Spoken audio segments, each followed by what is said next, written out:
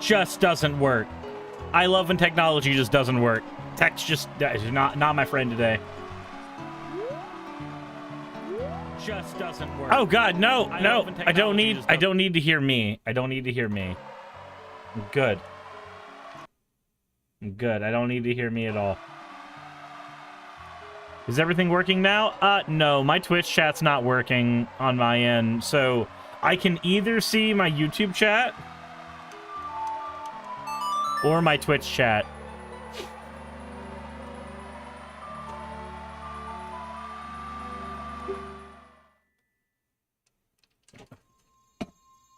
I get a choice.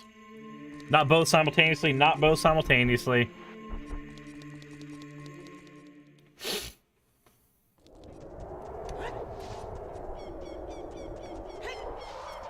YouTuber third-class citizens, so just look at us. Ah, fair, you're right.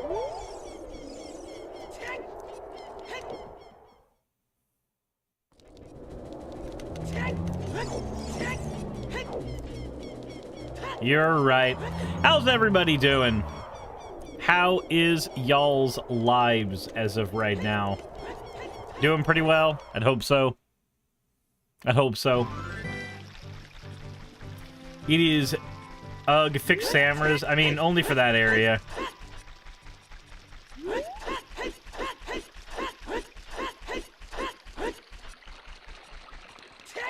Loki, thank you for reaching a 7-stream streak.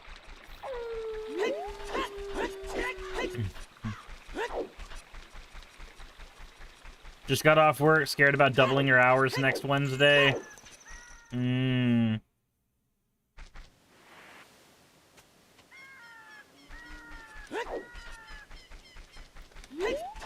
this stream, we get answers to the age-old question, who does Service love more, his third-rate viewers or the ones that make him say war words? Neither of you. M differs. Thank you for redeeming your points for an Ada. You fucking degen. I also realized I'm not in a call at the moment, so I actually can school myself over this way. Terran Ambassador, thank you very much for redeeming your points for an Owal.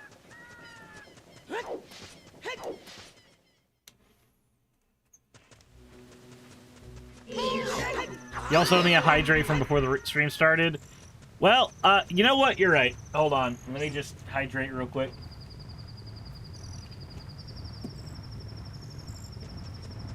So we've got the dual disc. All the pieces are ready to put together. Do y'all want me to assemble the dual disc on stream? Now that I've got everything set up for it? I think if we hit a certain amount of donos today, then we'll go ahead and assemble the dual disc on stream. Does that sound fair to everybody? Does that sound reasonable? You a newbie and a hydrate as well? I'm not drowning myself.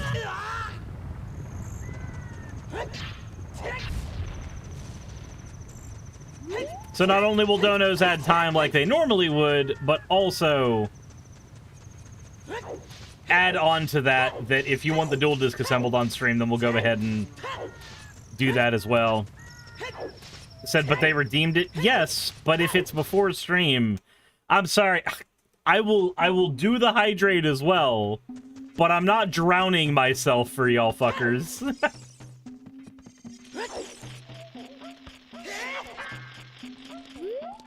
I hear...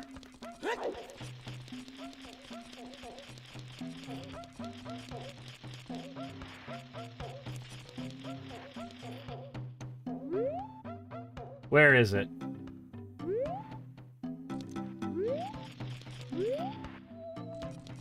Karen Ambassador says N64. We are playing the N64 version. Randomized. But chat demands drown. Chat doesn't have my best interest at heart.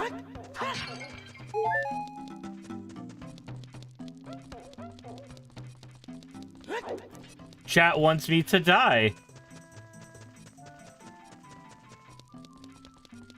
Man, where the fuck?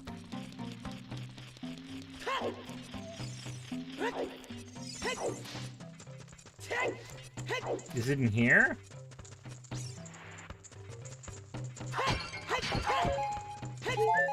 I don't want you to die, just suffer. Oh, okay. That makes me feel better.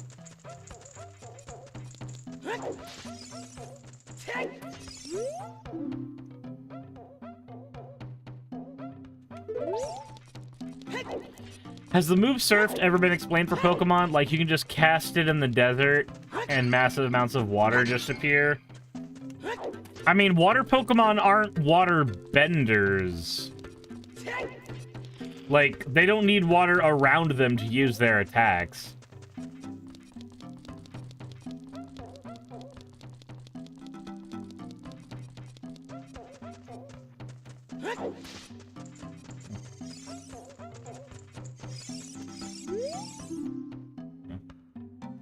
The Lost Woods is on the way of the hero.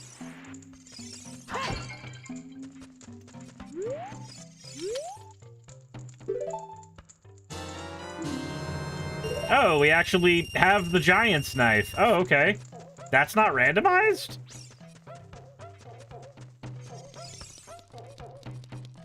Weird.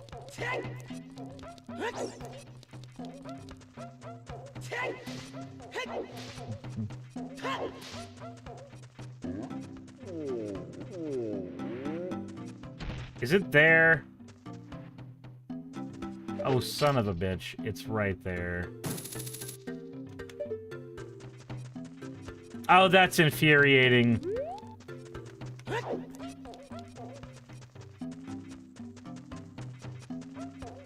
I get to go this way. You'll have to play another randomizer after this one to test. Man, that sounds like a thing I'm not doing. Ow! Fuck.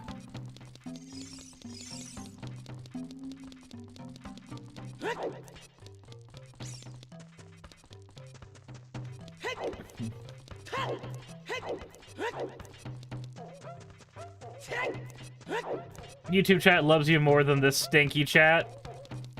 Yeah, but I can't see YouTube chat, so... Like, I can kind of see it. I can glance at my, like, visual stream And I can kind of see YouTube chat that way. Dorito Dave says, you can fix that? Not really.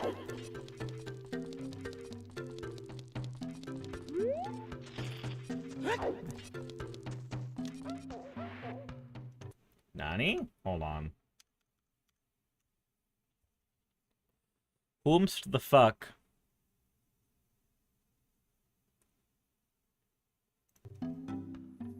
YouTube chat also breaks regularly. It's true. Although right now it's Twitch chat that's broken.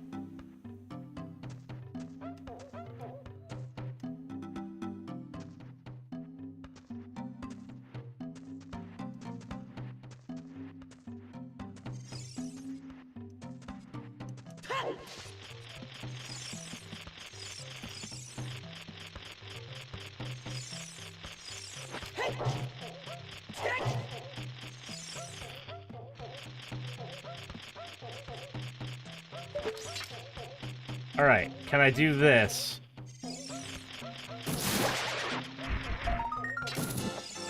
Yes! Okay, cool.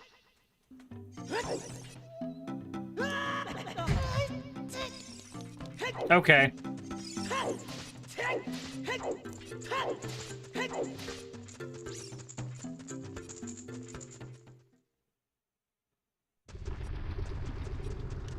Alright. We are in Death Mountain now, and I think we already got the thing here, right?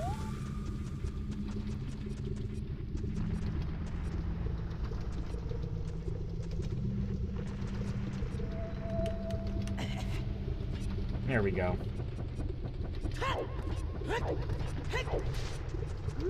Yeah, I guess we're doing this dungeon. Since we can't seem to progress anywhere else right now.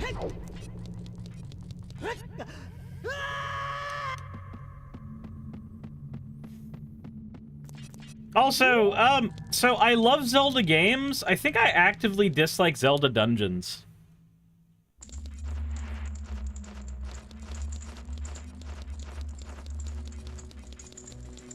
Like, the more I think about it, the more I'm not the biggest fan of the dungeons themselves. Are they not part of the game? All right, let me say this a different way. I like Pokemon games, but I don't like grinding. Isn't grinding part of the game? You can like the whole of a video game and still dislike parts of it. What? Jassa, do you have, like, one brain cell working overtime right now?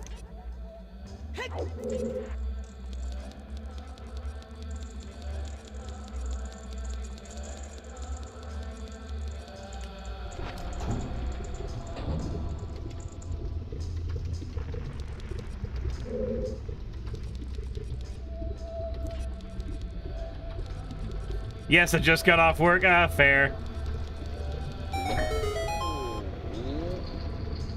You're already running on an 80% functioning brain? Fair, fair. There we go.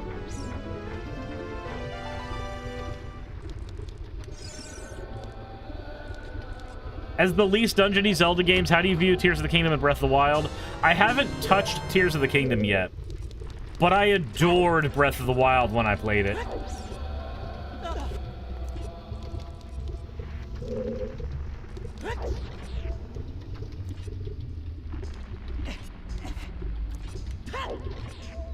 How was Fallout New Vegas? We never got it working.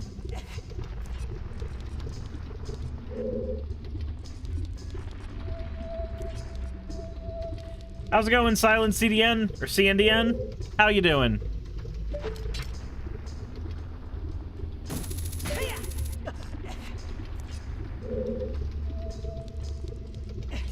Here we go.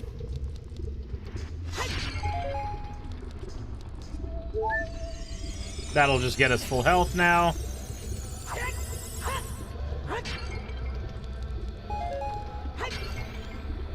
You get your first Shieldred in the mail tomorrow? Nice!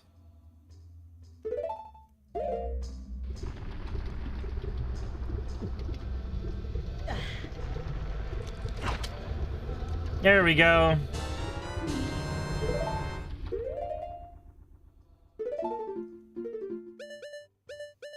still don't have access to magic. How much of this game can we beat without access to magic? Like, obviously we can't kill Ganon without it.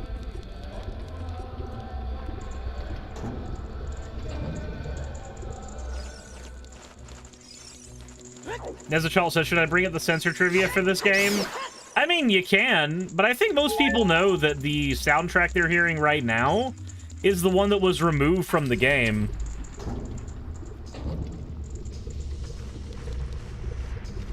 Like, I'm specifically playing a 1.0 release.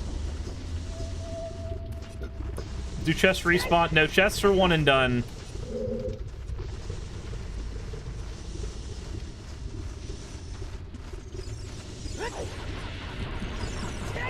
Terran Ambassador says, I didn't know that. You didn't know that the, after the 1.0 release for Zelda Ocarina of Time, the game gets pretty heavily censored. Certain things like the Muslim chant in this particular area get removed.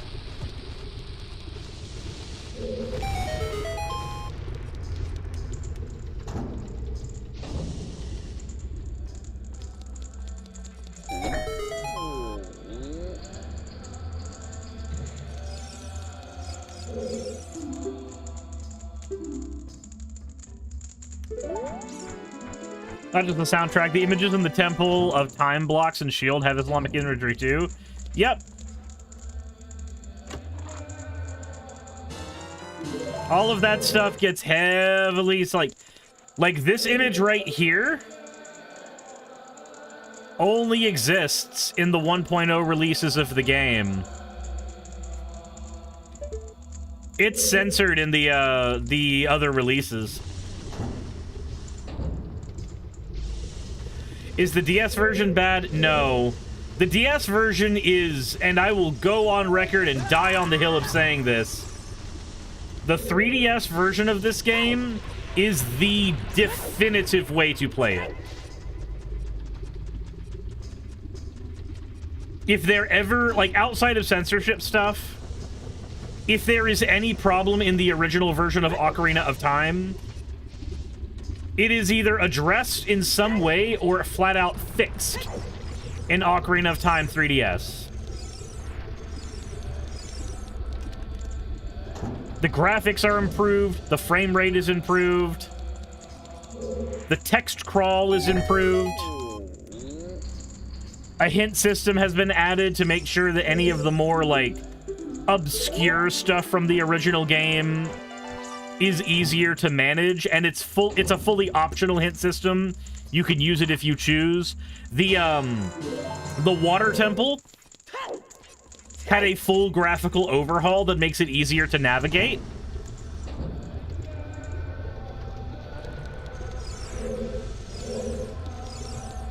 Having the menu on the lower screen helps a ton when it comes to what the water temple's defining problems were to begin with.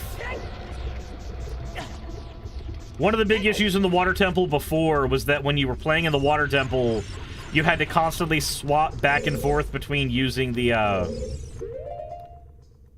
whatchamacallit. You had to constantly swap back and forth between menus to use the iron boots, and that's basically been removed as a problem.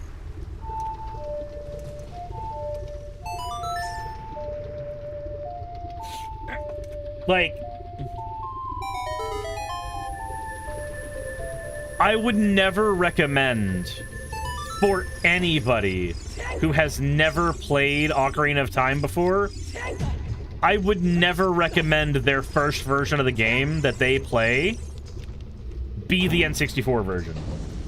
In every possible way, the 3DS version is an abject improvement.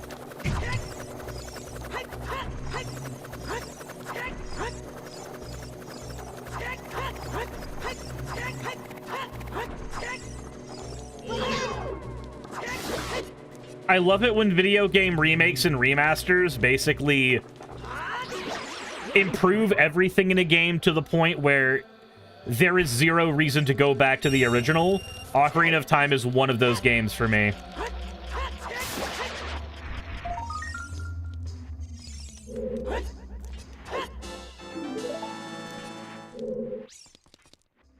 Resident Evil 1 is another one of those games for me. There is zero reason outside of nostalgia or, like, fun, quirky stuff to play the original Resident Evil 1 when the Resident Evil 1 remake exists and does everything it originally was doing, but a billion times better.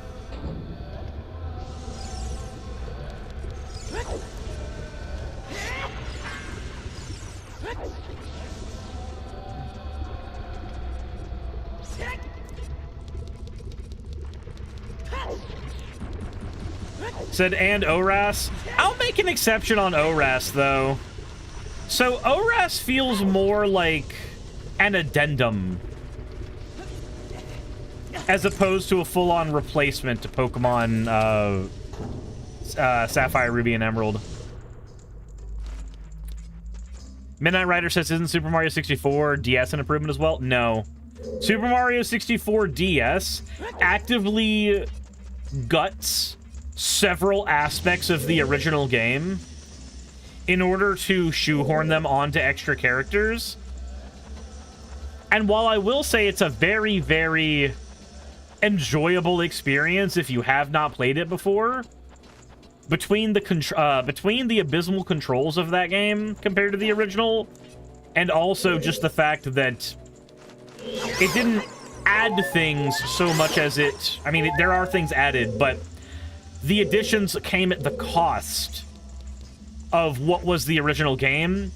And unlike games like, say, the remake of Metroid 1, Metroid Zero Mission, there is no option to play the original in its original capacity.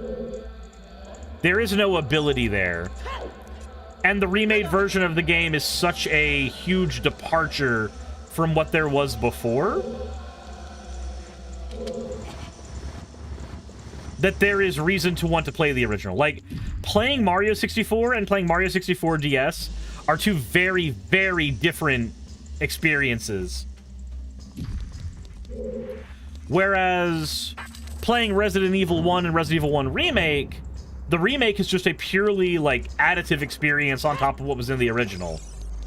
And in pretty much all positive ways. And that includes the Crimson Heads. I think the Crimson Heads are an abject improvement over what was in the original game, and I wish more Resident Evil games had Crimson Heads or a Crimson Head mechanic to play around with.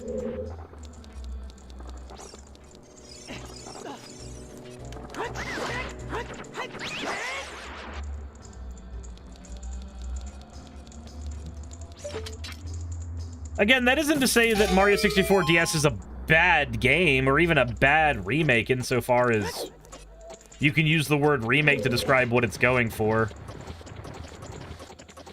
It's kind of a reimagining more than anything. What language is your randomizer in? Portuguese.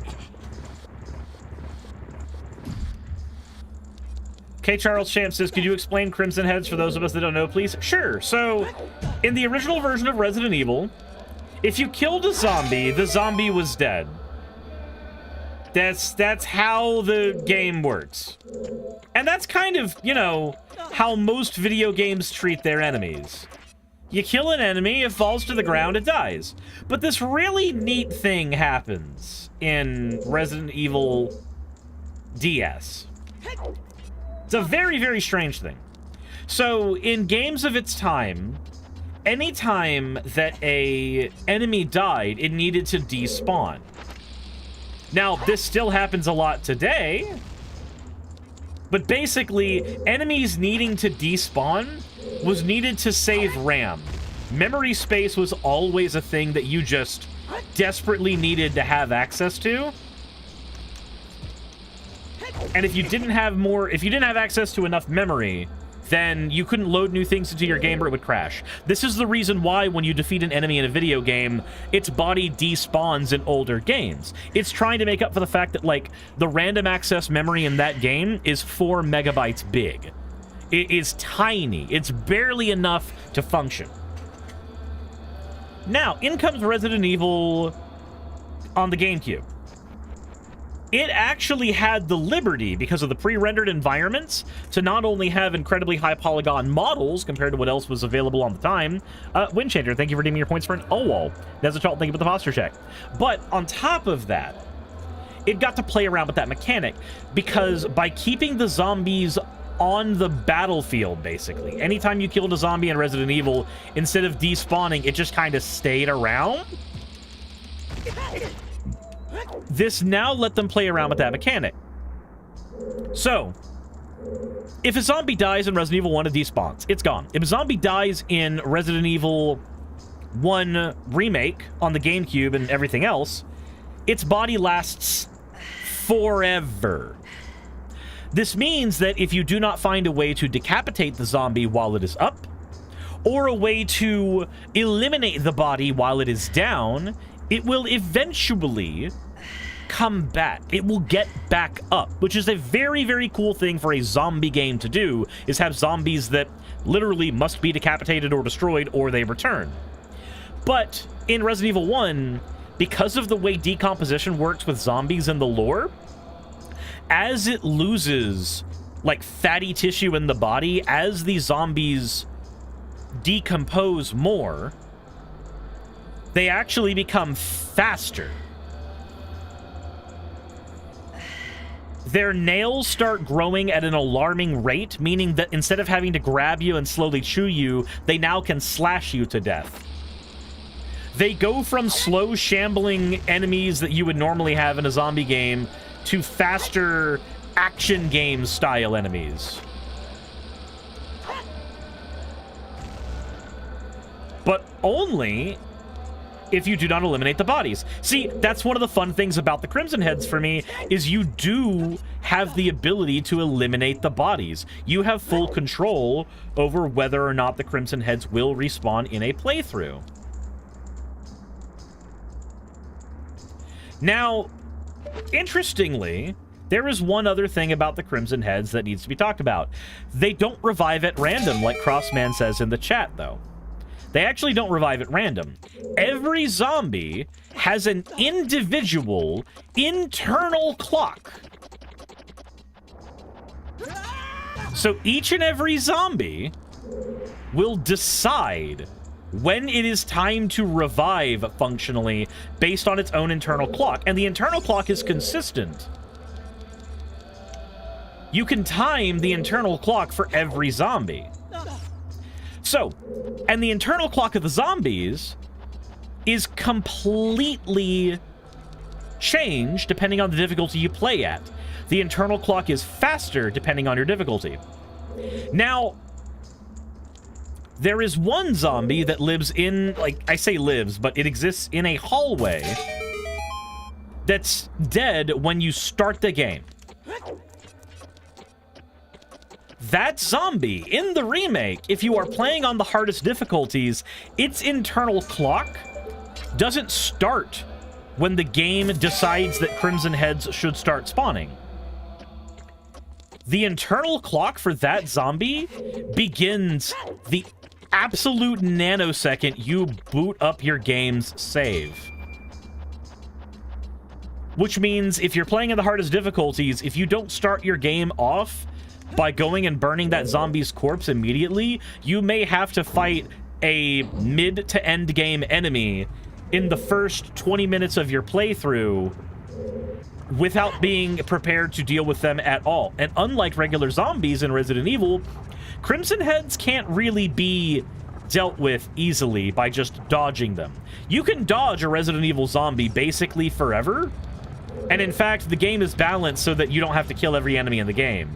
You can choose instead to leave certain enemies alive because it's a waste of ammunition to kill them. It's better to dodge them.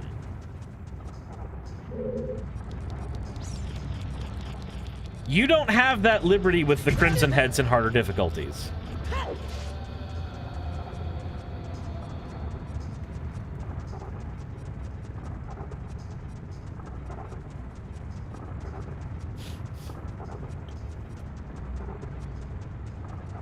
Does it so you die? Yes. Dorito says, is Crimson Head an internal name for them?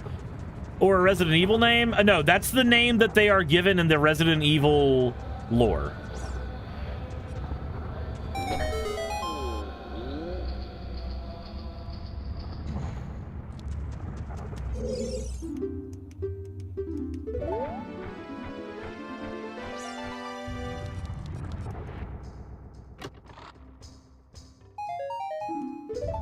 Deku Seeds doesn't help me.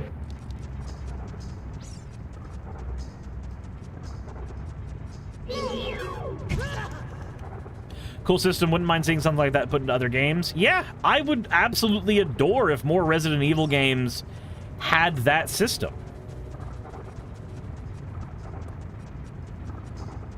There is a similar permanent zombie system in the Resident Evil 2 remake.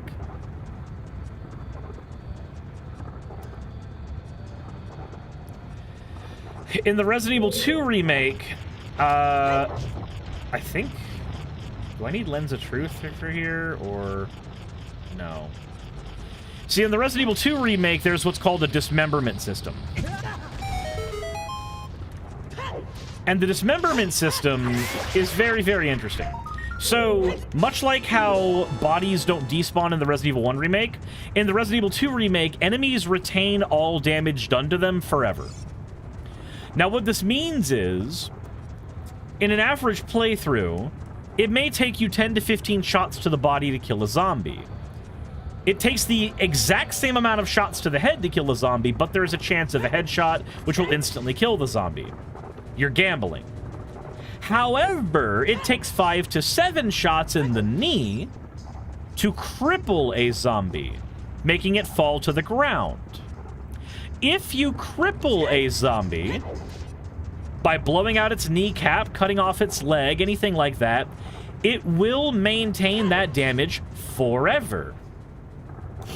Likewise, if you can manage to hack off any limbs from the zombies, like its arms, it loses the ability to reach you with a grab, decreasing its range when it tries to follow you around an environment.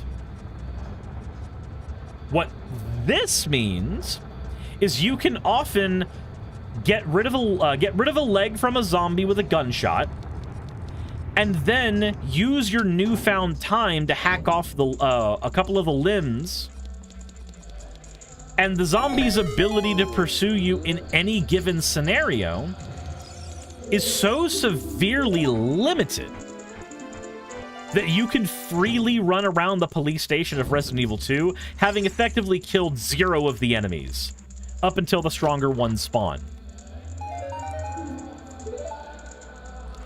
Now, this gets further complicated by a couple more systems in the game.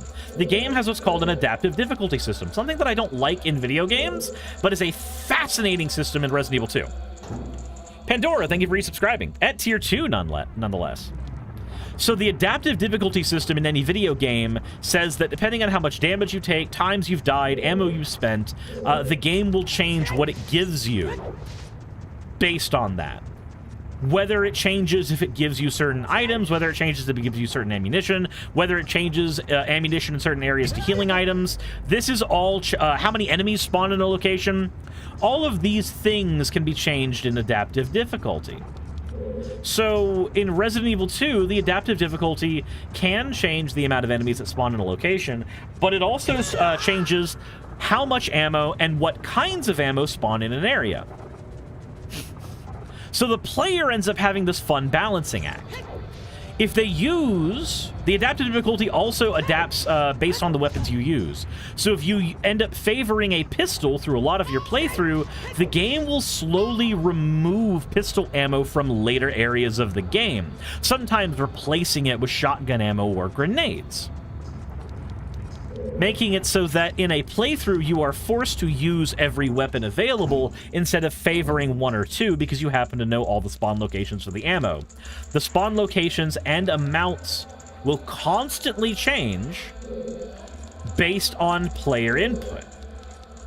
So what does this mean? So in Resident Evil 2, if you are running a playthrough and you are choosing to use mostly melee weapons, because the melee weapons do their damage based on frame data, so a stronger PC can actually get more damage out of certain weapons by having higher frame rates. So let's say you start favoring these melee weapons to conserve ammo.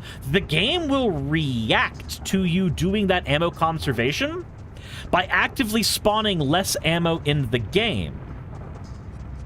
This means that if you engage in too much ammo conservation, by choosing to only destroy limbs of enemies and stuff like that, the game will react by putting less ammo in later portions of the game that otherwise would have had ammunition.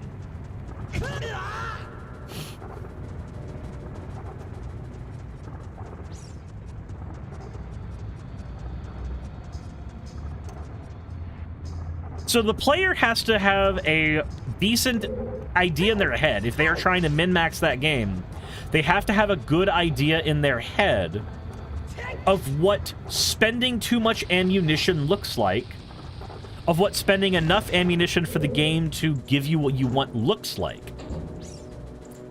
So if you shoot like a madman, you'll get more later in the game. You can get more later in the game. Yes. But if you shoot like a madman, it may just deplete you of all of your ammo from weapons that would have otherwise needed it.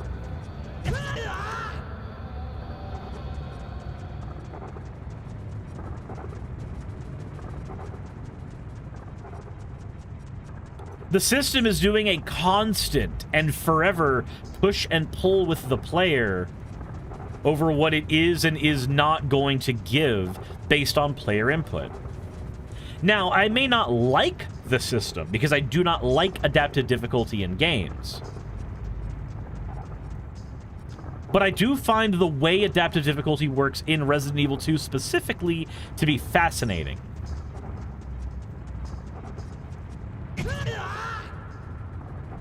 Super chat over in YouTube. Hold on, let me move over to the YouTube chat real quick. Bimble Through Life, thank you very much for the 5 GBP. My first super chat. I've been following for a while and love your content. Well, thank you very much. Gentle Giant says, what happens if I use all weapons? Then game will remove all ammo? No, the game will then give you a even spread of ammunition throughout your playthrough. That's the fascinating thing about this system, is that it's not a binary system where a certain number of actions will always yield the same result. It's more of a suggestatory system, where the game will suggest to its internal logic that certain things need to be taken away from the player based on input.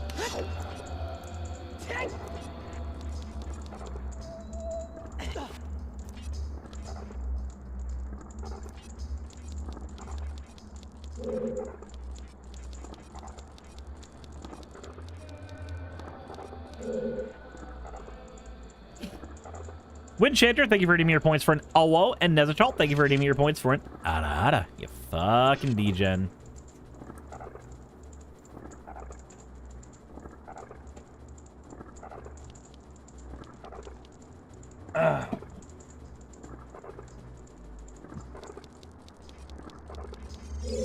Now, I only know any of that in regards to Resident Evil 2 because both the original PlayStation release of Resident Evil 2 and the remake of that game are probably some of my most cherished comfort games.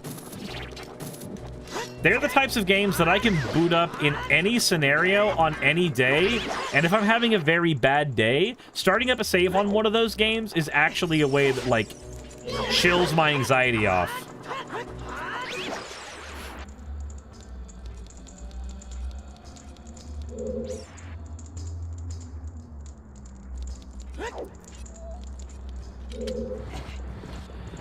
Species says that was one of the reasons I had trouble playing Resident Evil. I didn't realize the AI was constantly adjusting. Yeah.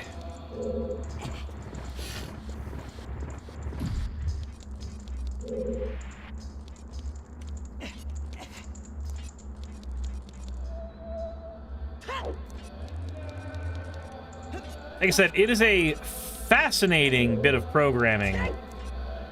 Anything that is meant to adapt to the player is always fascinating to me, even if it's poorly implemented.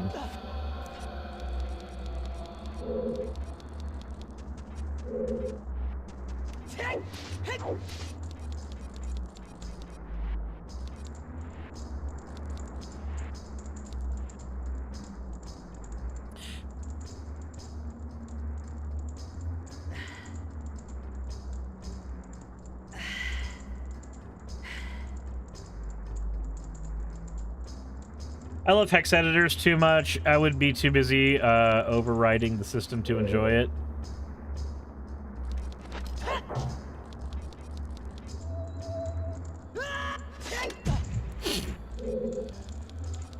I don't remember how to get into here.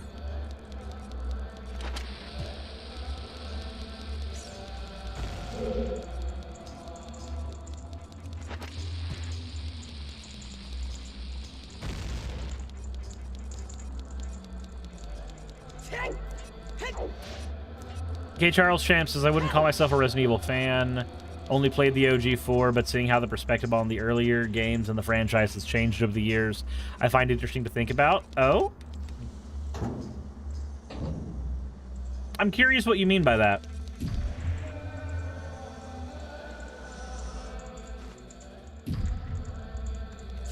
Like, what perspective on those games?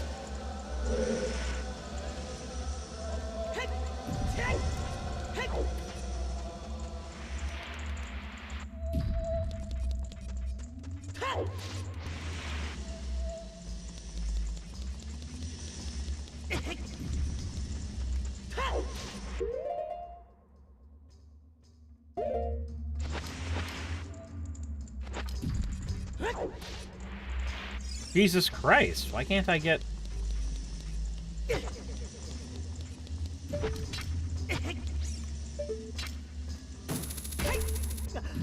Okay, let's try that again.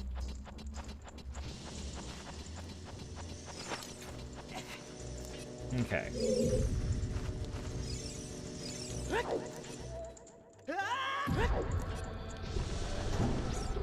Superstar says that hill sucks if you don't know how to climb it. Good thing I don't know how to climb it.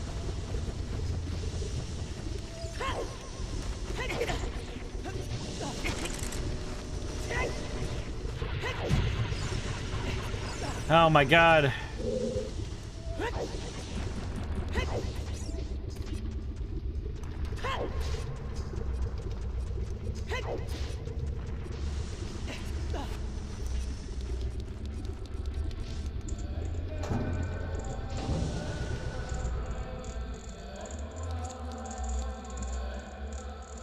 I remember back when OG RE4 came out, I remember Talk Online, people on TV, people at my school saying stuff like, just play 4, the other games are slow and suck.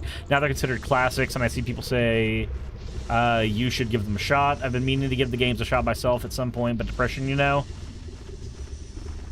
Okay, so... I don't remember people saying the old games suck, only play 4. But do bear in mind, when I was a kid, I was a Resident Evil kid. So, like, I heard that perspective very, like, if I ever heard that perspective, it was so rare.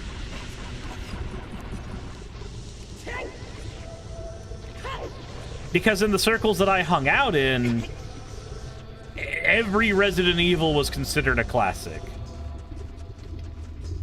And if you were a fan of one, you were often a fan of all of them.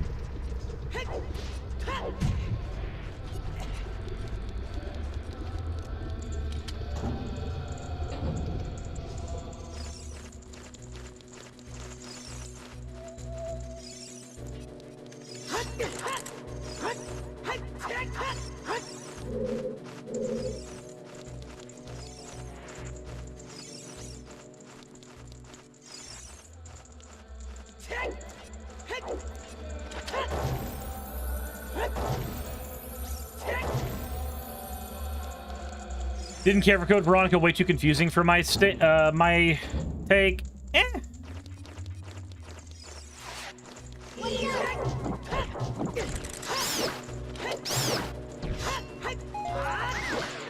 My take with Code Veronica is it desperately needs a remake.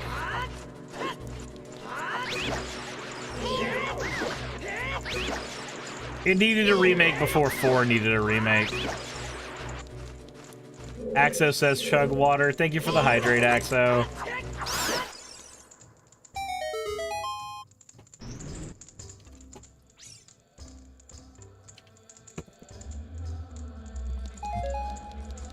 Wait, Sephi, you got stuck at the beginning of the game? As a kid, I got stuck there too, I'm not gonna lie.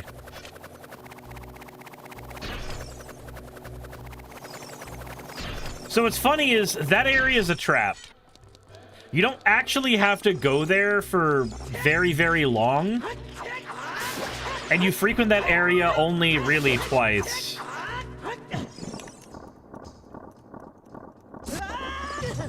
But yeah, I will say I can understand that being a stopping point for some people.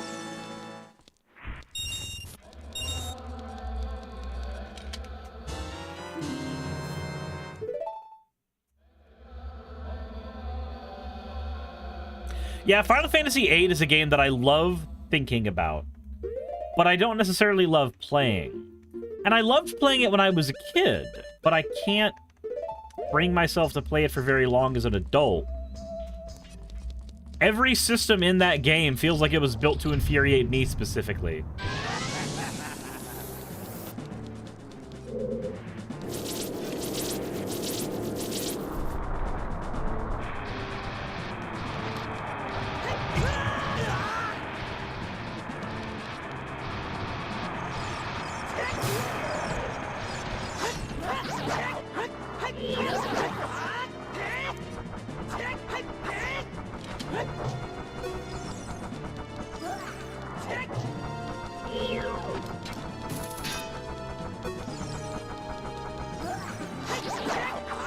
Come on.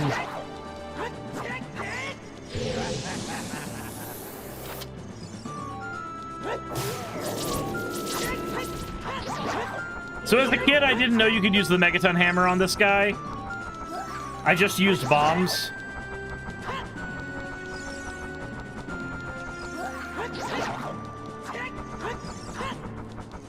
So Final Fantasy VIII has my favorite Final Fantasy girl of all time.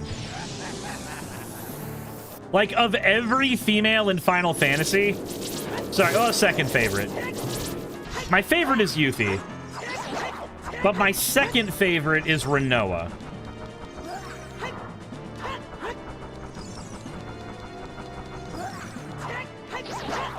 Also, the evolution of the hate-hate relationship between Squall and Cypher, I really, really like in Final Fantasy VIII. Also, the entire story with Sorceress Adele, and the multiple heel turns they do where, oh, by the way, it's this sorceress. Oh, by the way, it's this one, actually. No, actually, it's this sorceress from the future. Like, I really liked that.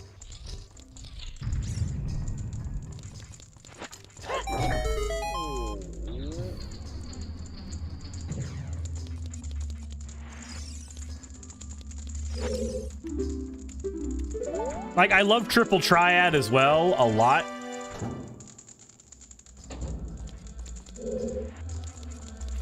You much prefer the Cloud versus Sephiroth dynamic? I don't. So, I like the Cloud versus Sephiroth dynamic, I do. But, the Cloud versus Sephiroth dynamic is very, you used to be my brother, Anakin, and now we are enemies. Mostly. But... the dynamic for Squall and Cypher is much more interesting to me.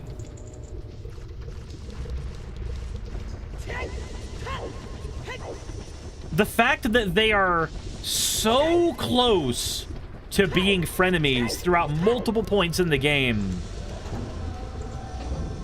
is way more interesting from a story perspective to me than what we get with Cloud and Sephiroth, where Sephiroth is basically... I could kill you, but I'm a god, so neener, neener, neener.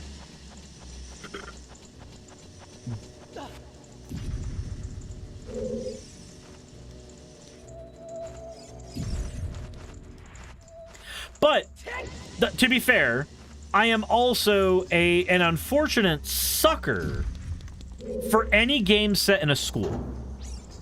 Something, or any story set in a school. So, like... stories like Harry Potter, as stupid as J.K. Rowling is, as much as I fucking hate her, the fact that the Harry Potter series is set in a school, it makes me enjoy it more. the whole, like, social dynamics of people all forced to exist with one another that you get from a school setting, it does make for easy storytelling, right? You don't have to justify why, like, two characters are in a particular area with one another. You can just put them in a class together. What about X-Men? That's set in a school? See, my favorite version of X-Men, visual story-wise, is X-Men Evolution, because it is that.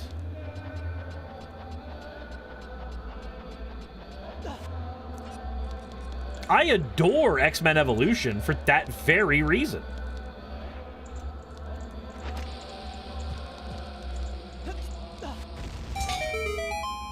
Cinderone, thank you for reading me your points for an... Ada, you fucking degen.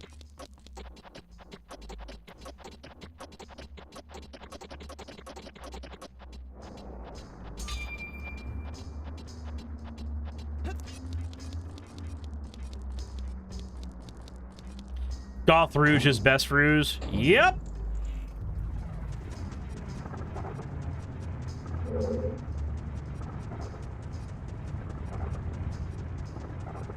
But no, just in general, I adore school settings for stories. So, like, I think it's one of the reasons why I gravitated really well into, like, My Hero Academia. It's why I really, really enjoy Harry Potter, despite all of the fucking issues it has. And I think it's why Final Fantasy VIII was my favorite Final Fantasy for such a long period of time. Because it has the exact thing that I want in those kinds of stories. Rogue, not Rouge, but...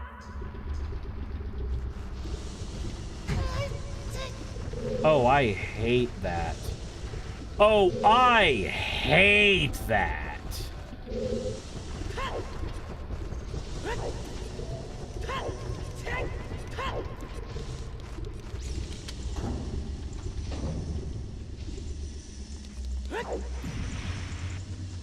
Sephi, I have no idea what the fuck you're talking about. And asking it twice within 45 seconds of each ask. It's not gonna jog that memory.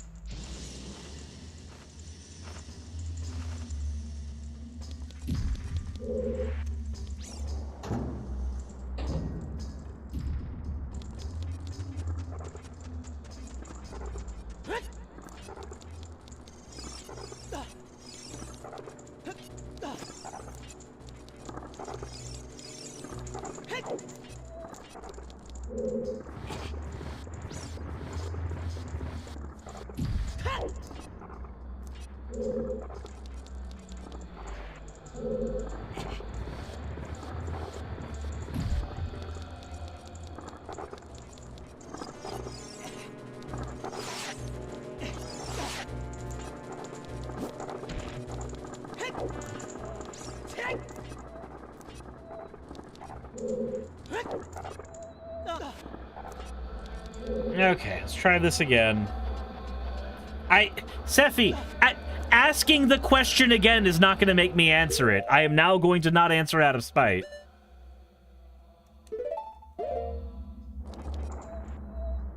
Like... I played Final Fantasy VIII when I was a very, very young child. I do not remember everything I did do or did not do in that game. Well, you asked about the Doom Train? No! It's not that I asked about the Doom Train, Sephi. It's that you constantly asked about the Doom Train, and I acquiesced. There is a difference in execution and language.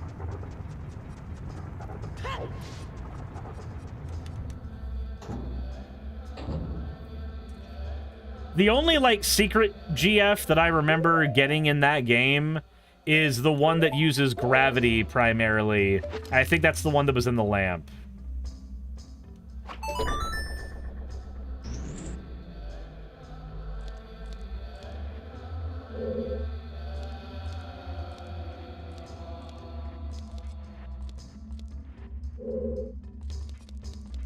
Yeah, that's the only one I remember.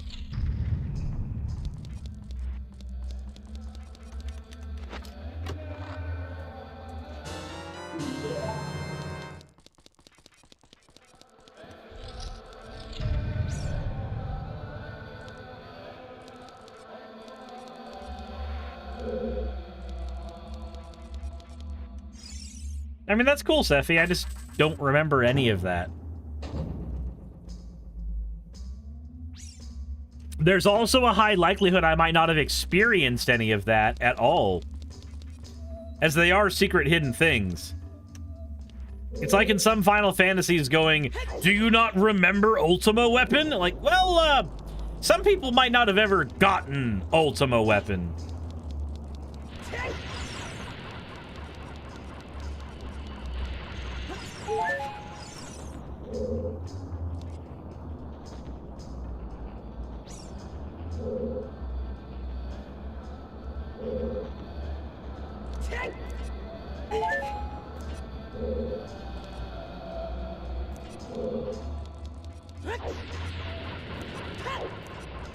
Game randomizer community is nuts, yeah.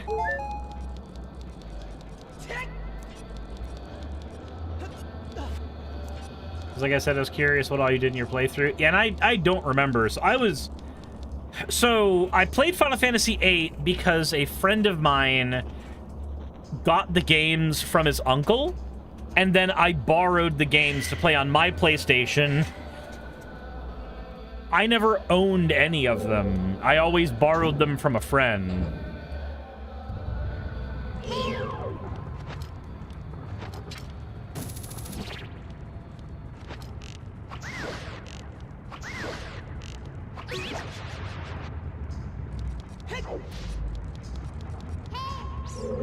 So we're at the point of having to, like, poll 9-year-old me for data. And your parents didn't consider them demonic? So, my mom wasn't really involved with a lot of the video games I played. I just played them. Now, Resident Evil was considered demonic because it said the word evil. And that was considered a problem.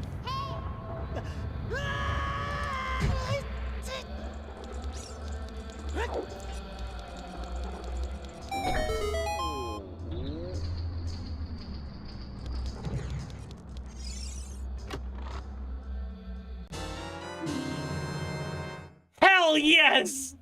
We have magic now!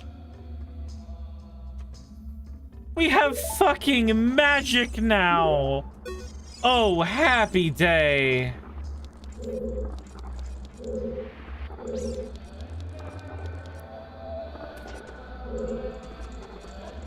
Oh, fuck, there is a god.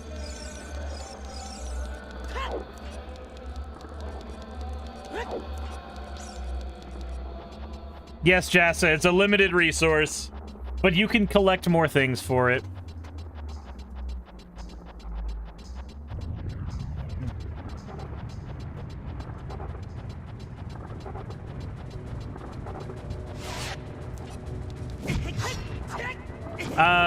Looking over at YouTube chat for a sec, I actually didn't like Yu-Gi-Oh! GX that much growing up.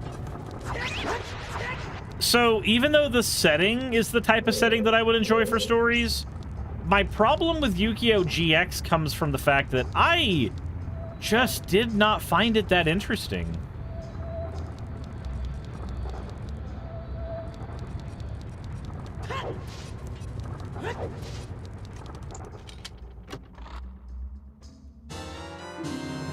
Oh, fuck yeah!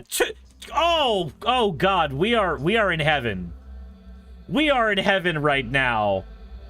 We are in fucking heaven right now.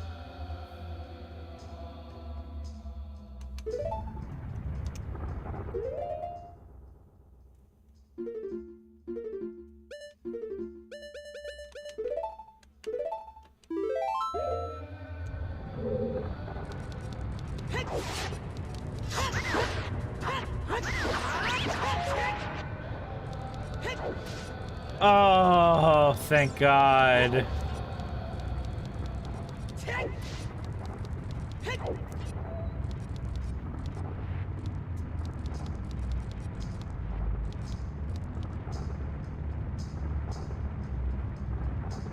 All right.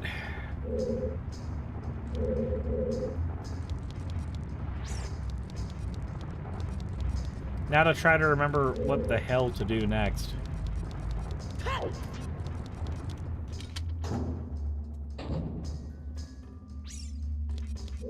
Yep. Golden Gauntlets is the last major thing we gotta find, I think.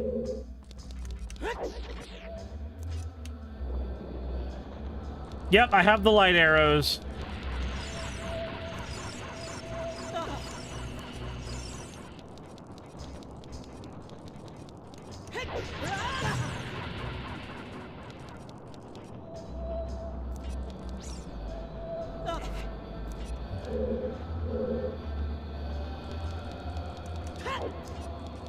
Midnight says, how far are you in Ocarina of Time?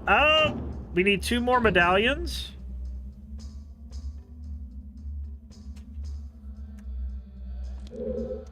Okay. I don't think I'm supposed to go any further down. Nope, I still haven't gotten my boomerang.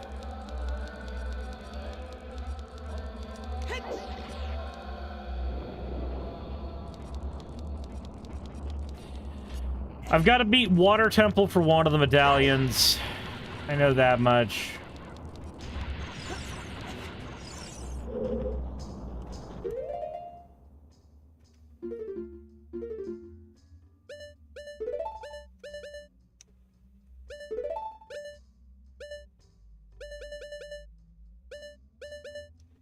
All right, there's 2 more chests on the upper floors.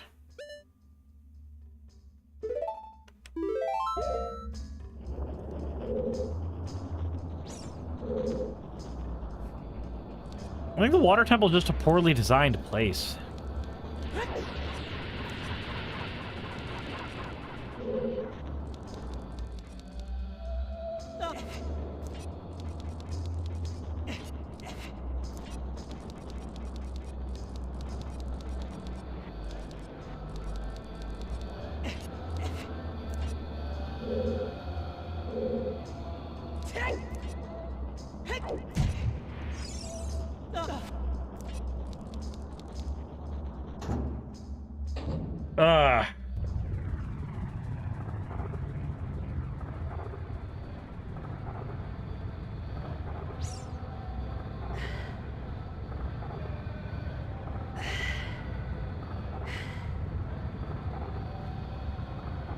Sirs, did you beat Jabu Jabu? Nope.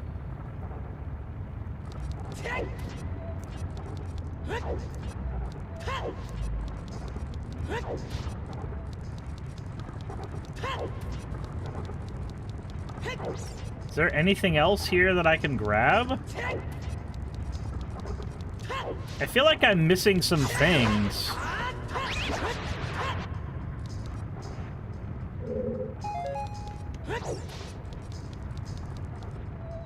I should be able to complete this dungeon. I just don't remember how to go higher up.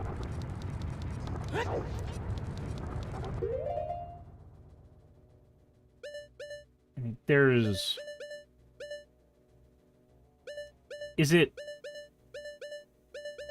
only through that door? No, there's got to be a way to get a little higher.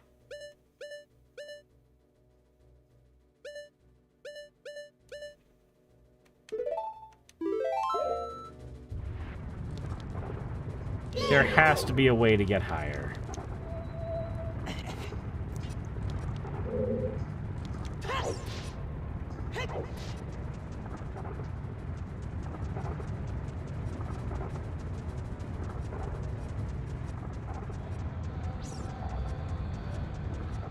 Door on the ledge of the room with the grated floor? Yeah, but I don't have the key for that door.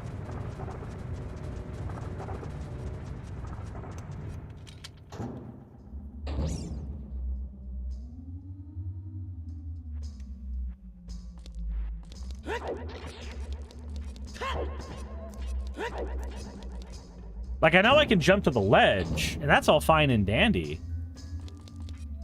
Talking about this floor right here?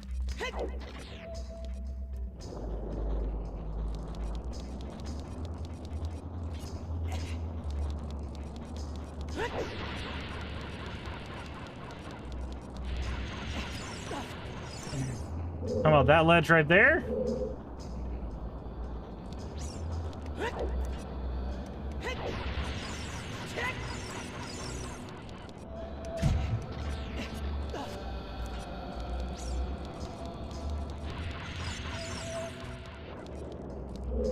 Yeah, with no key, I'm not getting in there.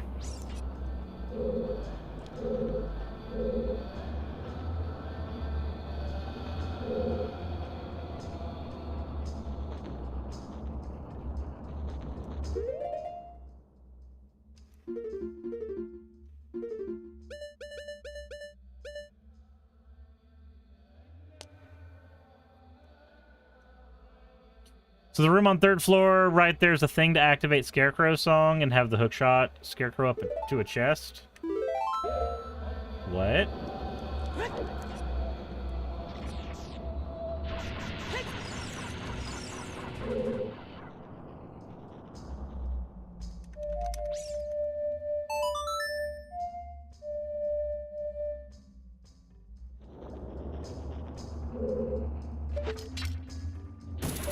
I don't actually know.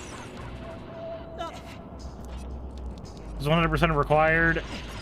I don't know how to use the Scarecrow song effectively. I have never used this thing.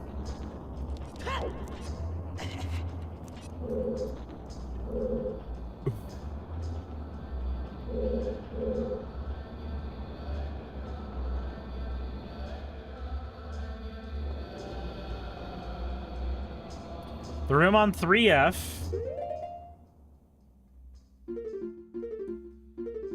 Alright, I'm on the third floor.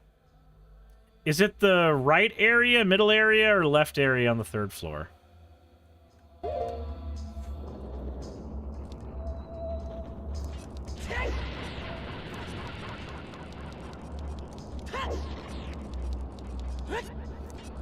Why are there 3 minutes of ads? Fucking hell.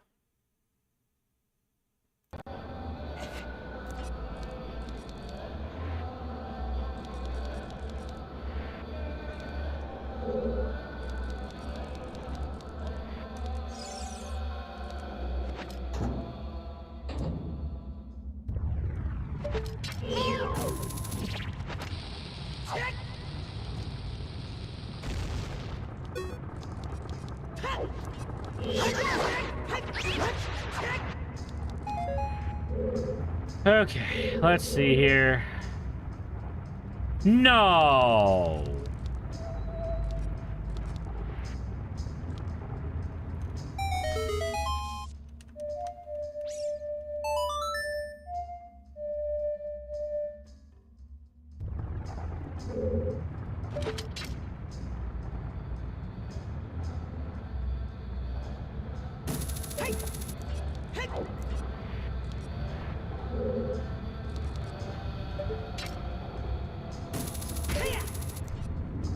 What the fuck? What?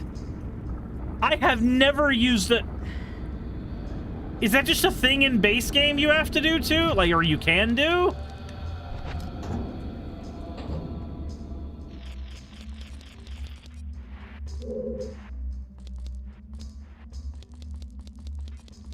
That's a thing that I've had access to for 20 years and I've never known?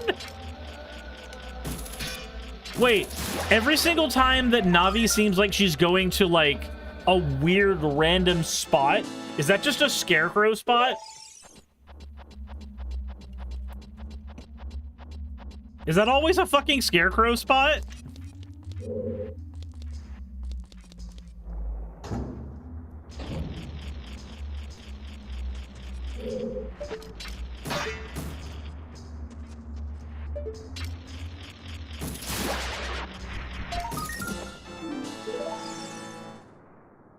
So, I both hate that with a bloody passion, and also that has got to be one of the coolest fucking things ever.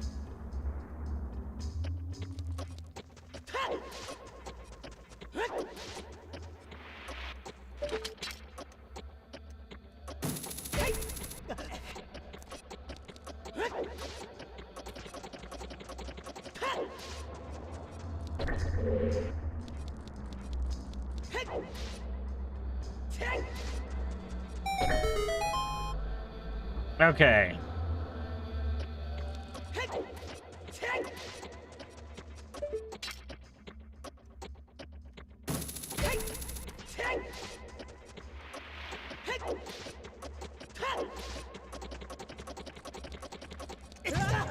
Almost. Almost.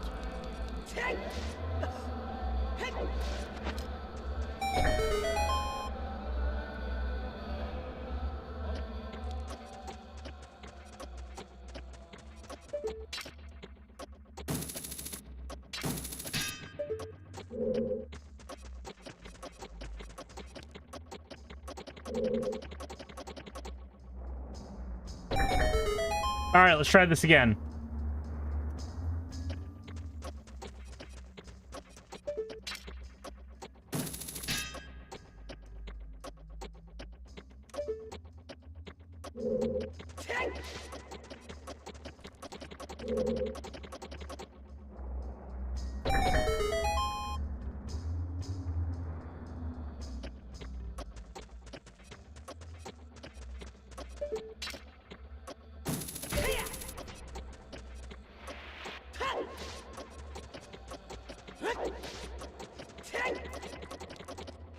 Fuck yeah, there we go.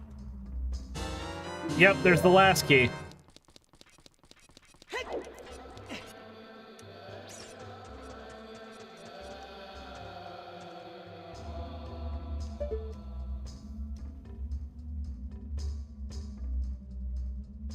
Man, so...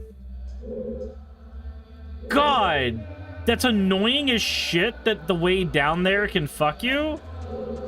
But it's so cool that even on the N64, they rendered all of that at once.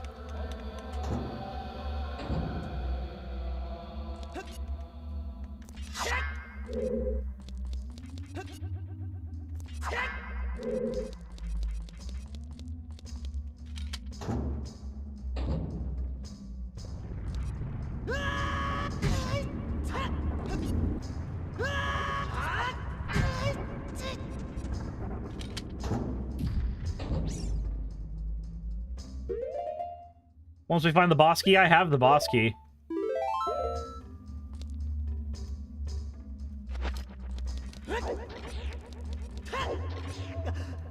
No!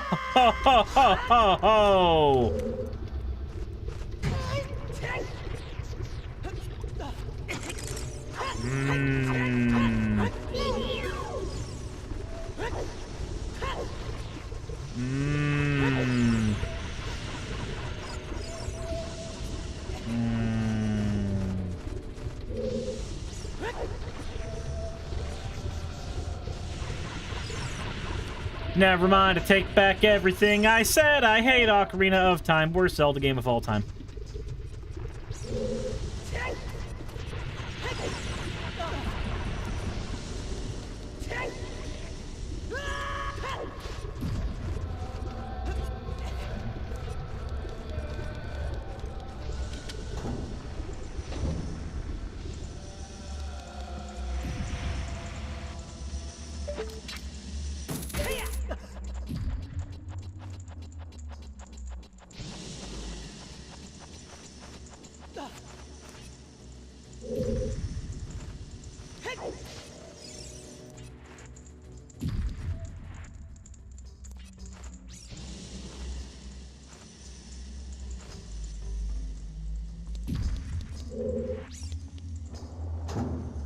I think Majora's Mask has a lot of better concepts than Ocarina of Time, but I think Ocarina of Time is a more well-made game.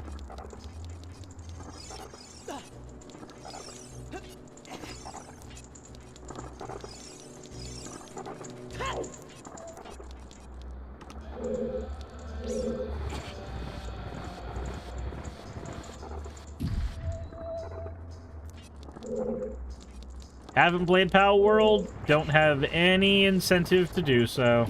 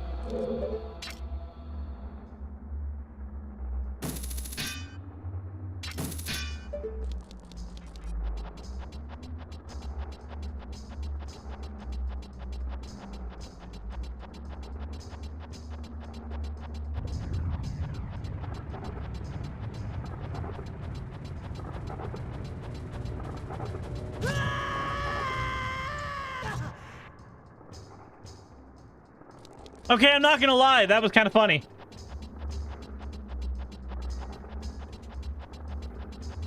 You like the mask system in Majora's Mask way too much, also less overall stinker dungeons. Majora's Mask has one really bad dungeon, but Ocarina of Time has two really stinker dungeons. What would you say the two stinker dungeons of Ocarina of Time are? And then what's the one, like, stinker dungeon of Majora's Mask?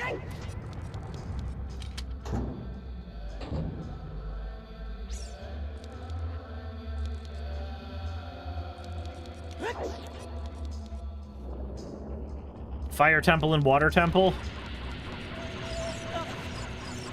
I don't know. I don't hate the Fire Temple.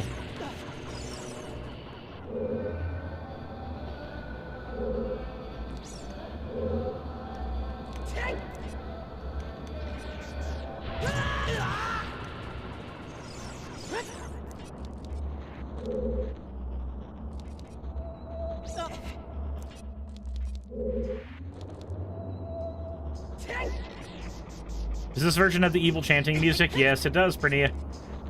100%.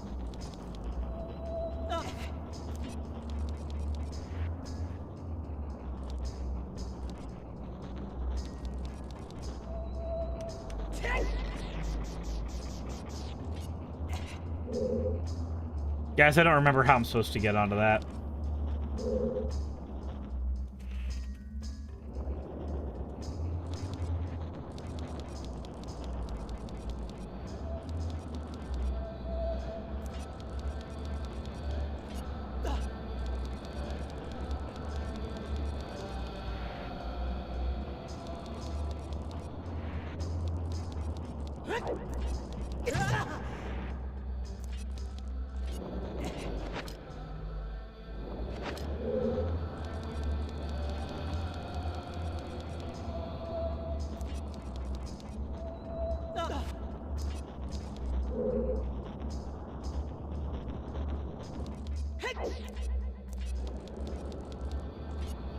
You don't get enough height otherwise.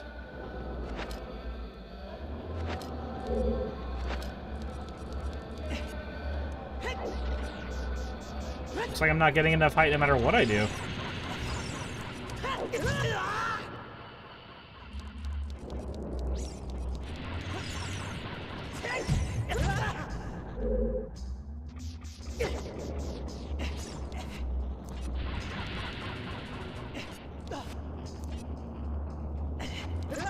Fuck! There we go.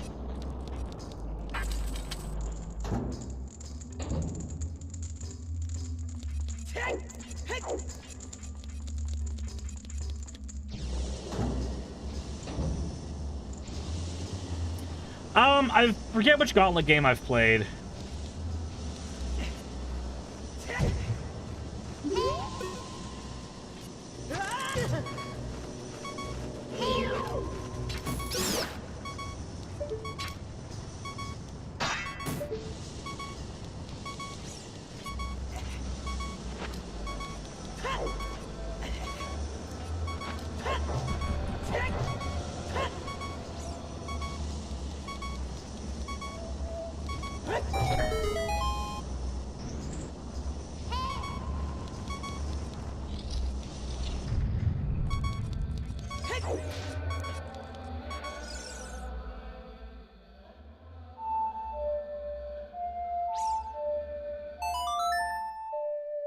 Someone tried to tell me Islam wasn't Abrahamic.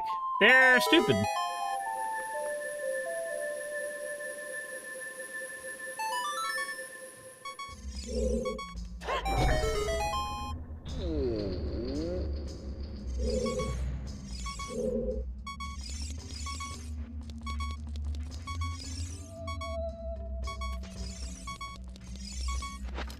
All right, let's see what we get here.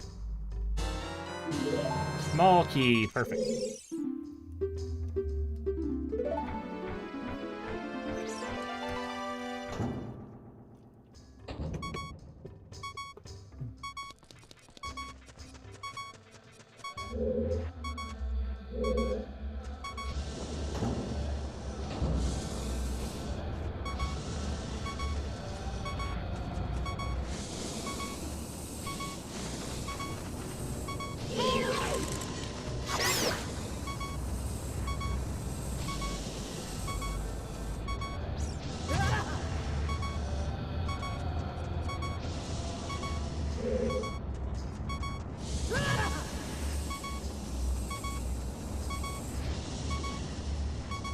Here we go!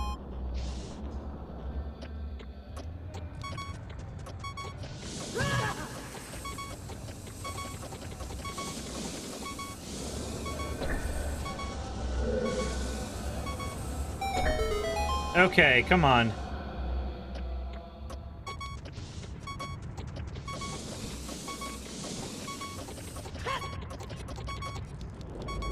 Yay, we did it. We did it. Can I get health?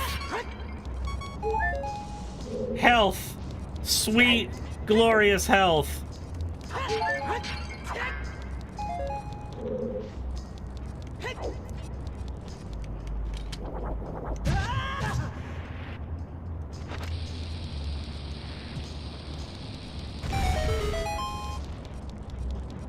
Anyway. Wait, why do I fight this boss again?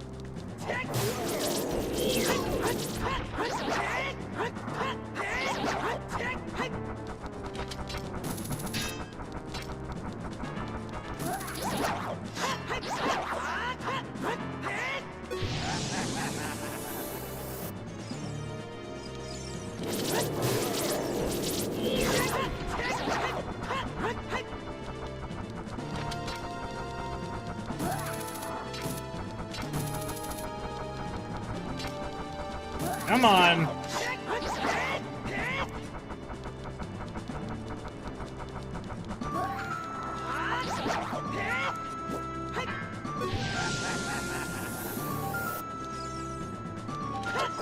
Come on, there you go.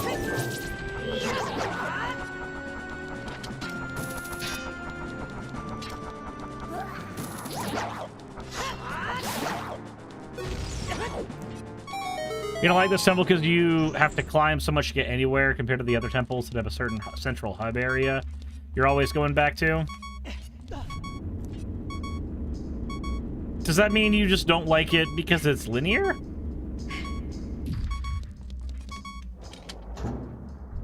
Like, I like this temple more than the forest temple.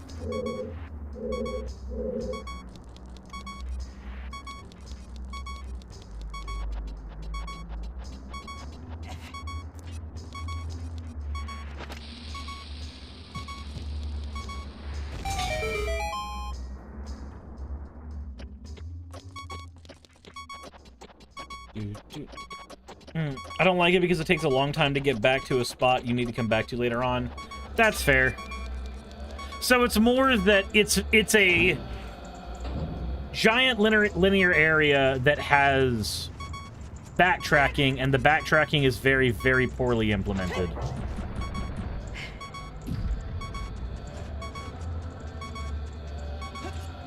Thank you for the hydrate, Pandora.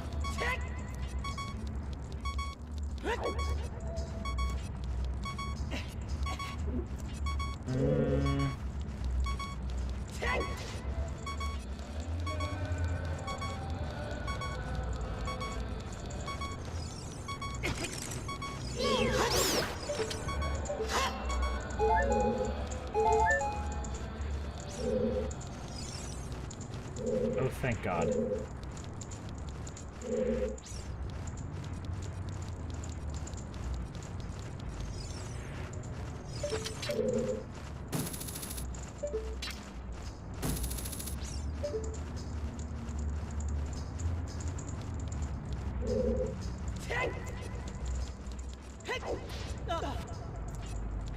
Nezachalt says, I swear the hover boots are an absolute liability for you.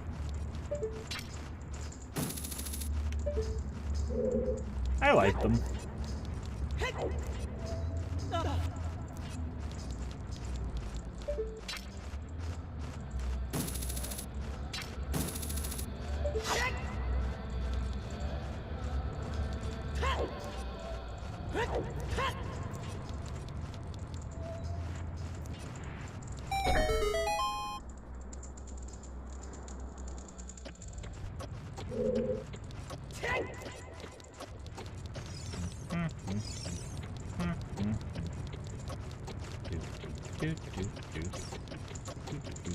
Here we go.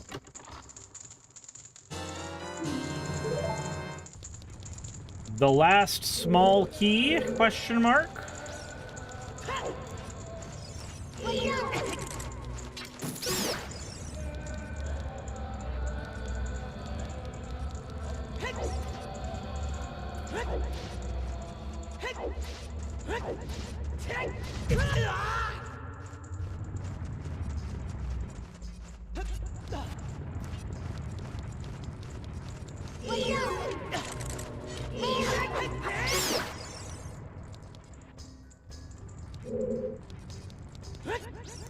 Okay.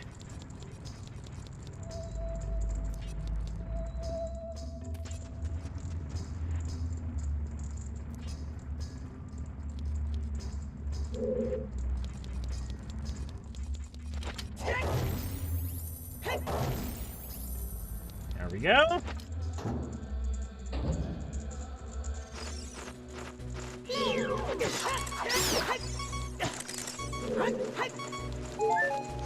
I do agree, Sephi. Whoever decided that the beeping thing was a good idea.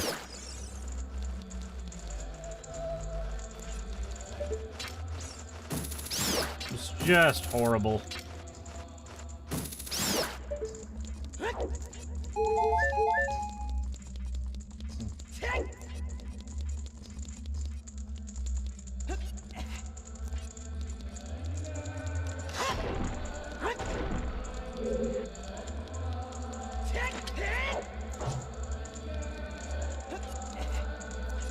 Ellie Klein says, hey, Cirrus, long time no see. Hello, how you doing?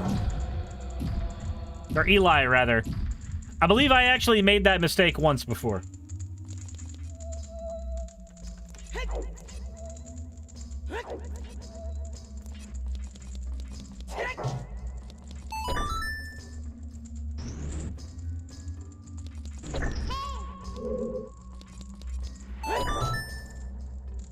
I'm fine, you?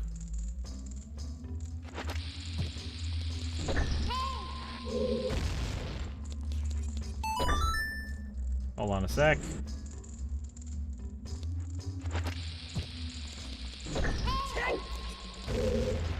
Damn it.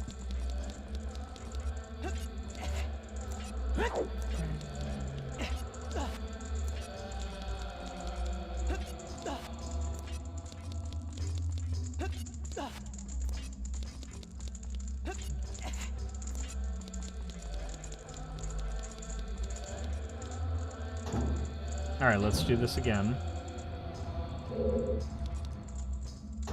Oh? There's a cute who is awake?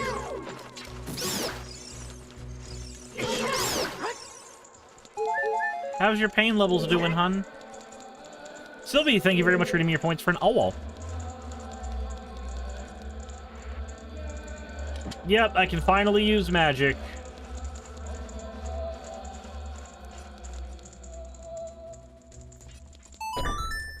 This looks like N64 quality. I mean, it is. Neat. There we go.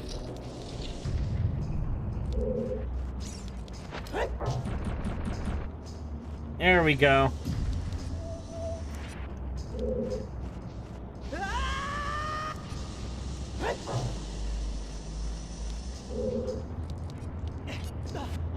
Okay.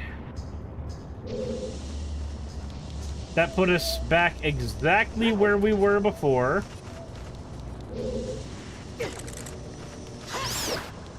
But this time... what's different?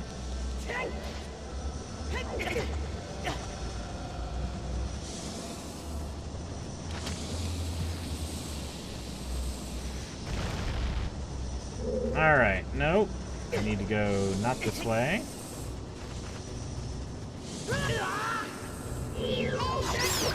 Yeah. How you doing, hun? If the pain has lessened, and I hope it has. Fuck! Balls!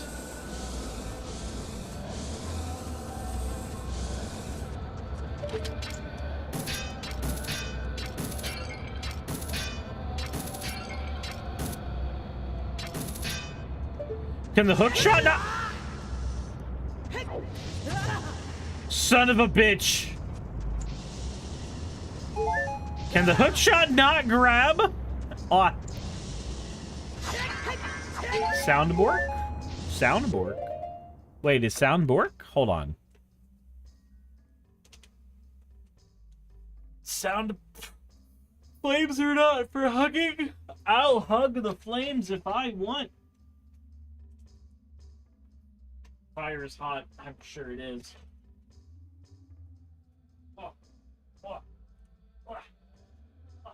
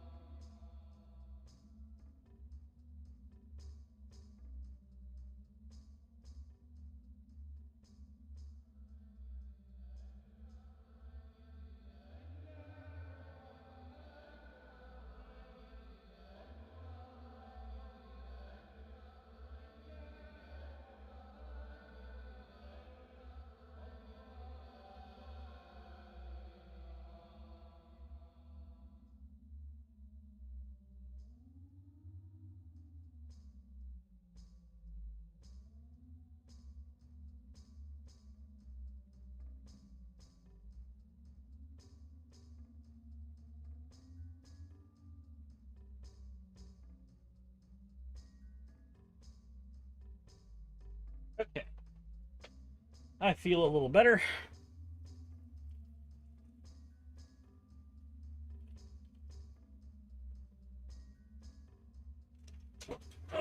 Okay. There we go. Okay. Fire is hot.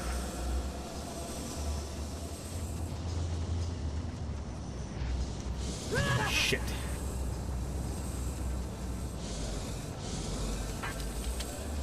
There we go. Oh.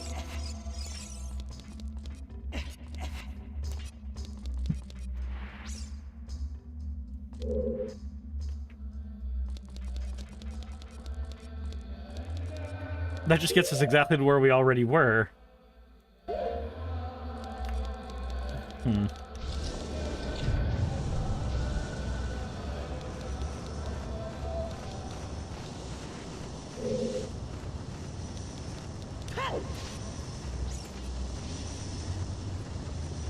Nope, God fuck.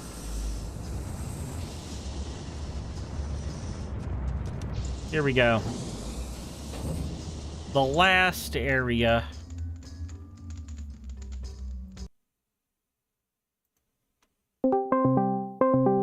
Let me see if this will work.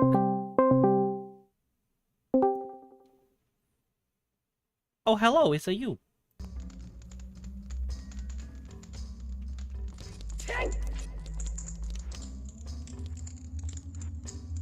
Hello? Oh. Testing? Hello? There, I can hear you now. Hello. How be? Testing, testing? Testing, testing. That is loud.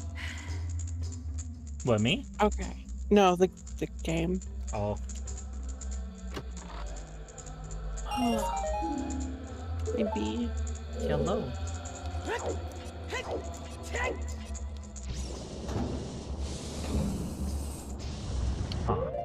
Okay, that did not work out the way I wanted it to.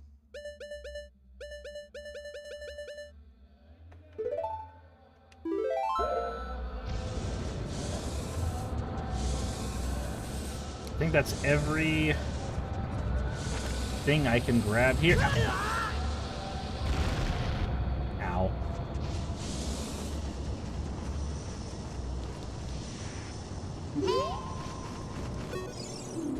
You can see down from here, isn't that the room where we saw Darunia?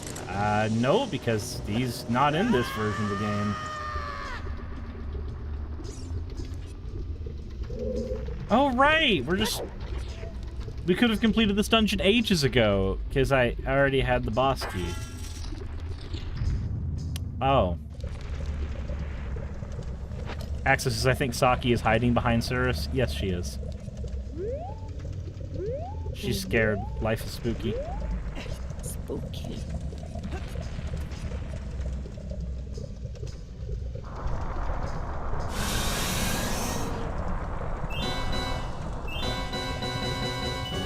Man, this boss was a graphical marvel on the N64. It looks so primitive now.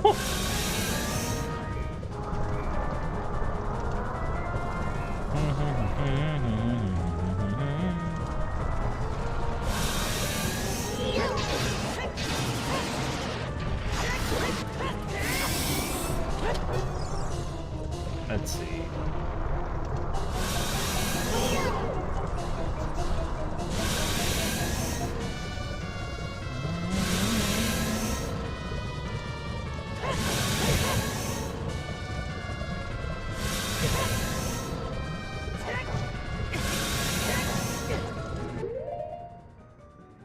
What's up, Seffi?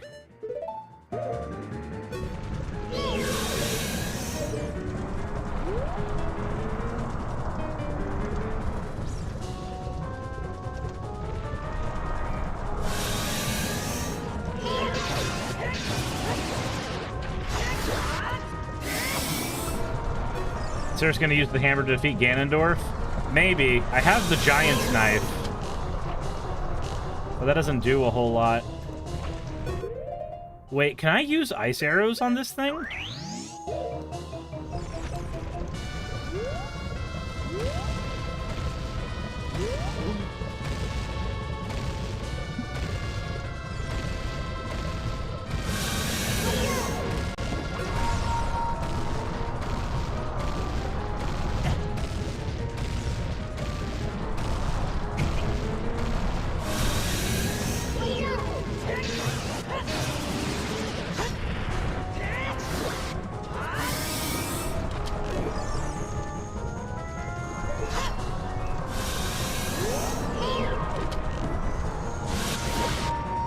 Oh my god. It can take damage from these.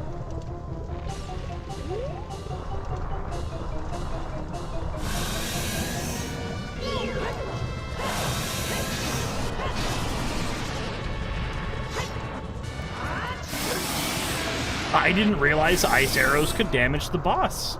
That's really fucking cool.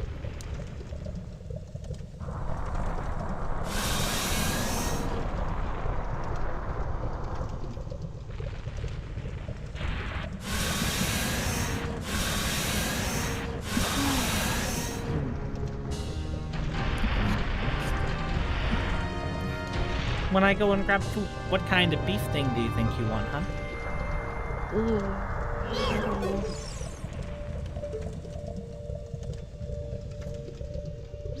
Well, this is certainly not the worst boss drop I've ever had.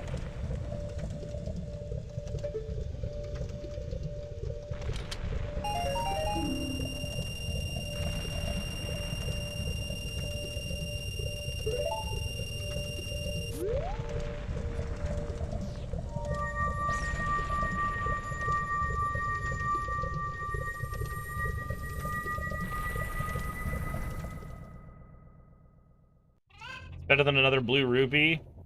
Marginally, yes.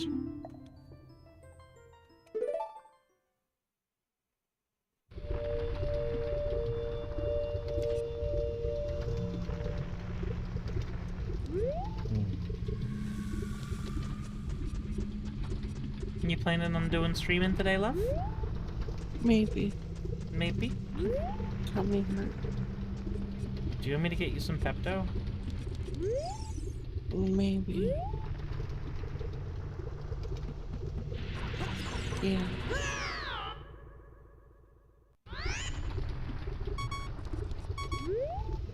Eli says, is me or Saki's voice really soft? It is, but part of that's also because Saki's a very soft-spoken person. And she's in pain.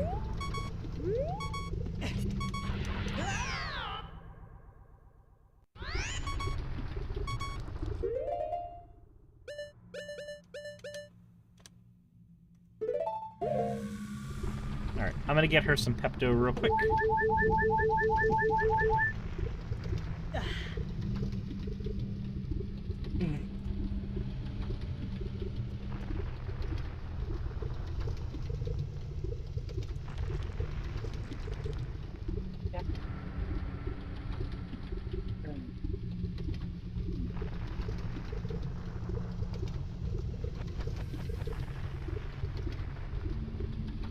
So I think outside of Lange, I've got the list put together for the cards that we're missing.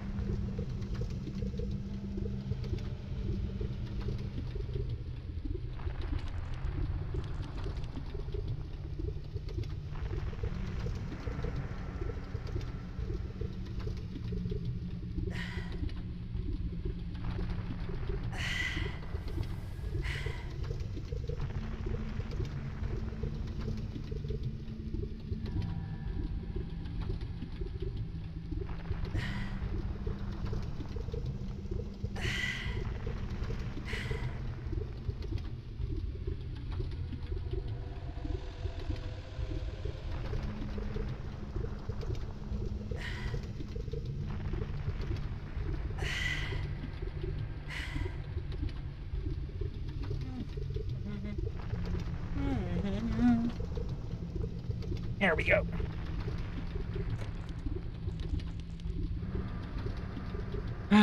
Let's see.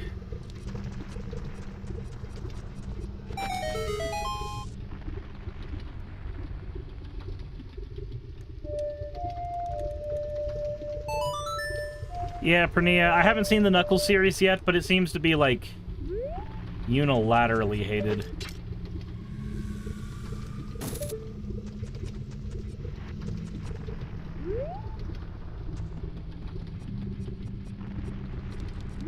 Hannah, thank you so much for the raid. How was your stream? What were you doing? Ah!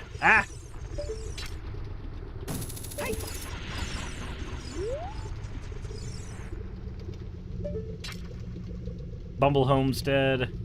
Just Dark. Hello. Sobsids. Oh. So nothing enjoyable. Best Demon, thank you for the follow. Does it really want me to have the long shot to get that?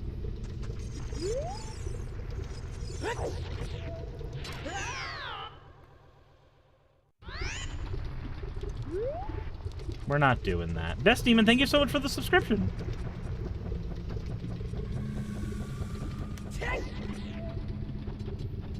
Trust us, the sob sits can be most amusing.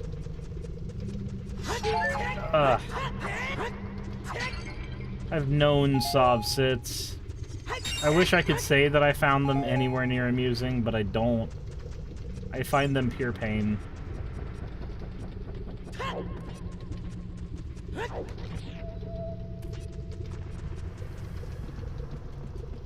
Not like you need the rupees anyway. I don't.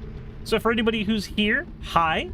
My name is Cirrus. Welcome to the stream if you have not already been informed on what madness you're walking into. I cover politics, I cover atheism stuff, philosophy.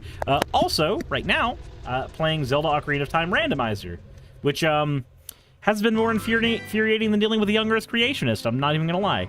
This lovely person behind me is Saki_Nightshade. You should go follow her as well. She is also a streamer and a wonderful person. She'll tell you that she's not. She's only half right. Why you do this to me? Do what? No. Stop it. What am I doing to you? No.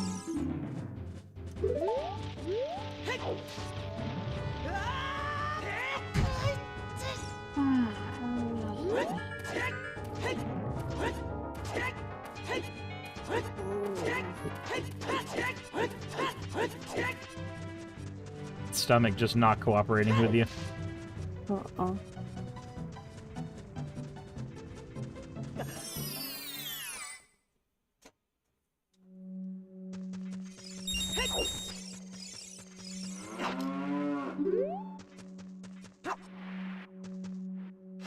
Guys, how do I extract milk from this cow?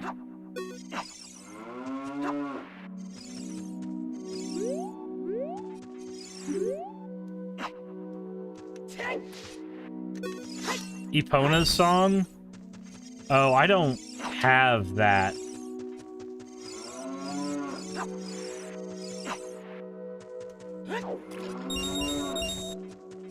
Never mind, I can't milk this.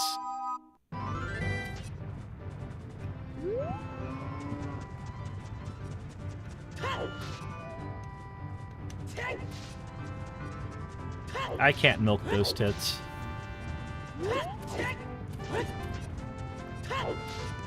Wow. So I guess Cirrus does not got milk.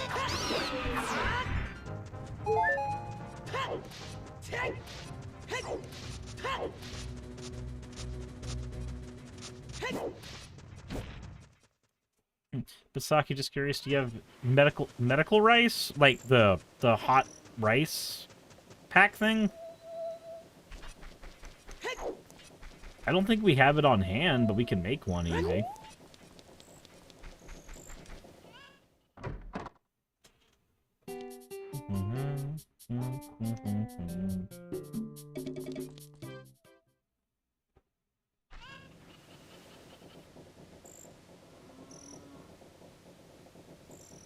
Ooh.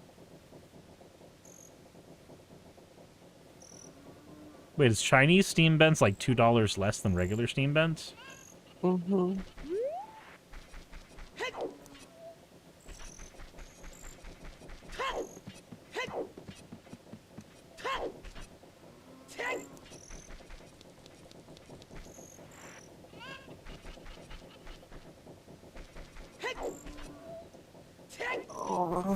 Oh. Stomach again? Yeah.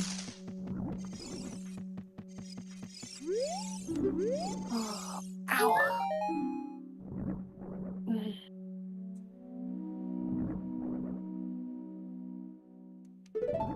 This randomizer hates me.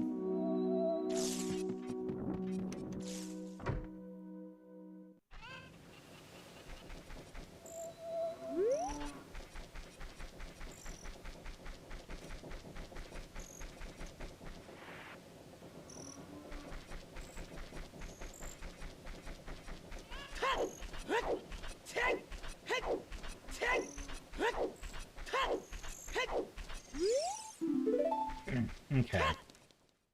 So I can do half the spirit temple.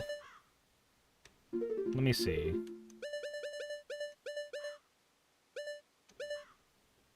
A down, A, right down,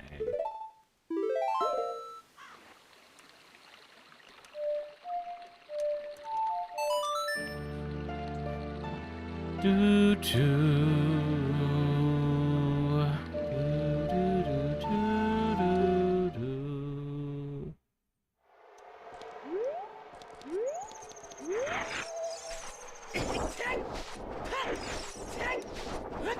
Alright, Chad, here's the question. Let's say someone has a really upset stomach, and you are tasked with getting them something that will help settle their stomach from a takeout place. Aside from just, like, soups, what options would you go for? Fuck. I don't think we can get fuck from the takeout place, huh? Fuck. Yeah.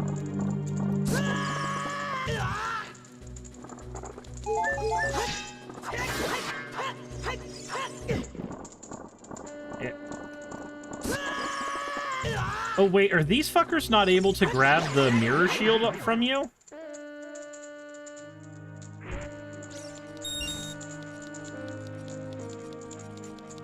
What the hell?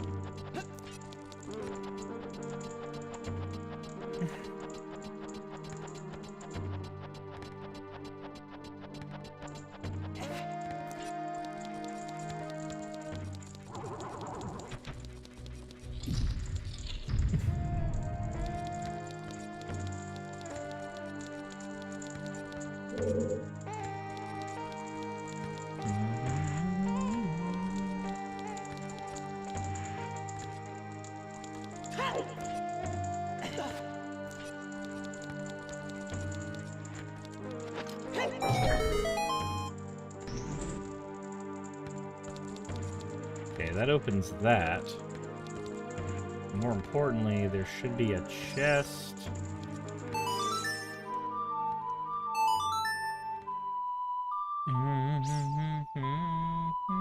Da da da da da da da.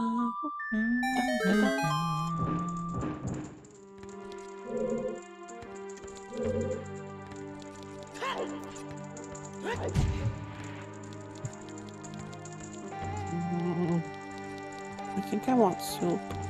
Think you want soup? Yeah. What kind of soups do you want? Soup. Soup?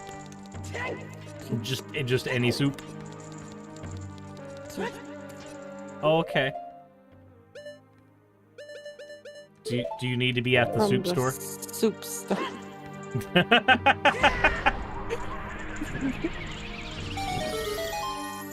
Guys, now that I have Din's Fire, I have access to so many chests.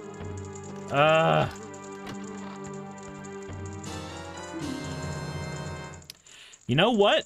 I'll take that.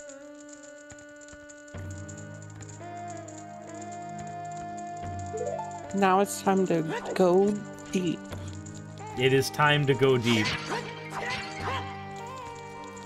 Deeper than ever before. Things you can say while in the dungeon. And in your girlfriend.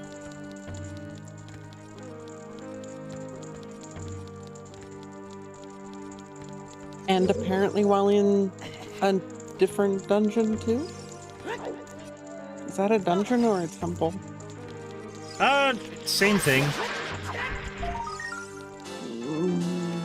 No. In Zelda, dungeons and temples are the same thing. Zelda is wrong. So this is the Spirit Temple, which is the second to last dungeon of the game. No.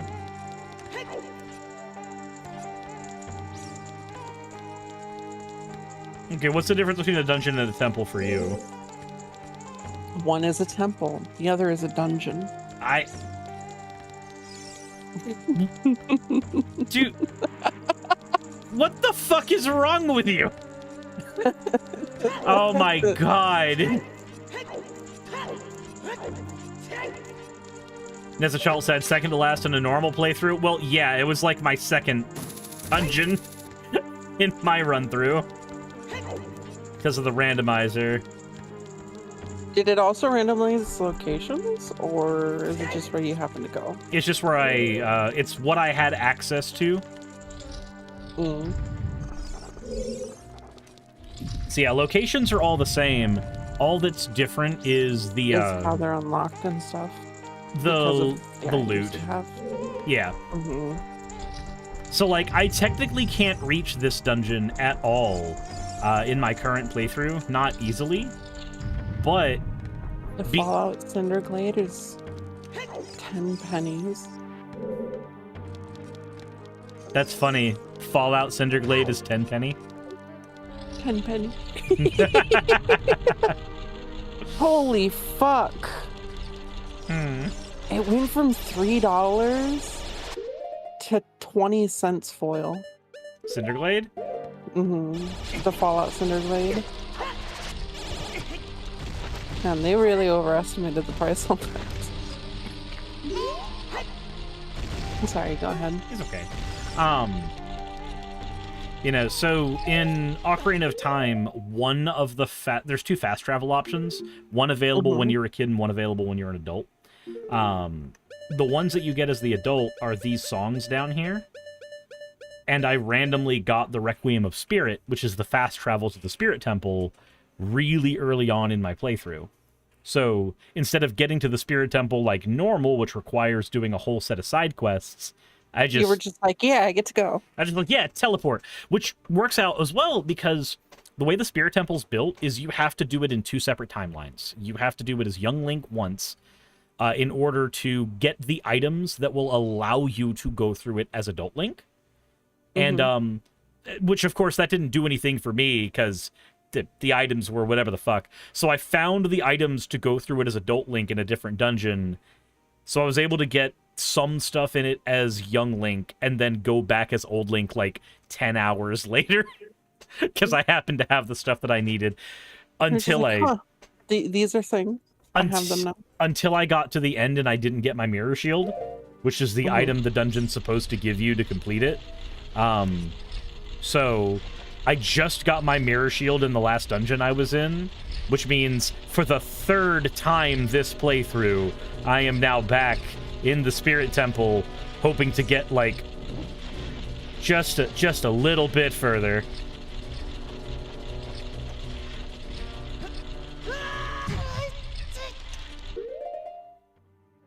Ah!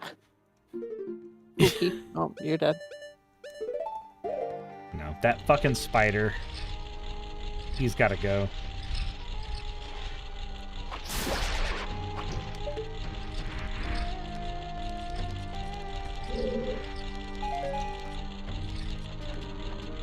Okay.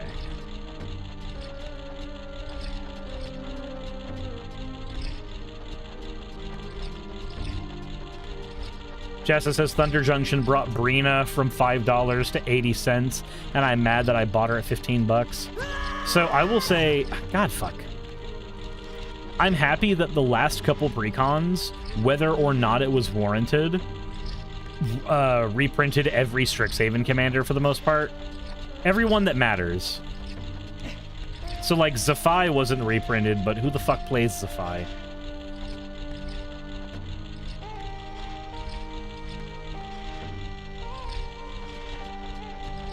Adrix and Nev got a reprint. And I'm happy about that.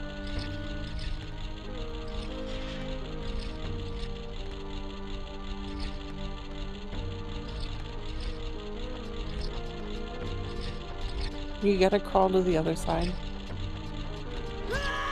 Yep. Nope. I made a mistake. Yeah, you waited way too long. Yep. When you get to the other one that doesn't move, you go to the far side.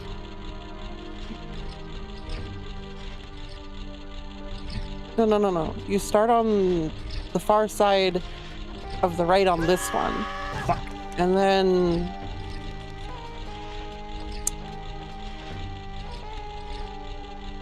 Far side on right. Yep, far side on right on this one.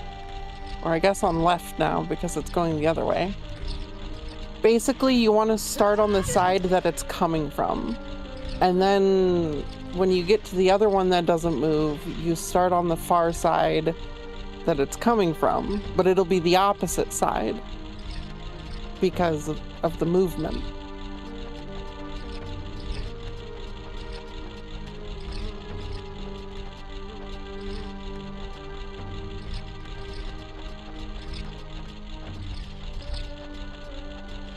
Ooh, lucky.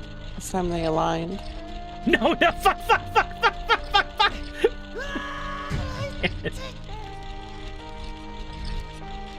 Oh, that sucks. As the child says, this wall's an absolute pain. Yep, it is.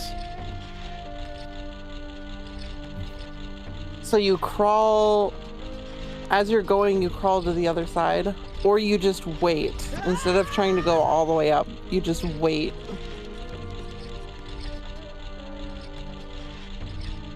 Why do you keep trying to go up when it moves? Stop it.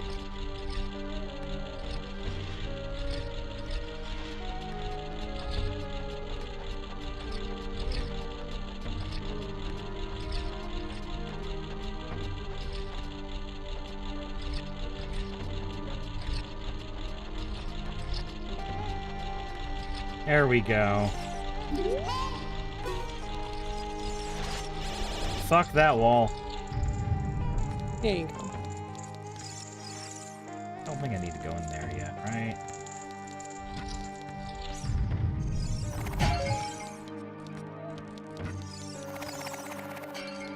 Oh, I have to redo this puzzle? That's annoying. Okay, well, I guess it can't save everything I did on my last run in here.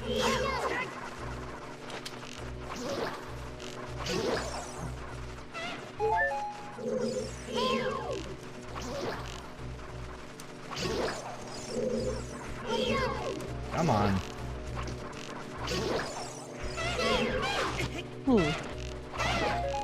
Wonder if I should have put Burn the House Down in the deck.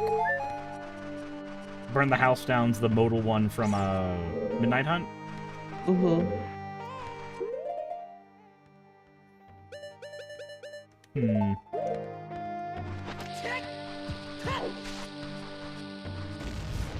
I think with Riku, because the modal spells all do so much, a lot of it's going to come down to a matter of personal preference.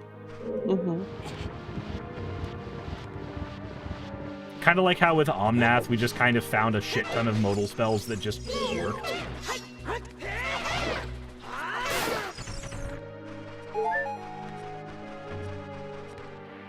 Slimes don't have to worry about ankles, it's true.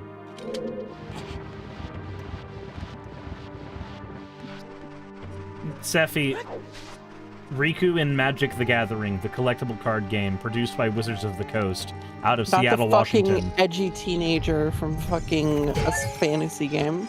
Kingdom Hearts as well. Not G-string Riku from Final Fantasy X, and not edgy Riku from Kingdom Hearts.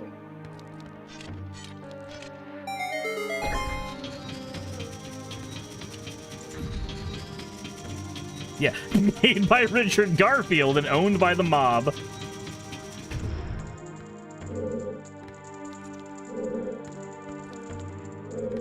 Not the edgy Riku that could take the title of pure edginess from fucking Sephiroth.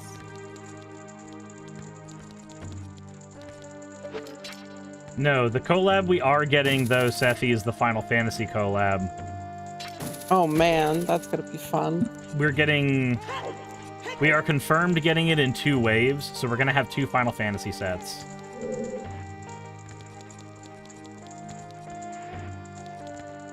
Yeah, the Final Fantasy set is gonna be huge.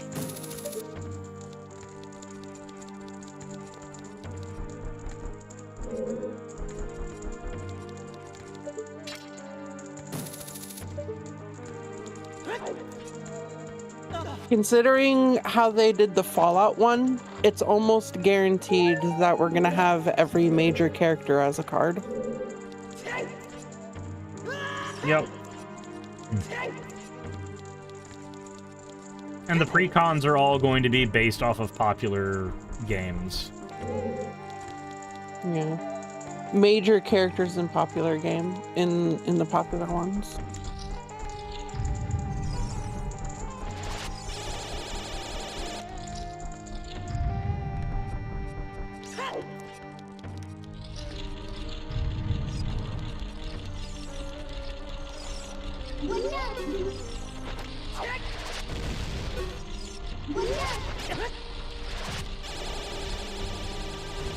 You know, it'd be silly.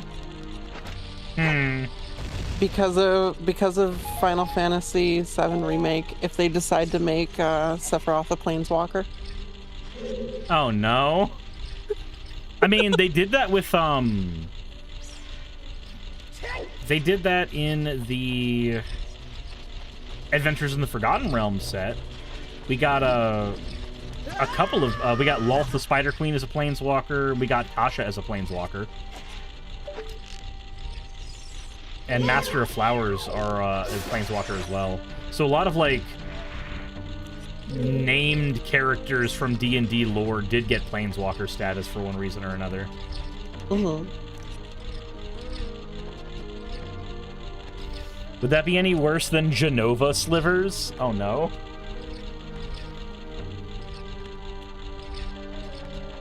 Just so, gonna be honest, 90% of the characters in Final Fantasy would just be a creature. They would also have the ship from Final Fantasy as a vehicle. The airship? Yeah. And, like, if they're going to make any of the characters a Planeswalker, it's going to be Sephiroth. He's the only one who has canonically been capable of going between the multiverses within the Final Fantasy series. Kefka. I guess Kefka could. Because, like, post-Final Fantasy... or post the last few seconds of Final Fantasy VI, he is a god for, like, a couple minutes. Maybe. How's it going, Gavin? It's possible, I guess. I'm gonna be honest, I don't see them really doing too many characters from, like, before Final Fantasy VII, when things really changed for the game. No, I think they're... So, because specifically Final Fantasy 1, 4, and 6 are, like, so recognizable for people now. Kefka and Terra from Final Fantasy VI. Terra, Gilgamesh. Yeah, I could see it. And the base classes from 1, at least.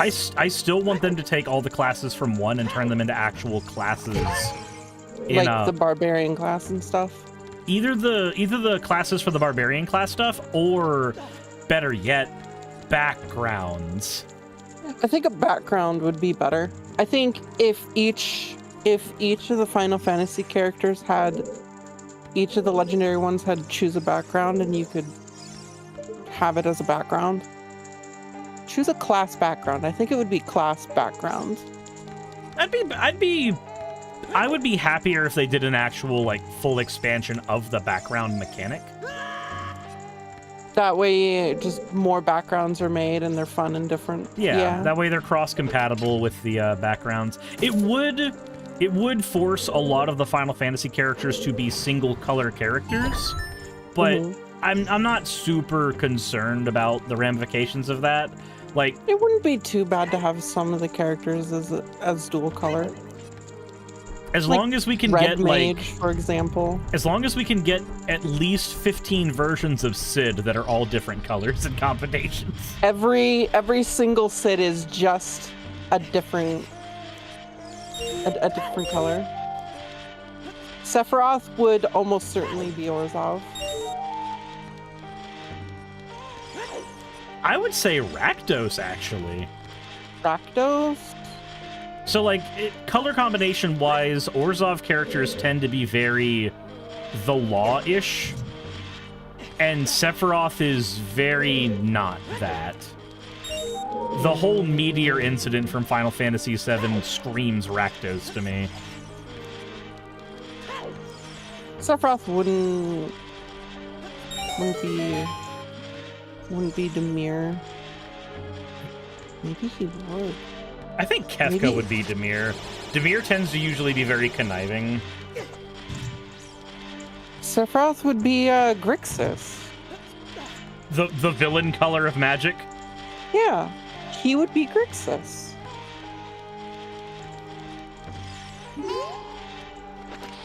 I mean, every Universes Beyond that has had the villain as one of the colors, or as one of the commander decks, has gone with Grixis for the villain each time. So that would track. Okay. I am gonna pause so I can grab us food real quick, because it does seem that things might be closing, and I want to go ahead and preempt that by getting us food now-ish. Mm.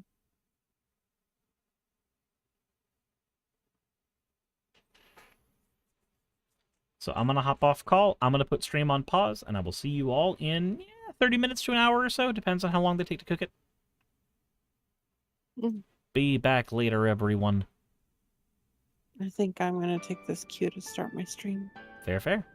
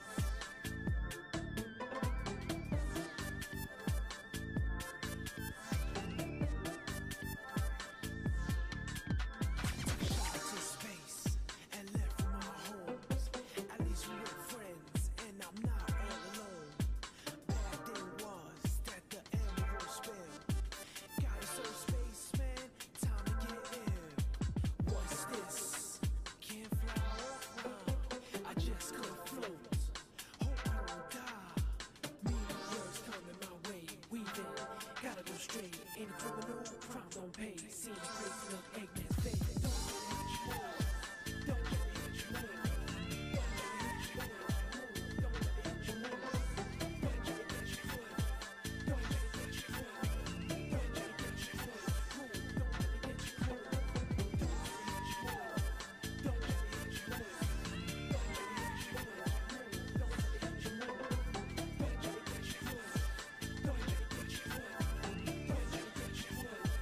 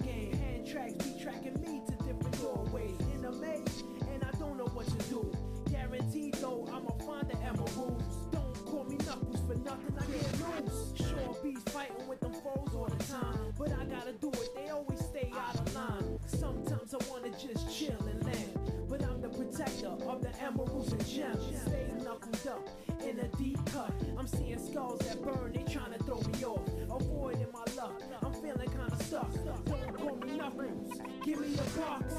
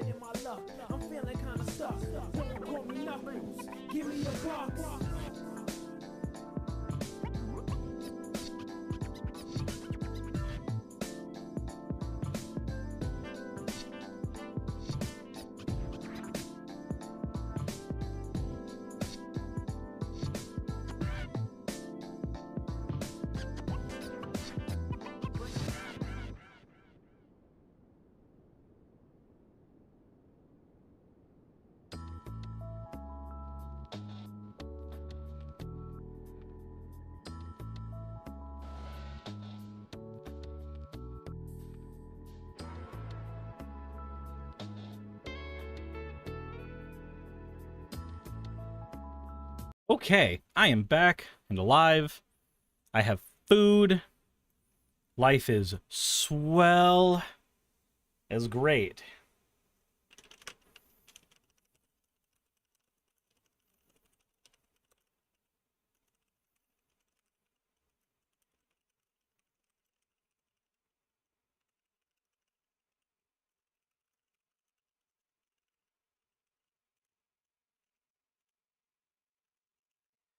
Ugh. See here.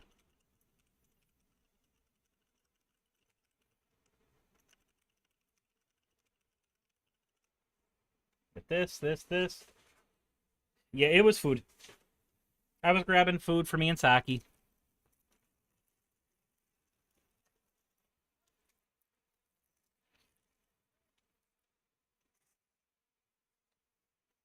Hmm.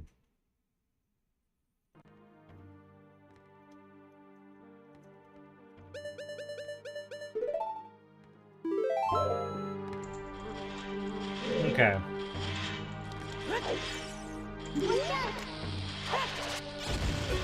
Go and kill that thing.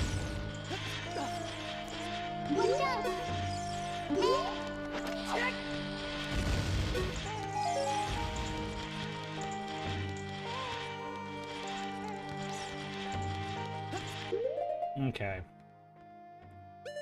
Wait, I can't use Deku sticks as an adult? Weird. Weird and wrong.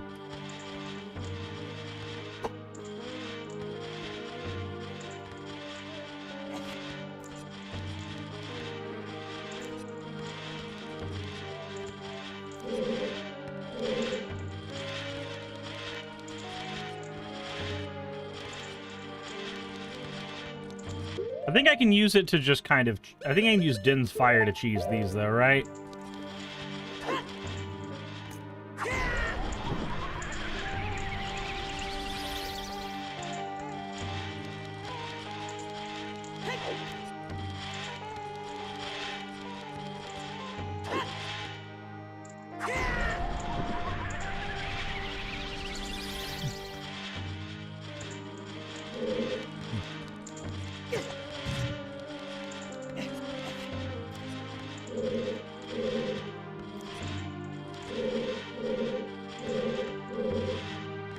Oh, I can't cheese this.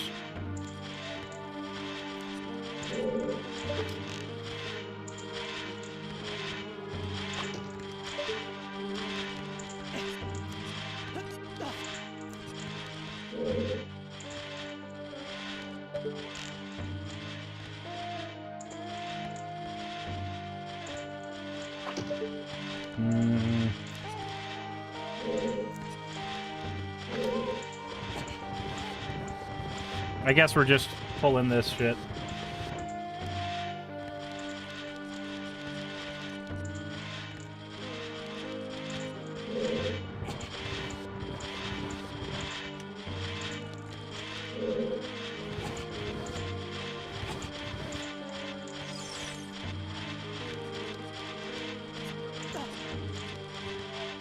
I didn't see the Title 13 stuff, Squirrel. What's going on with that? Ah! Balls.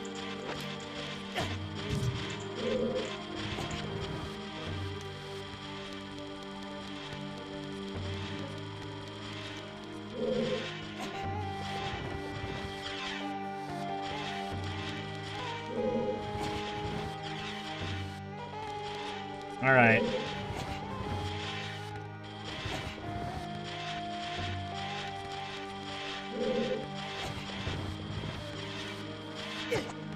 Oh.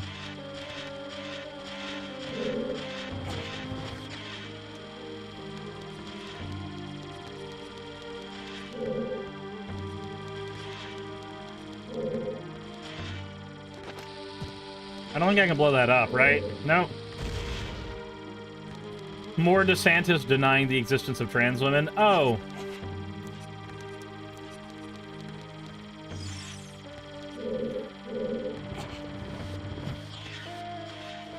Some more dumb shit. What an ass.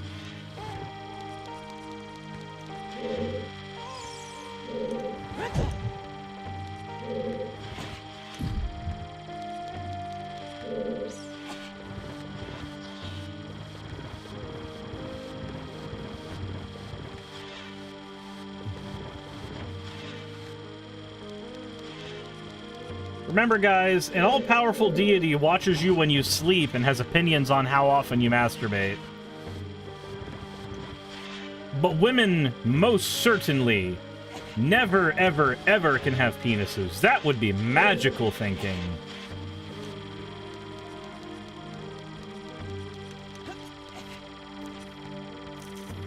Christy Gnome, is she the one that killed her dog?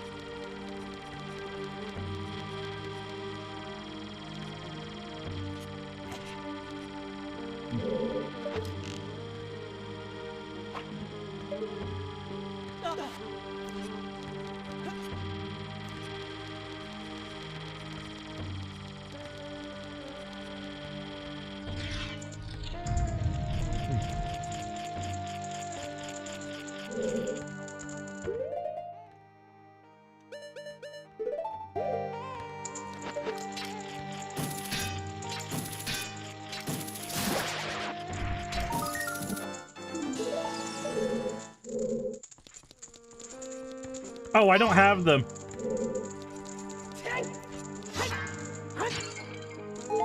Unfortunate.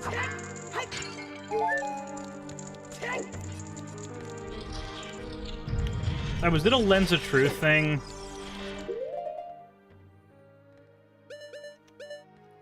How much you want to bet it's a Lens of Truth thing?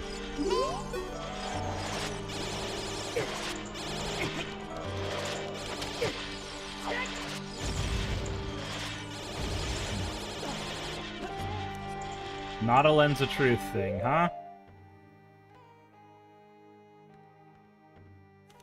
What? Oh, I thought that was aimed at me. Okay, so not a Lens of Truth thing, so that means I just need to do this.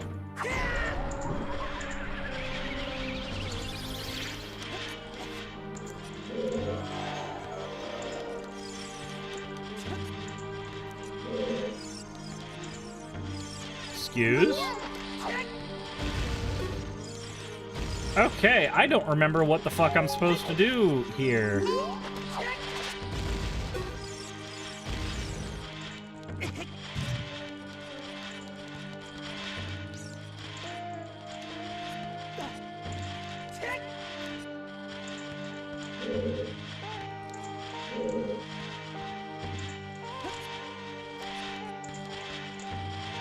Seems like it should be straightforward as this, right?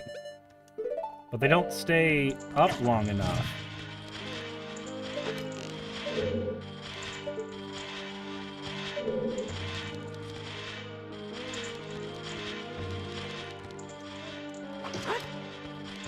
Okay, people who are more familiar with Ocarina of Time. And what am I missing here?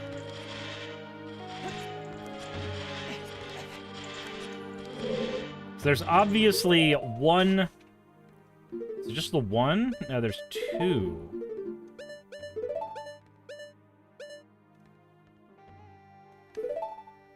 Wait, Sylvie, this isn't the area for Child Link.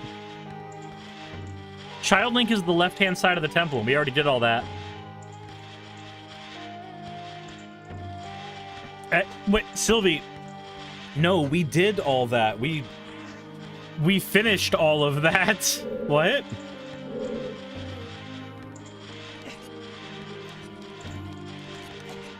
The area only...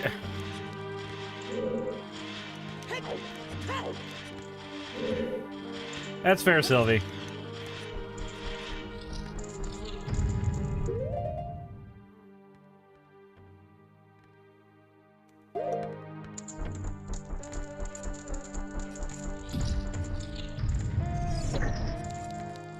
Okay.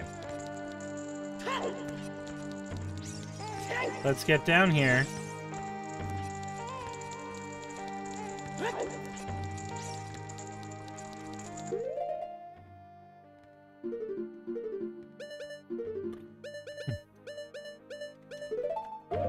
Think you have to eat Navi? That's very helpful, Jassa.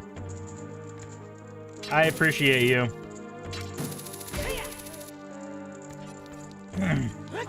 Okay, so, Sylvie, the way the Spirit Temple works is, yes, part of it has to be accessed.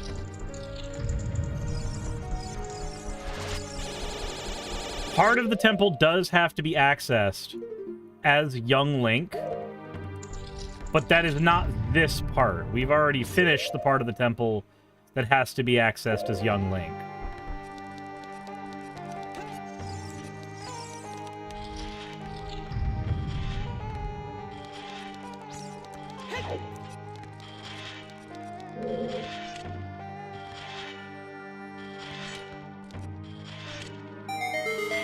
Well, we can at least go here.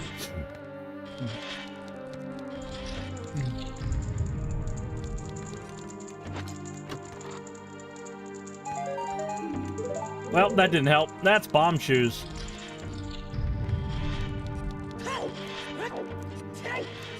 You can hook shot the platform in the center when you bring it down.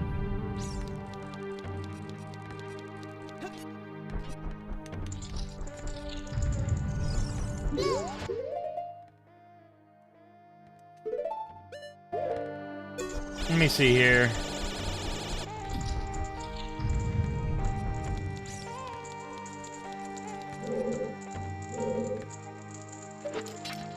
You mean this? Because that's not the part I'm confused about.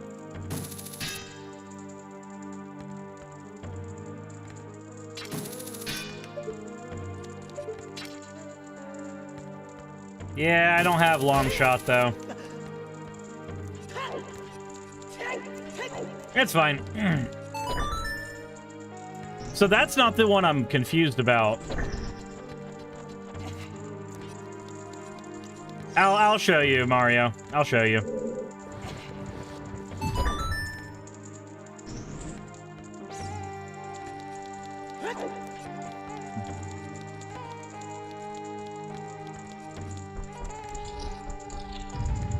You go this some way. It's this room. There's a chest hidden over here.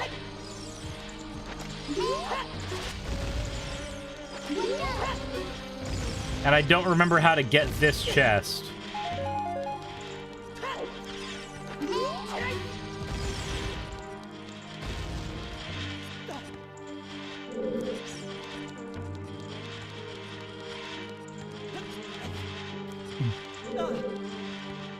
You'll need to light the torches. So the torches all turn off very quickly.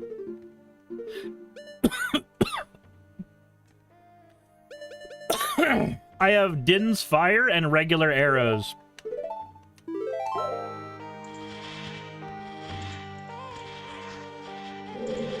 I don't have enough magic to chain Din's fire on them.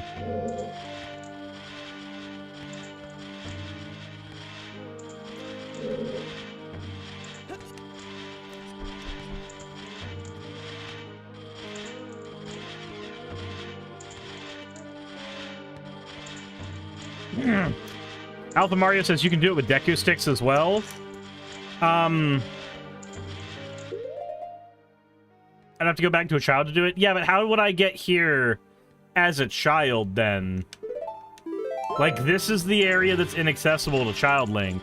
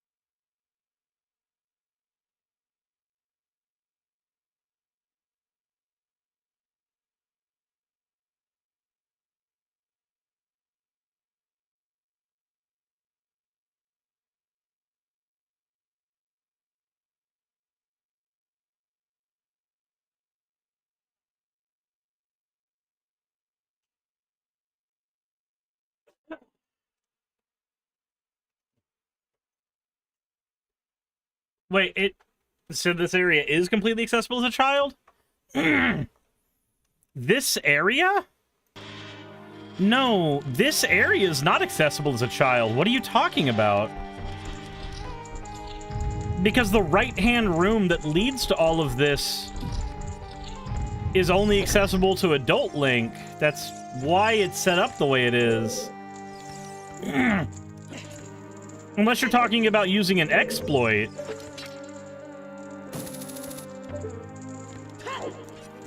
But using an exploit is not the same as completely accessible.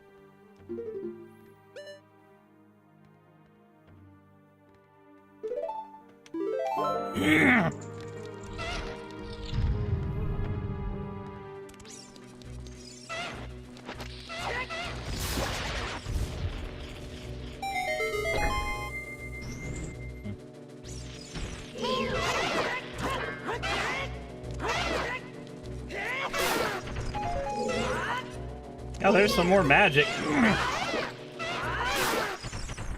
Hold on, hold on. Come on.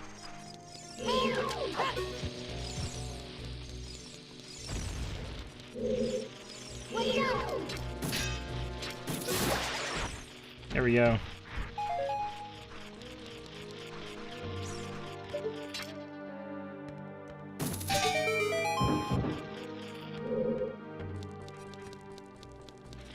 The sunblock room is in logic as a child.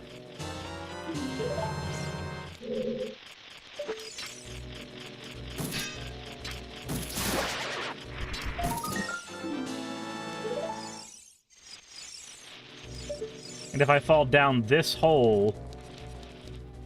So before I do that, I'm going to open up these and see what else is in here.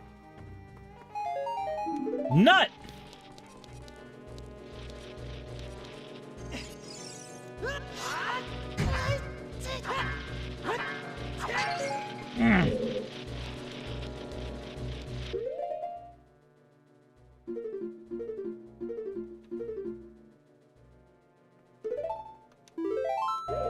Something tells me I don't need in there.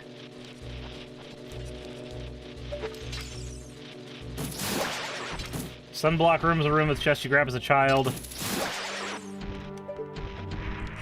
That feels... It feels wrong, though. Because the area was accessible as Adult Link from the right-hand side. I'm not saying y'all are guaranteed incorrect. Obviously, I'm misinformed here.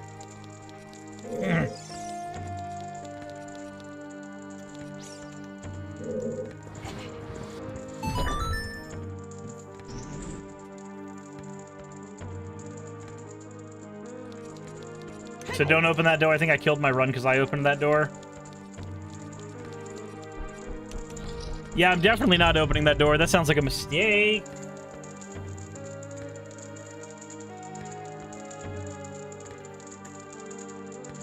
Stop. Don't open that door.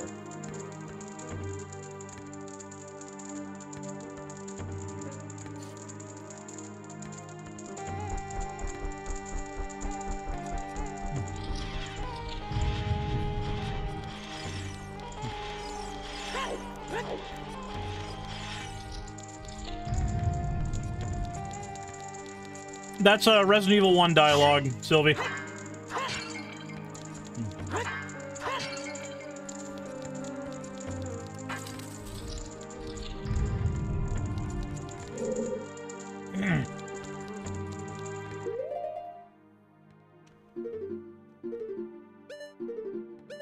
Stop. Don't open that door.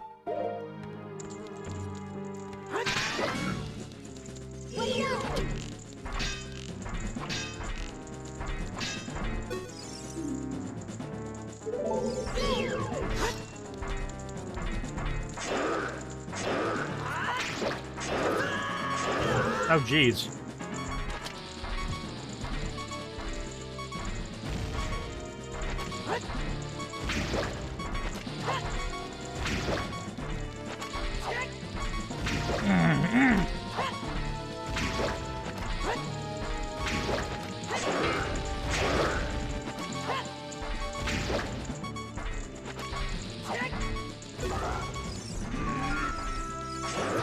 Ow!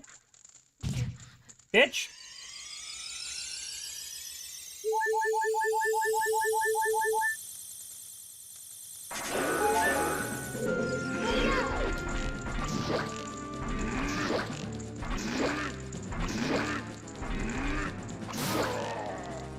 Man, look at that figure.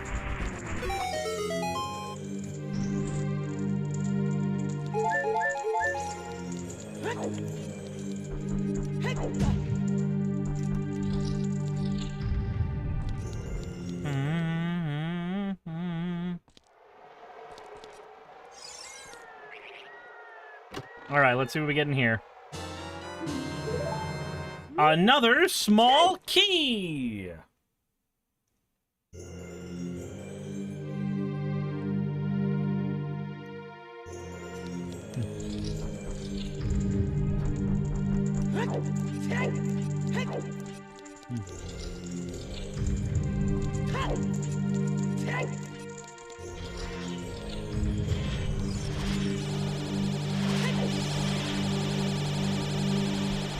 A lifetime of reading hentai doujins have prepared me for pixelated women with pixelated pussy.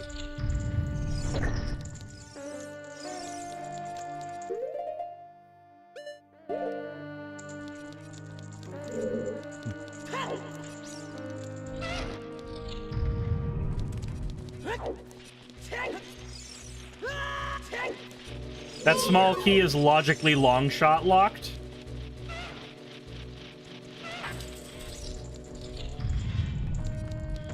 Oh, okay, I see what you mean now. So you opened that door as Adult Link so that Young Link can come here and do this part. Okay, I understand now. Because that gives Young Link access to the temple.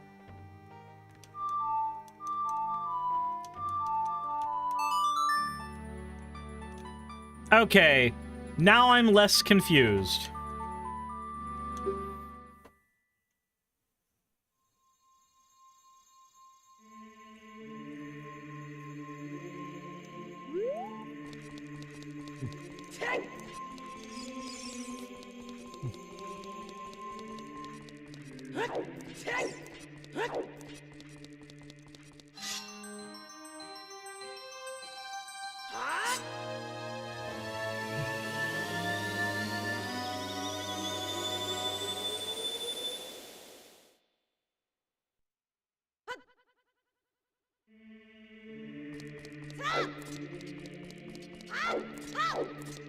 You're fine, Sylvie. I just understand now what the issue was.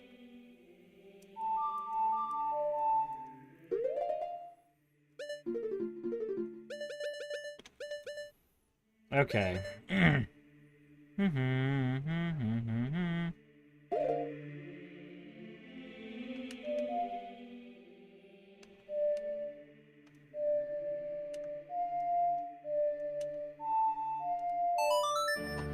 Spirit key is logic is certainly at work. I assume that you'll spend the keys in the worst way possible, so to prevent soft lock, they make sure the keys are still accessible. So the key in Silver Gauntlet chest is logically key number 5.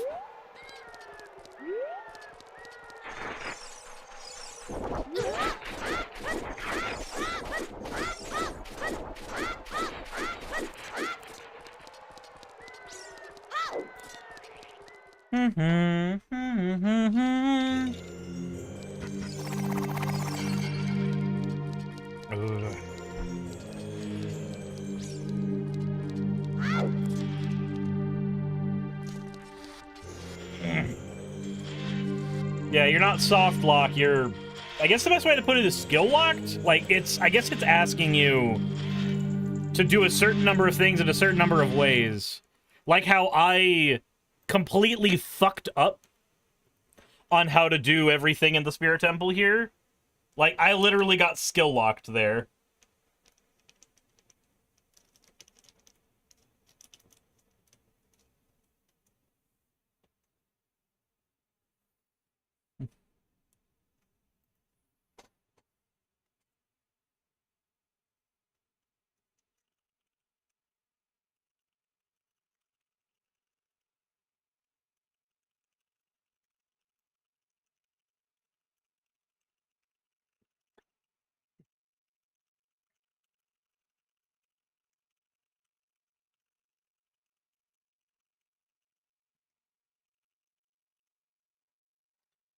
Does this go for Fire Temple too? I think I'm soft locked there as well.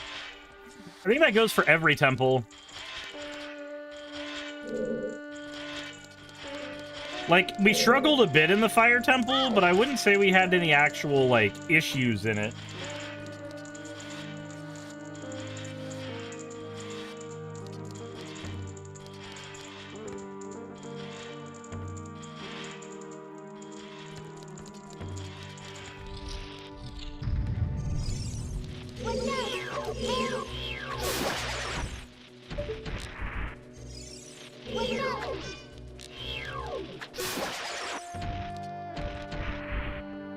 Is that why the enemies in this area are all the Zalfos? Because they expect you to do it as young Link?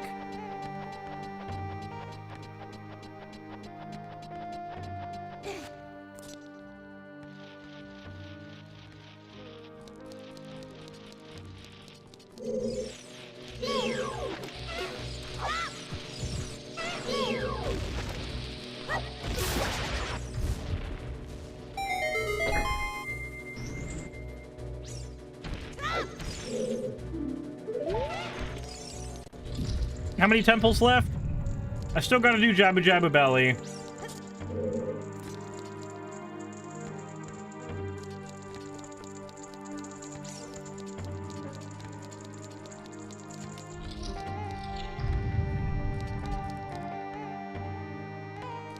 Huh.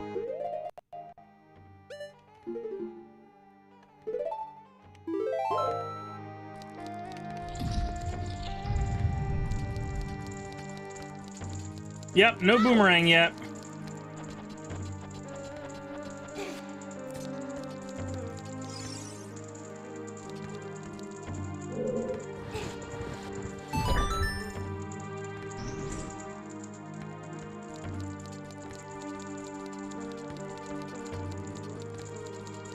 No. I mean, like, in terms of game design for the original game, that's why Lizalfos are the enemy here. Because Lizalfos are the enemies that young Link normally has to fight.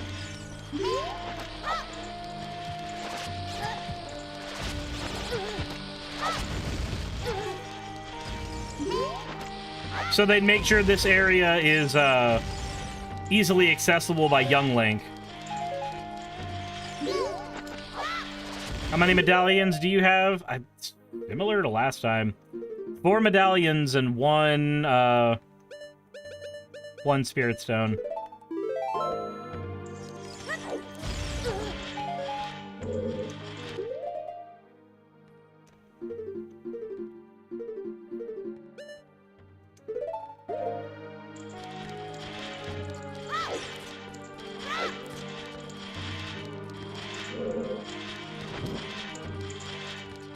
Alright, so it's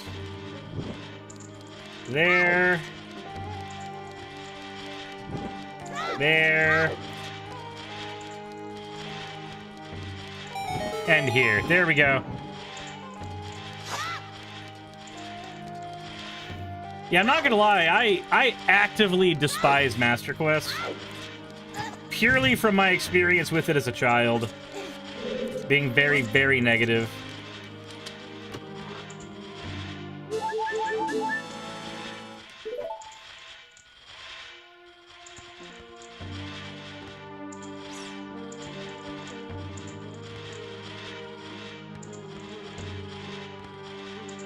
Okay. Spirit is long shot locked, right?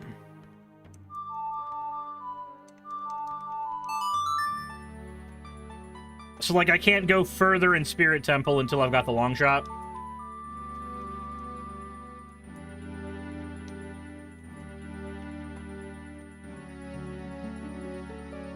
Asking people who are more familiar with randomizers.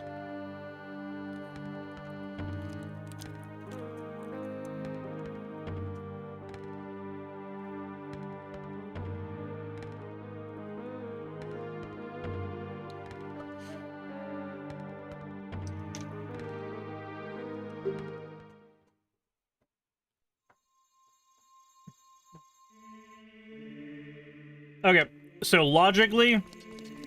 So, I'm actually uncertain. I know logically...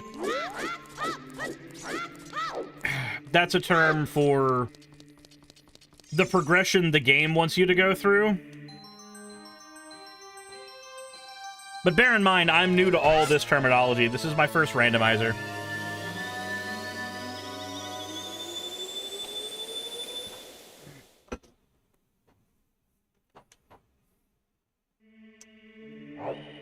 Because spirit key logic is crazy.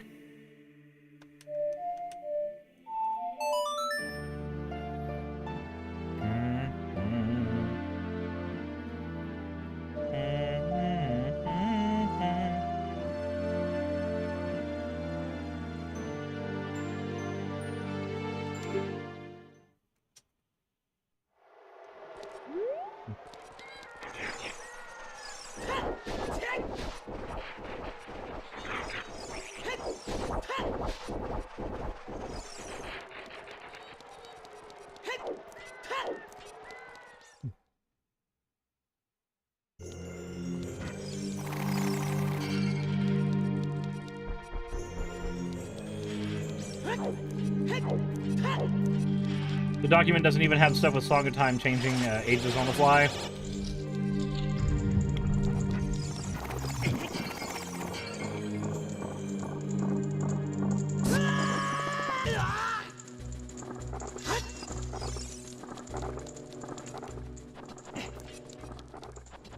PJ Blazer says, "Oh my god, for a moment the shadows on Link's face look so spoopy."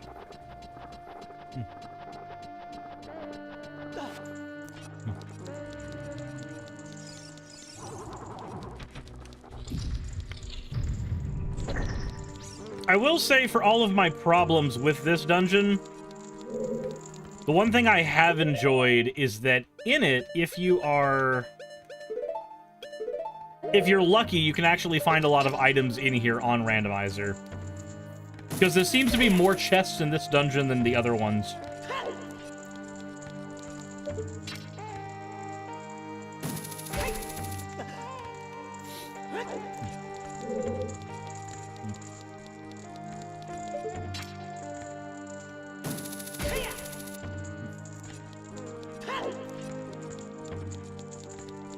Aaron says you're able to use the lens of truth since you have a magic meter, right? Yep. Only GTG has more? What's GTG?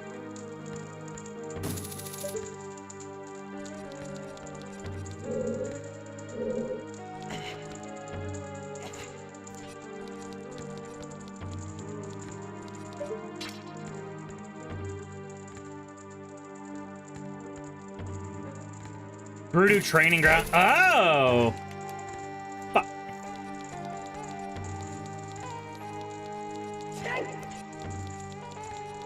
Gerudo training ground, I should actually be able to get to just fine, right?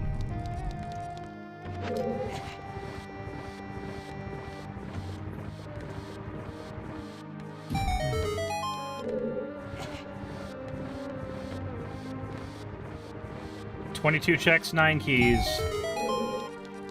So a possibility for 11 whole items.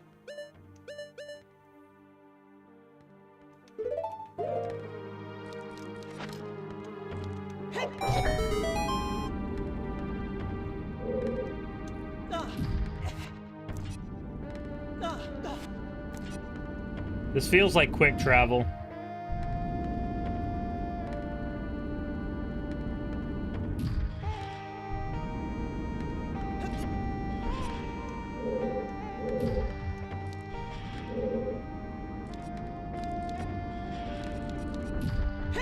Yep, it's quick travel.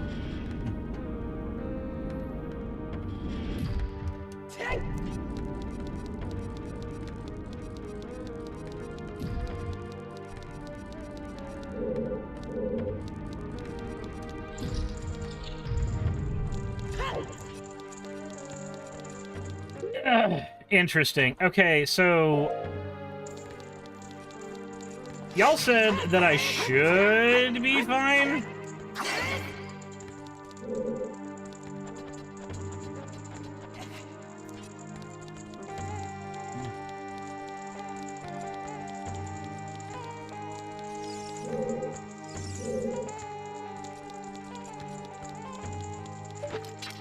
Said regular hook shot should be able to get me up here.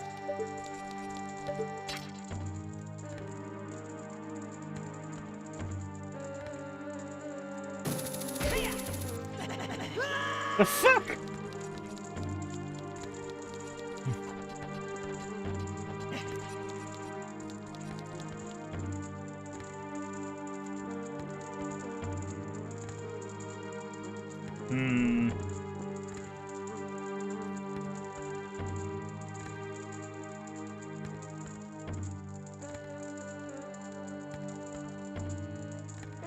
Oh, haha, old guys.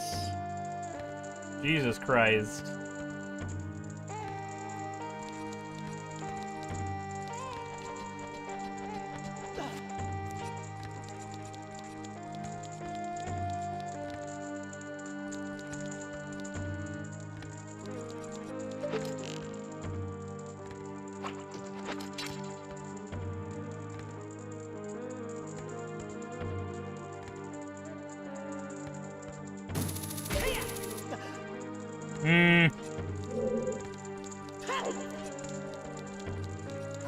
Something tells me that's not happening.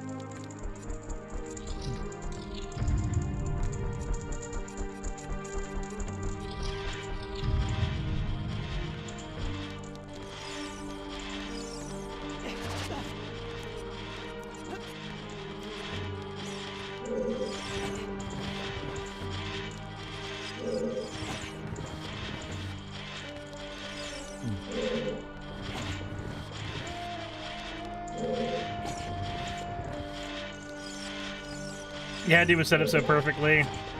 You know what they say, see a pun, drop it down, make some frowns upside down.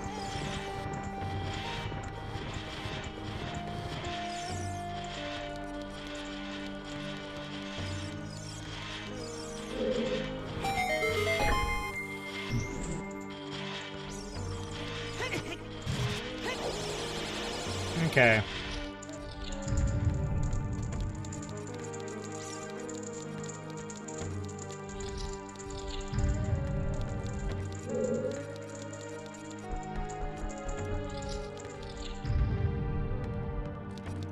Wait, is it just this again?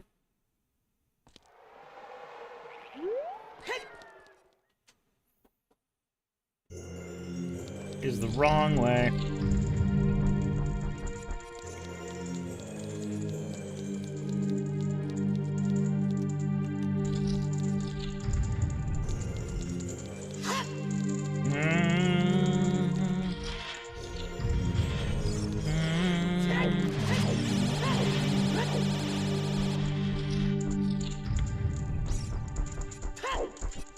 Okay, let's try this again over here.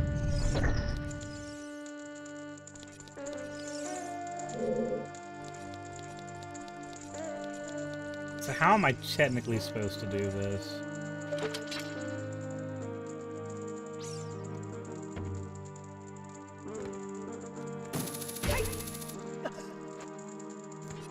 Almost. Almost.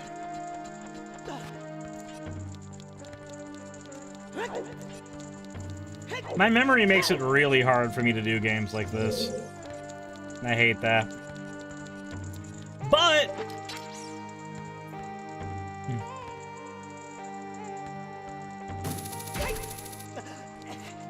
There we go.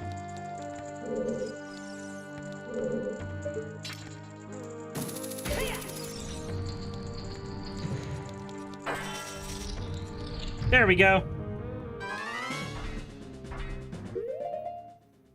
Do-do-do-do-do-do.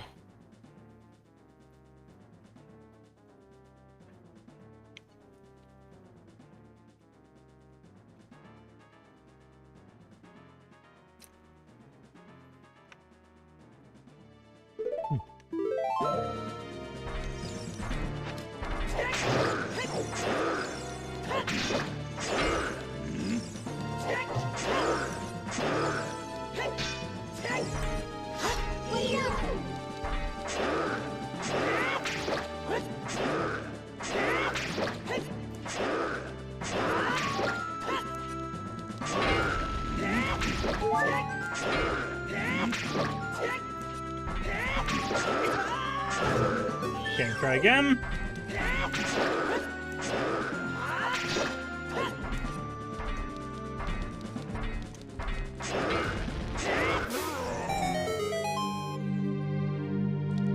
There we go.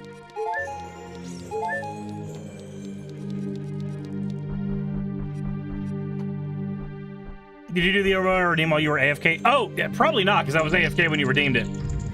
Thank you for redeeming your points for an whoa, Sylvie. Sorry.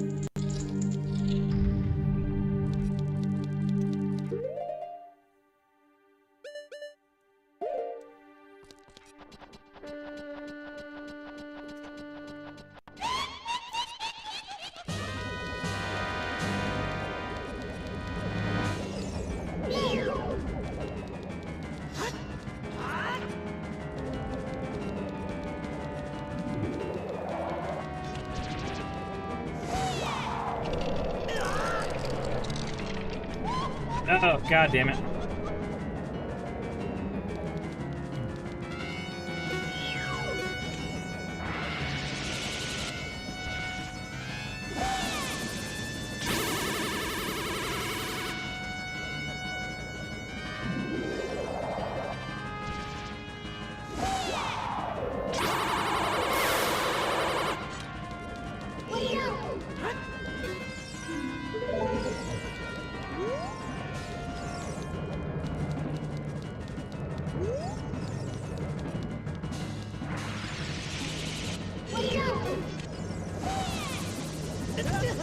Damn.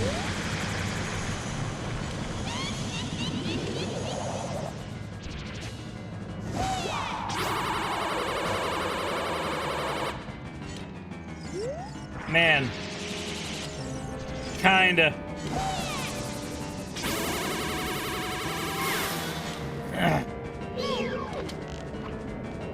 Kinda hate this fight, not gonna lie.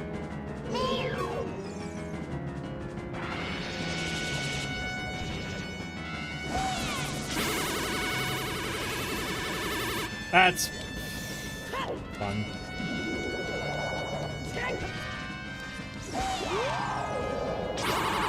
There we go.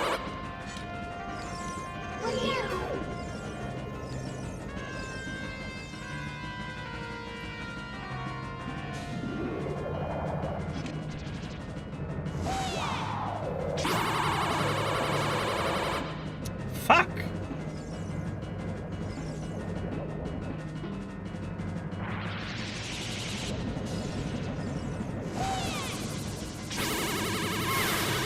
There we go.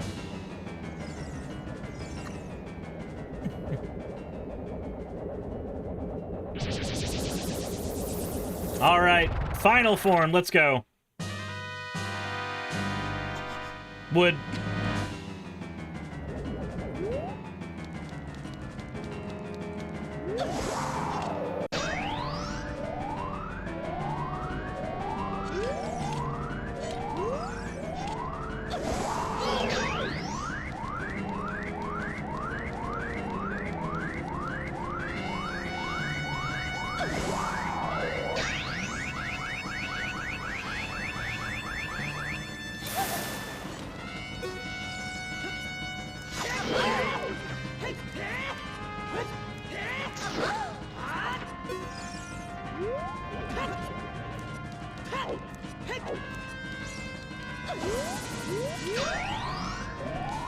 Let's see here.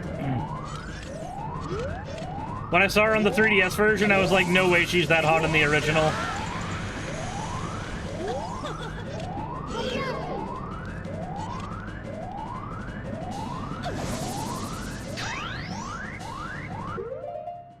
Turns out you were right, she's even hotter in the original.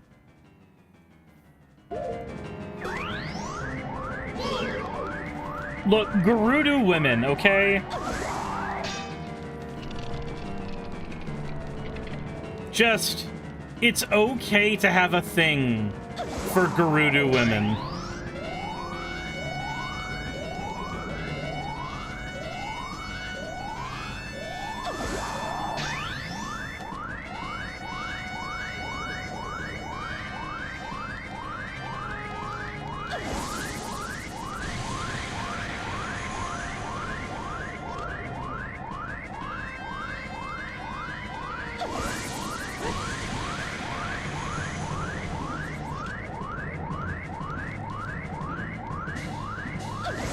Is it okay to have a thing for Gerudo men? There are no Gerudo men.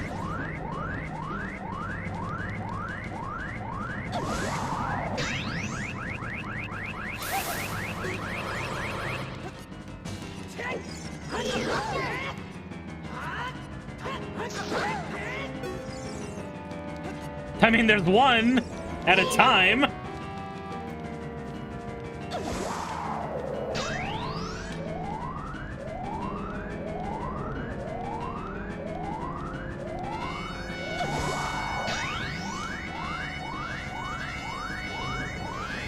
Let's go. Come on.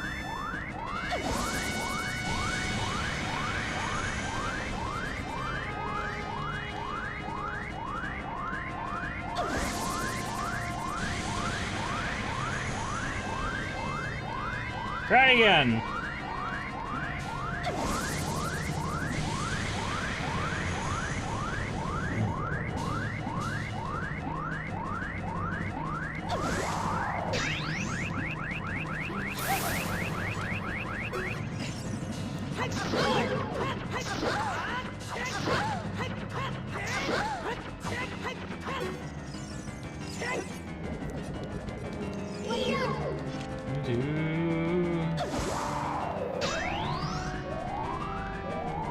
Ever heard of too much poon for anyone to handle?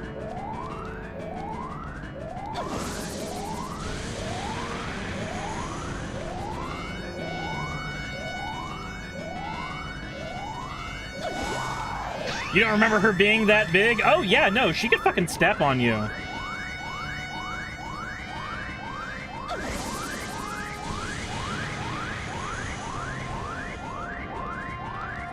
Like, this woman could choke you and you would say thank you.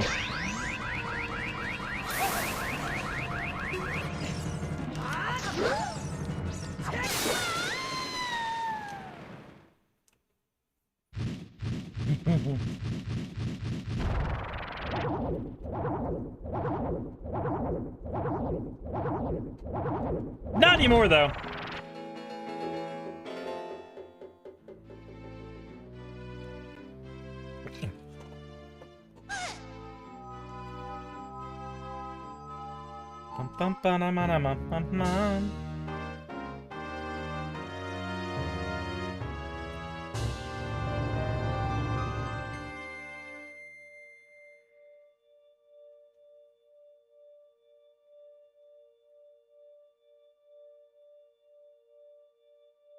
One guy, entire village of female Amazons, and you're expected to please them.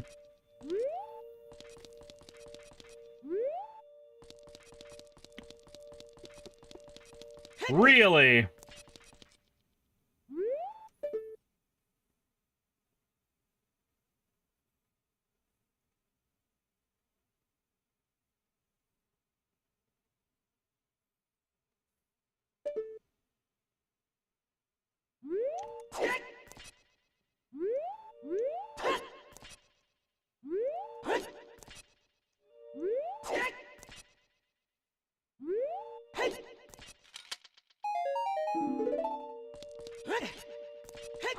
Man, I'm so thrilled. I'm so thrilled. That was everything I could have ever wanted, and more.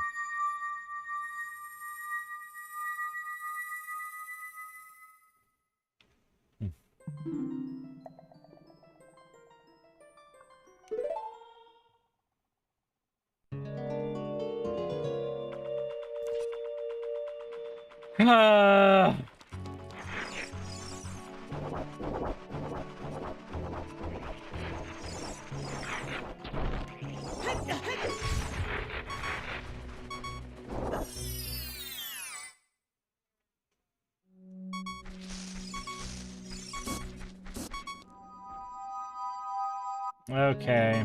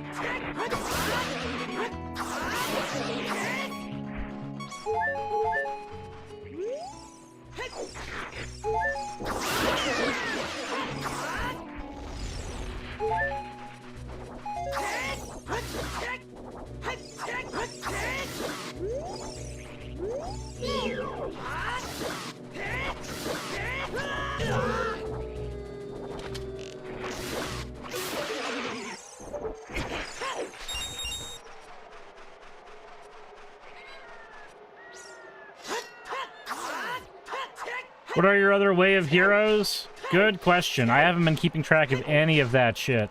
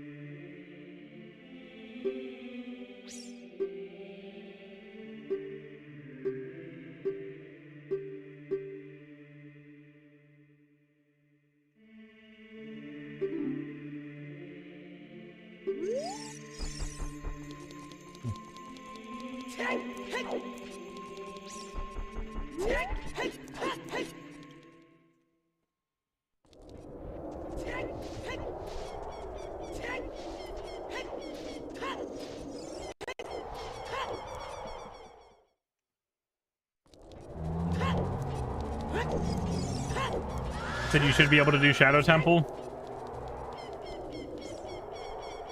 I do have Nocturne of Shadow. How do you get the check to get Nocturne of Shadow? Because I think that check would help a lot. That would give me another song.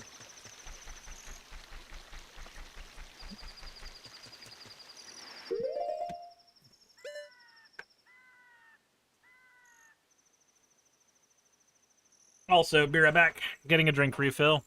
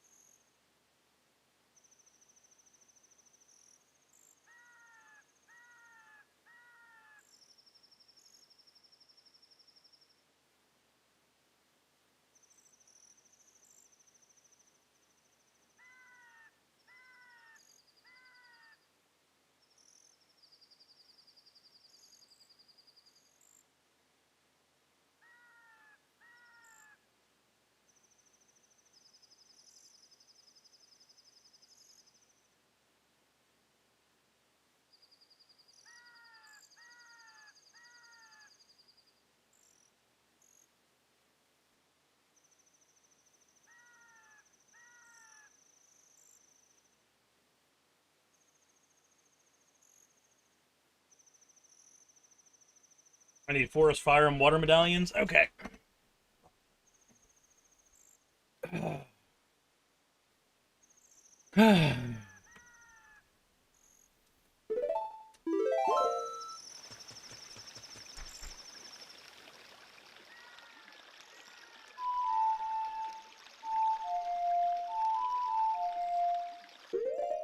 Nocturne of Shadow. Let's see how I get that, or how I use that.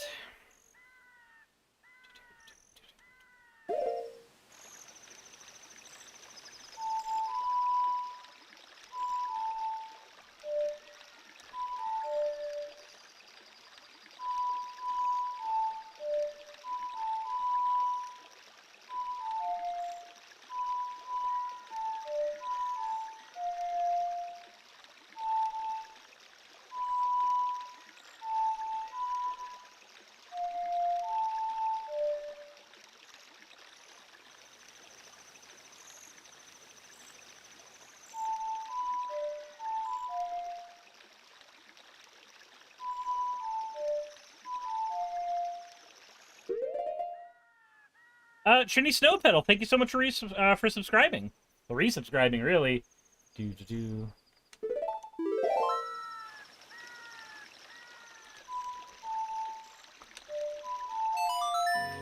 There we go. Da da da da da da da.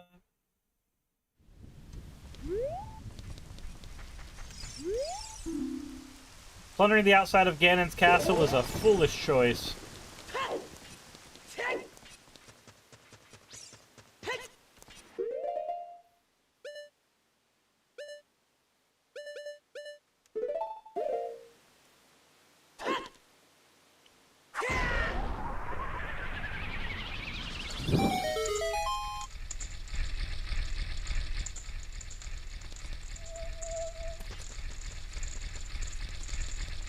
How deep into the check rabbit hole are we? Good question. I'm not using anything to actually, like, test.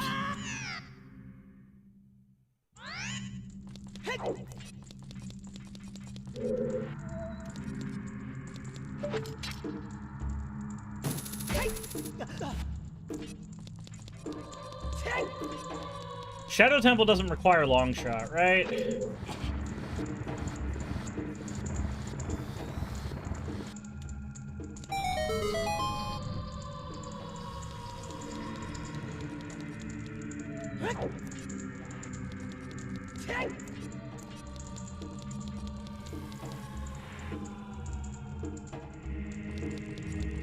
Alpha Mario, I don't remember where any of the chests are.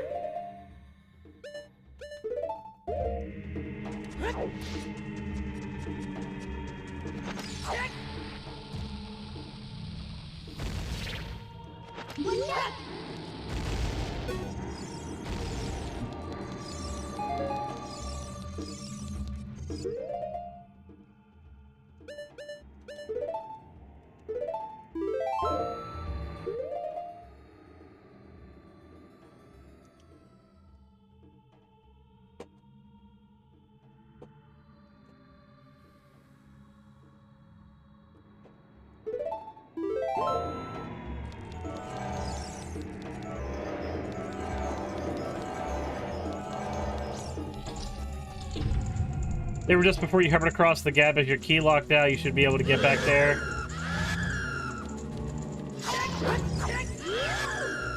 Fucking Gibdo.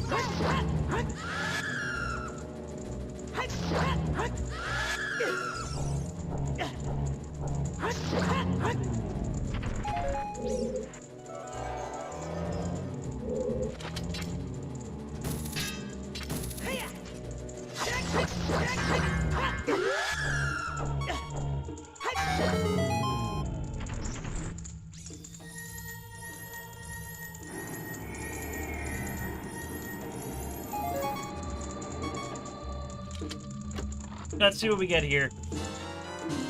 Alright, we got one small key. Life's good.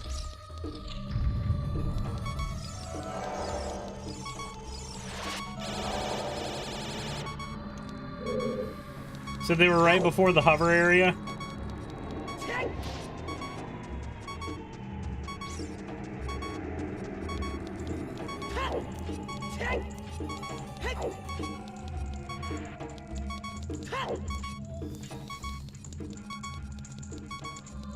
Alpha Mario, I killed Dead Hand already. Unless there's another Dead Hand in the temple that I'm not familiar with.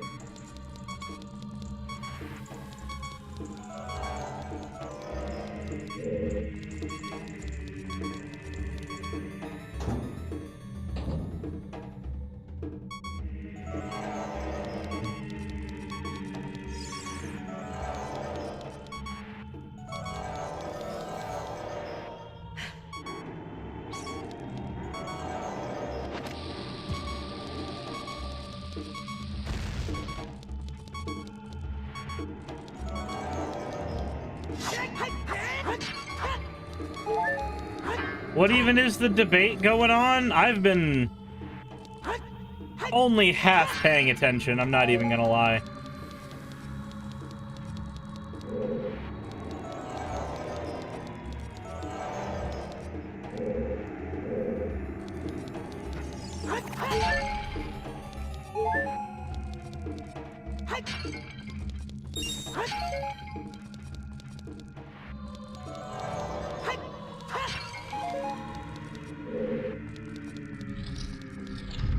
Alright, Dead Hand time.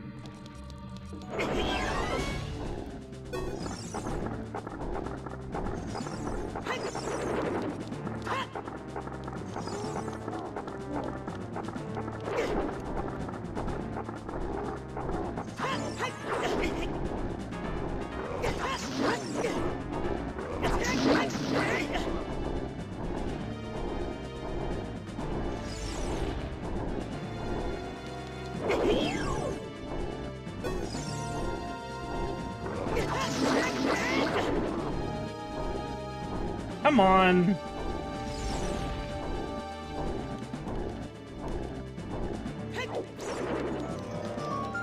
About how there can only be one male Garuda due to genetic quirks.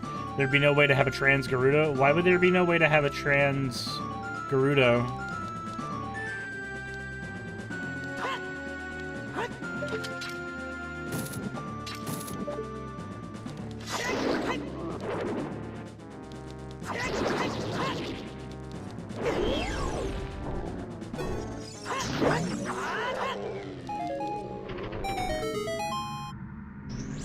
Should be a chest that spawns here.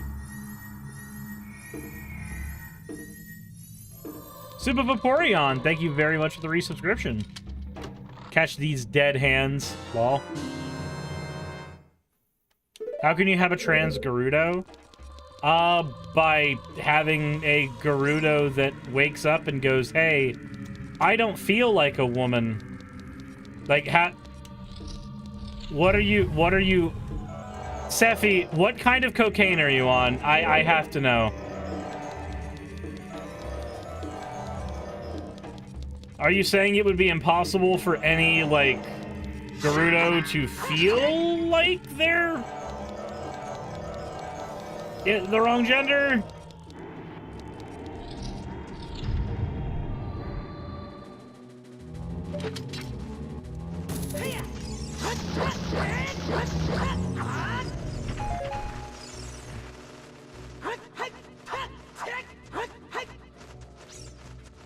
What if the one male that's supposed to be born is a trans woman? Oh, then I guess it fucking happens.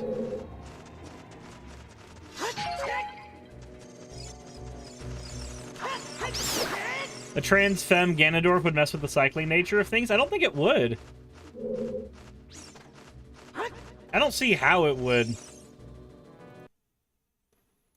It's all magic.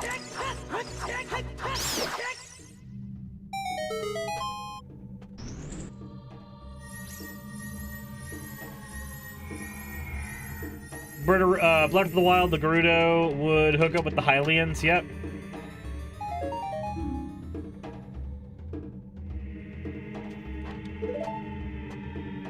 Sevi says, I don't know how that would work.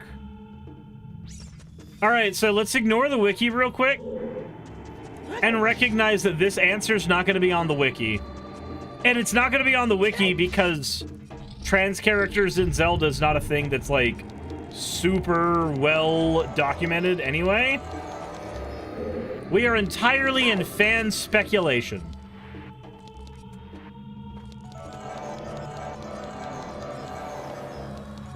And as we are in fan speculation, I don't see why there wouldn't be.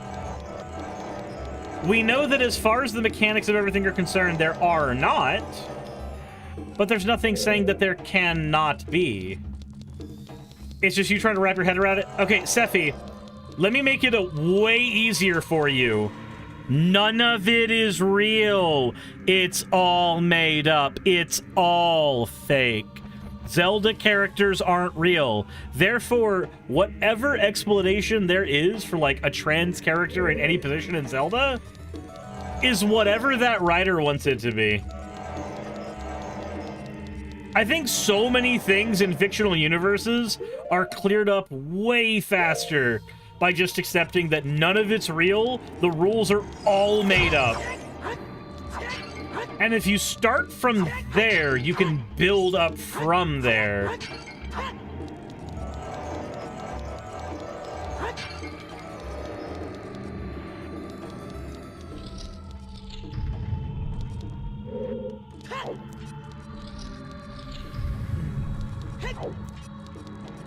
Also, yeah, the cyclical nature of things wouldn't change much if a male Gerudo were born that, like, transitioned to female.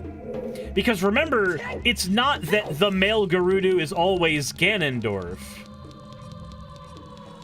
One male Gerudo was Ganondorf, and that Ganon has been alive, imprisoned, and brought back over and over and over again. Whereas the male Gerudo every 100 years thing is separate to Ganon. It just happens to be that Ganon was born into the Gerudo tribe.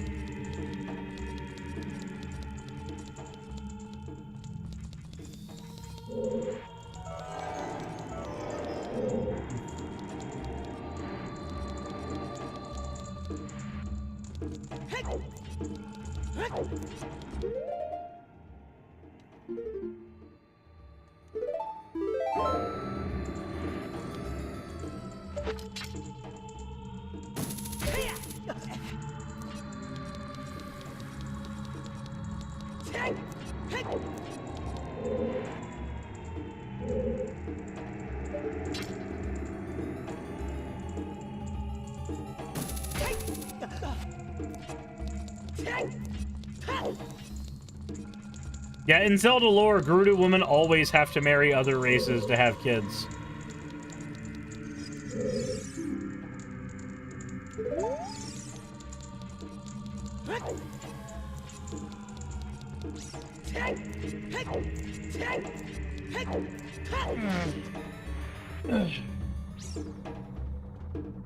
In Ocarina of Time specifically, they don't go out and date the men, they capture and rape the men.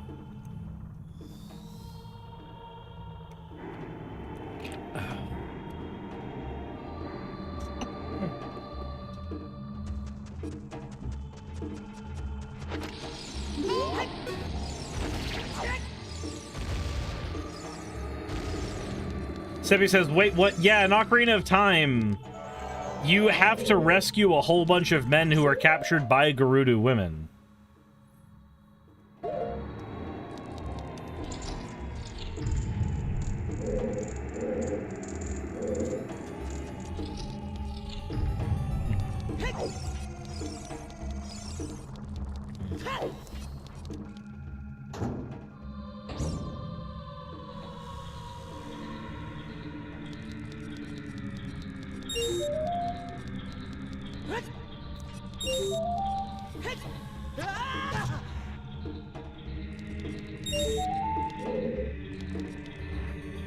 Also, Sephi, why do you keep spelling it that way? I'm curious.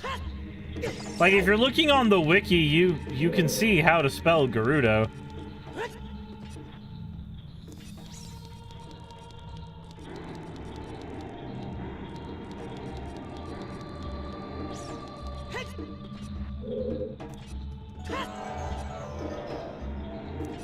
Just how you spell your brain? Okay, so it's like the phonetical spelling that Axo has.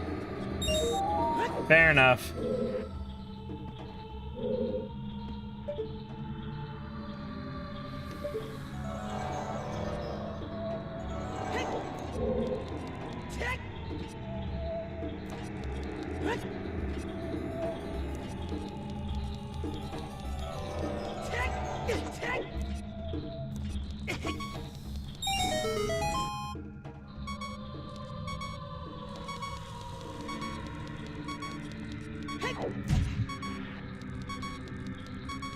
Alright, let's go this way.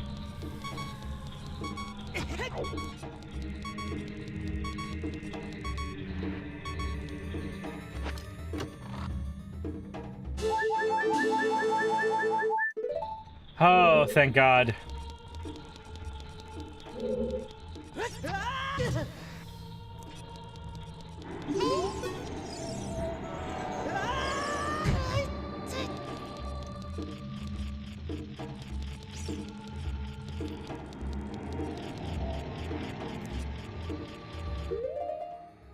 Huh.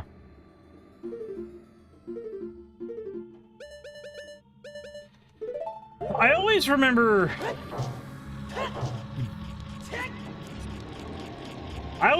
how much I love the look and feel of the Shadow Temple.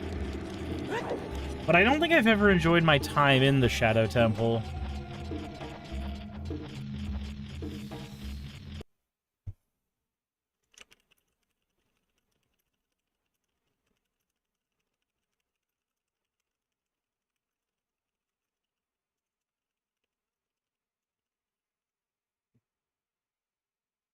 So Shadow Temple's bad, yeah. Like, I love the design, I love the lore, but I don't think I've ever...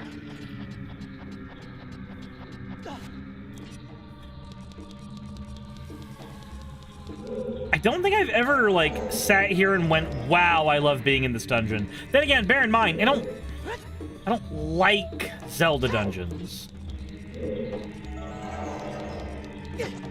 I love so many things about Zelda, but, like, I think actively being in the dungeons is the least of those things. This might be why some of my favorite Zeldas are like Breath of the Wild and Wind Waker, where so much of the content takes place outside of the dungeon.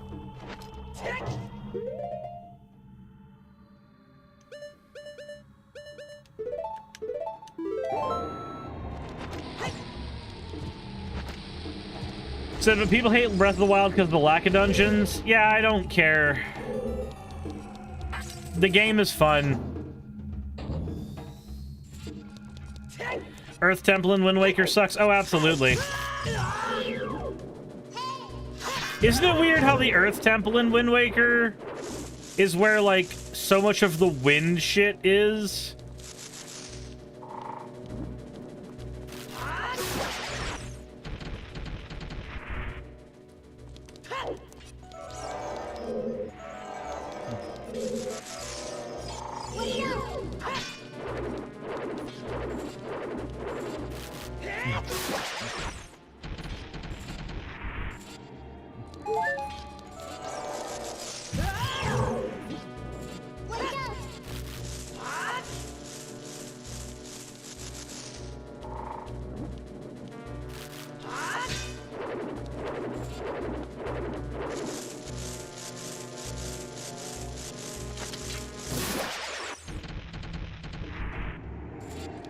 Bernia says, I just like exploring.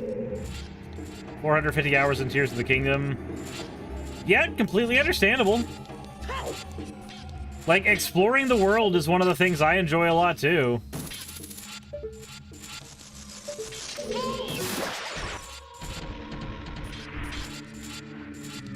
So Tower of Gods is probably the only real good dungeon in Wind Waker. Eh.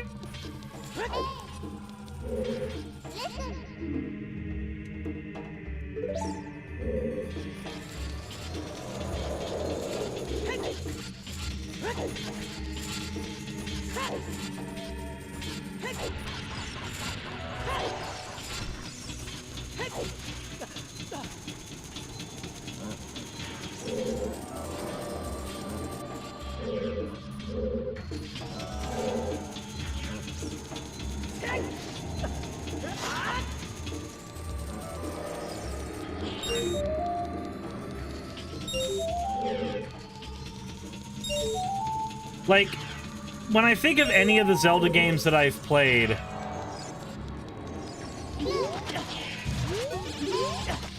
it always ends up being the areas away from dungeons that I remember the most and remember the most fondly. Sailing the Sea in Wind Waker, Kakariko Village in Link to the Past, Clock Town in Majora's Mask. Like, all of that stuff speaks way, way more to me than the actual dungeons ever have.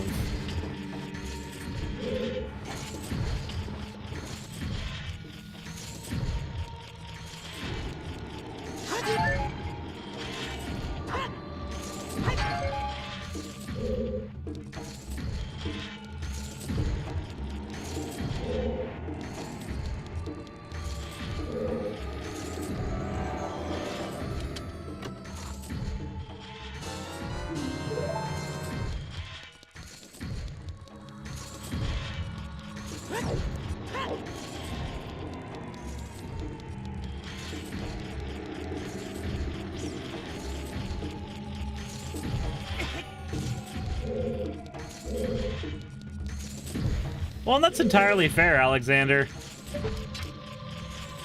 Everybody likes something different.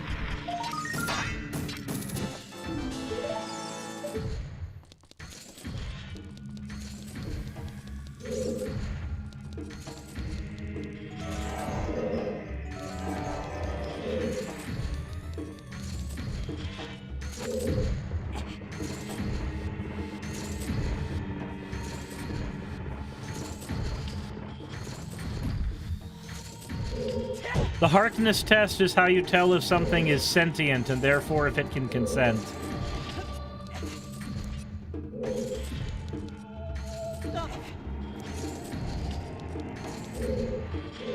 It's why when somebody goes like, furry is borderline, like, it's not, though. They're anthropomorphic characters, they can consent.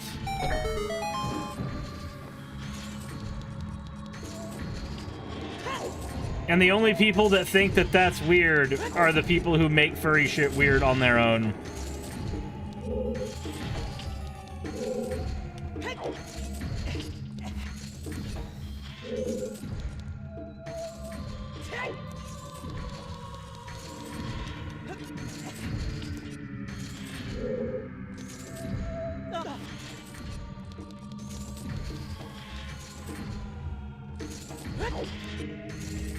Trini Snowpedal says, to be fair, I think peak gaming was the climb of the world that never was in Kingdom Hearts 2.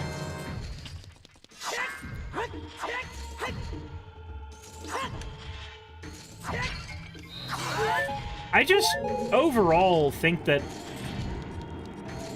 a lot of peak gaming moments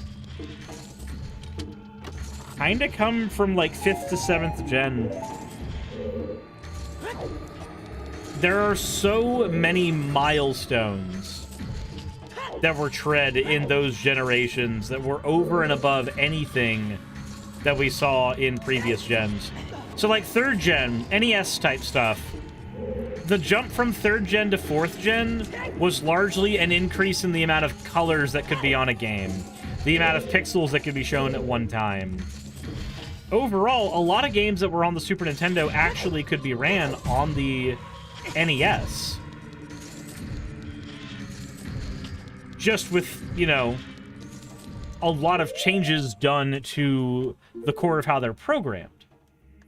But once you get to the 5th generation of gaming, where you get that jump, that graphical jump that we got with the N64, PlayStation, Sega Saturn, once you get that jump, gaming concepts that couldn't have even been considered before are now on the table.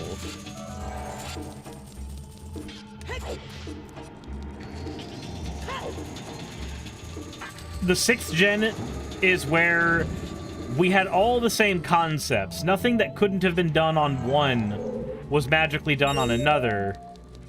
But, more importantly than anything, we got access to online play.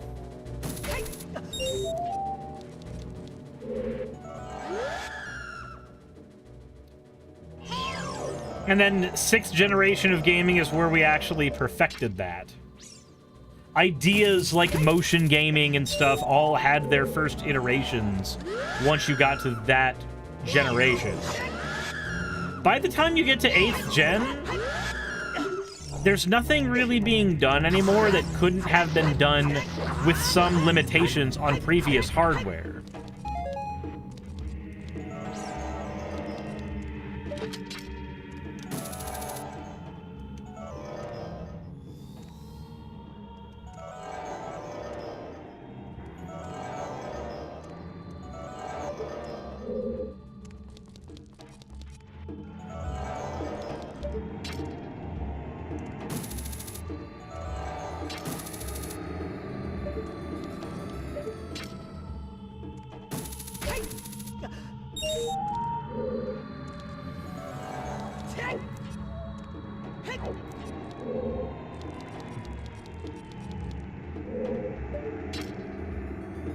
Like, once you get to the 8th generation, every single upgrade you have is purely graphical or iterative on what's come before.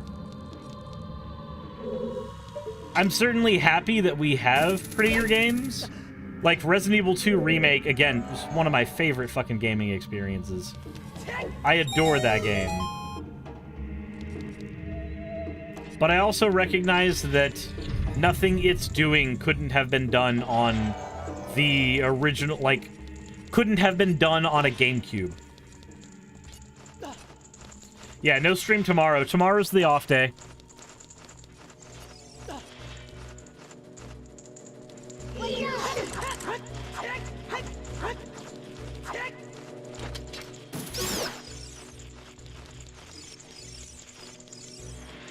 And, like, I know that there's iterations on this stuff. Like, Star Citizen has been showing some innovations in design for servers, for online games.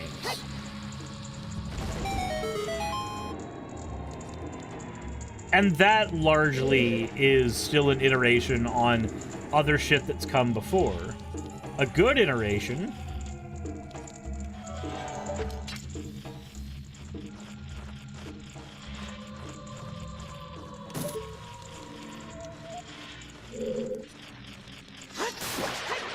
That's true because there's less of a differential lately in console generations. Yep, when a new console generation comes out, the question of what does this do that's significantly different than what came before?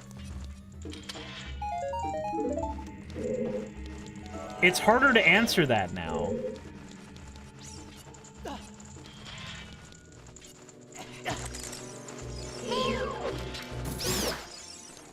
Also, quick question for community stuff. If we did a break at some point today to do community Magic the Gathering stuff, how many people would have a setup and would want to play? If no one, then I can just do, you know, more randomizer, and that's fine.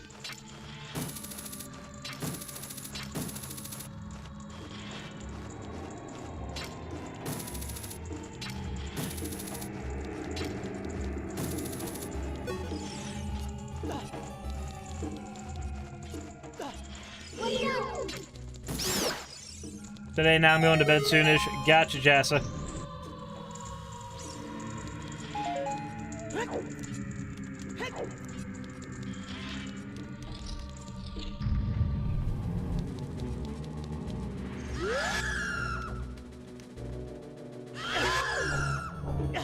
Seppi, I didn't know you had a commander deck. Oh, the Dalek deck, yeah.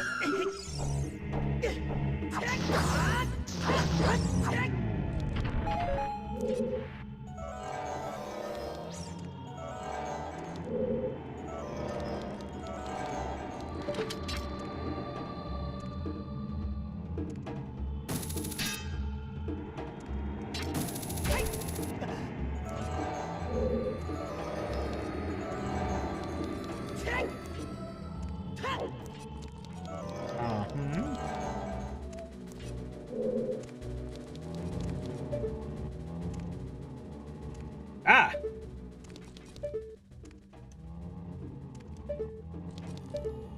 Please don't tell me you want a long shot.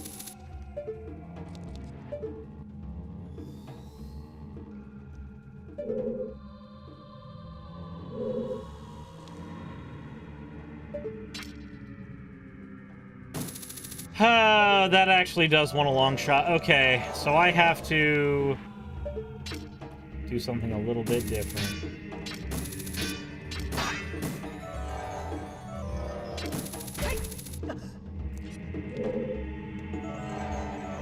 Talking setting up things where you use your physical decks. Yep.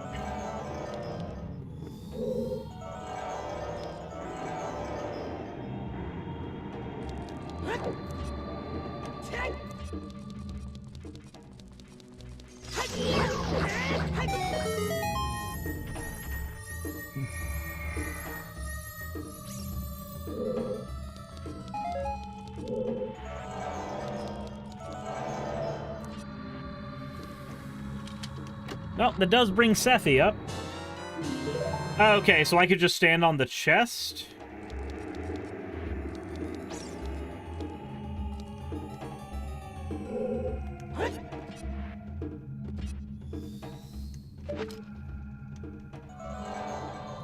Man! That's cheesy.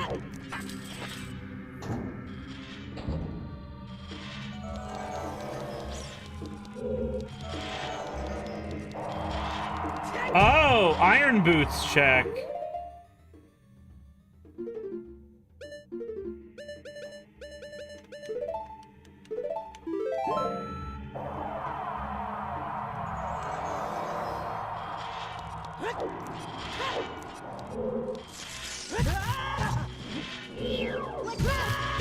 No, come on.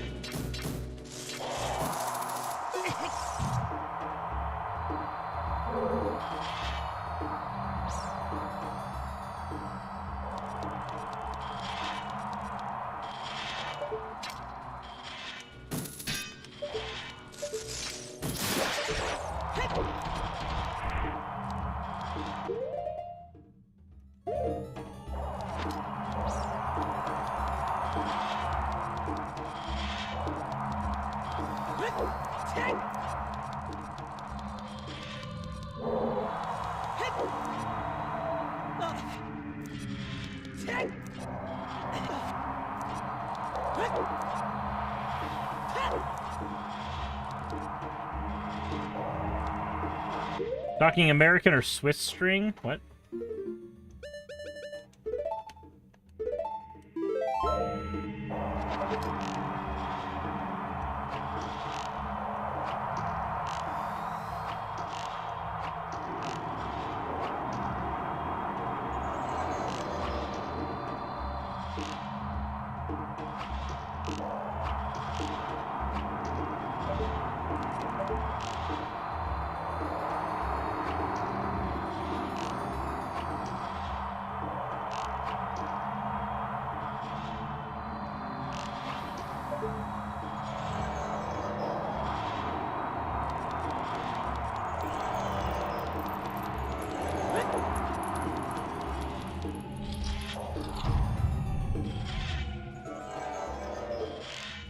Windows 11 won't support your CPU anymore? Jesus.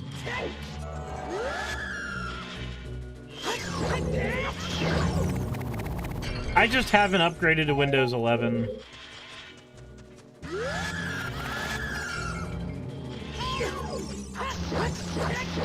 I'm gonna be doing everything in my power not to.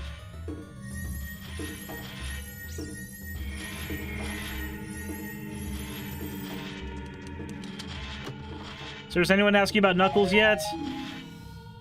Nobody's asked me about it yet, but I've heard it's awful.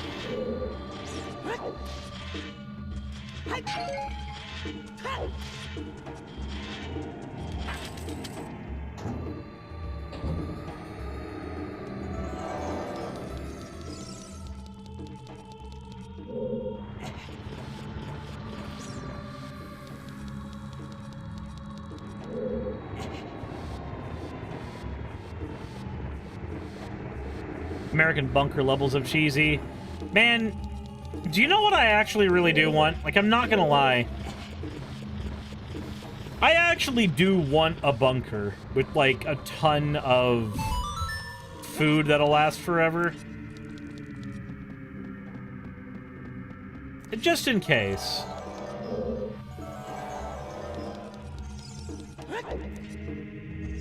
Like, most preppers are crazy nutbags, but... But come on. You gotta admit, there's some appeal to that.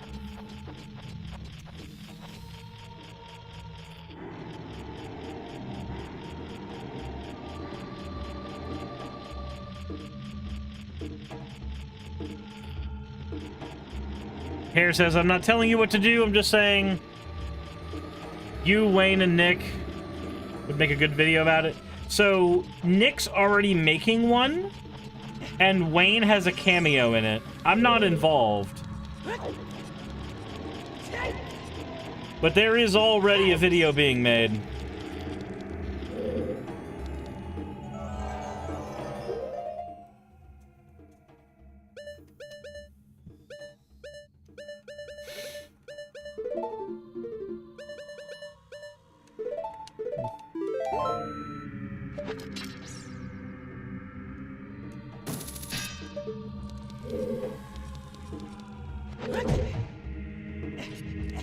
Sir is secretly a prepper?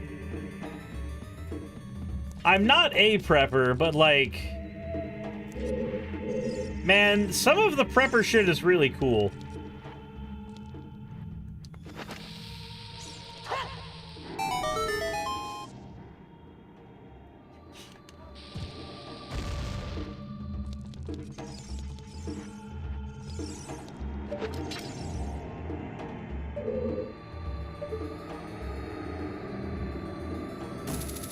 I am the one who preps.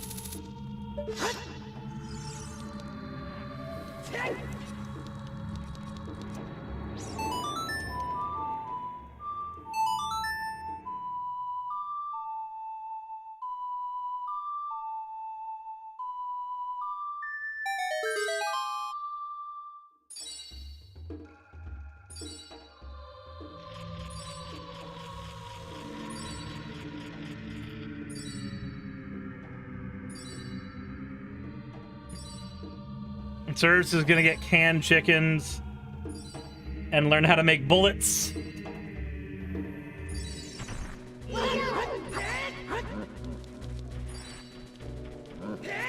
I don't have to learn how to make bullets. Saki already knows how.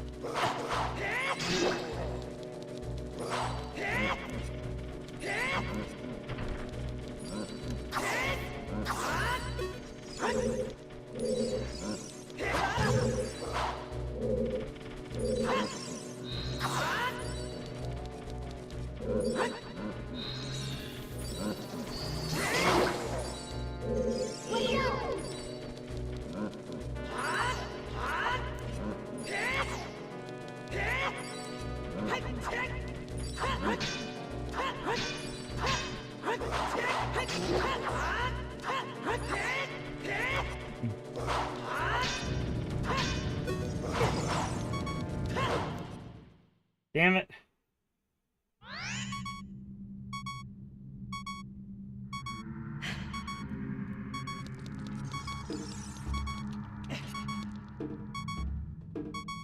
But see, Eli, it's the bunker that I want.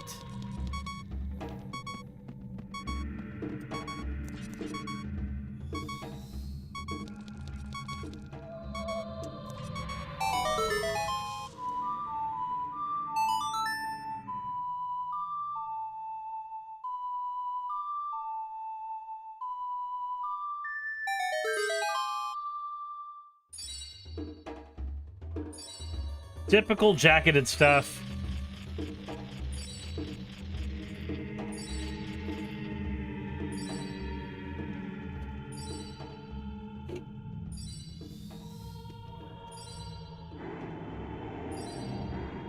Oh.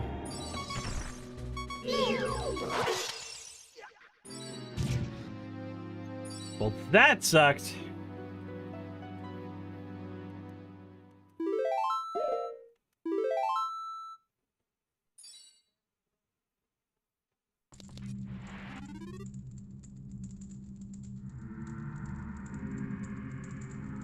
Ellie says, why would you want a bunker who is going to harm you? It's... Ellie, or Eli. It's not paranoia about who's going to harm you. It's that I think they're cool. That's literally it. That's the top and bottom part. It has nothing to do with... Oh, no, you see, there's some practical applications to... No. Hi, I'm being bit. Hello. Be paranoid. Much bit. I'm not. What? Be paranoid because my girlfriend's gonna bite me? Ow. Bit. I love you. No.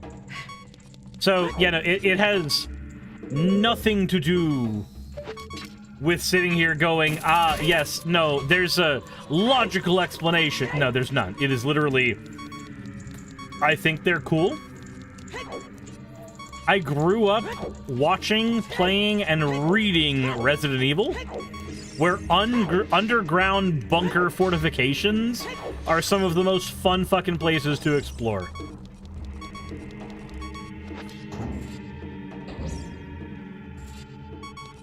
Sylvie, thank you for redeeming your points for an owl.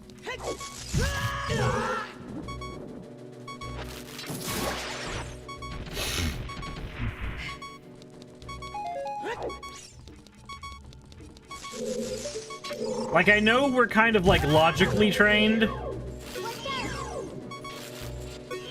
to only do things. Do you enjoy Uber X? No? I don't find Ubering to be a very enjoyable experience.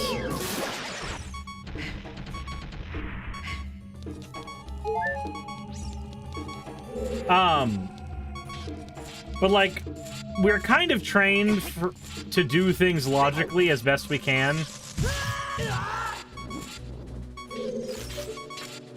Urbex. Oh, urban exploration. I haven't had a chance to do a whole lot of it, but the idea appeals to me.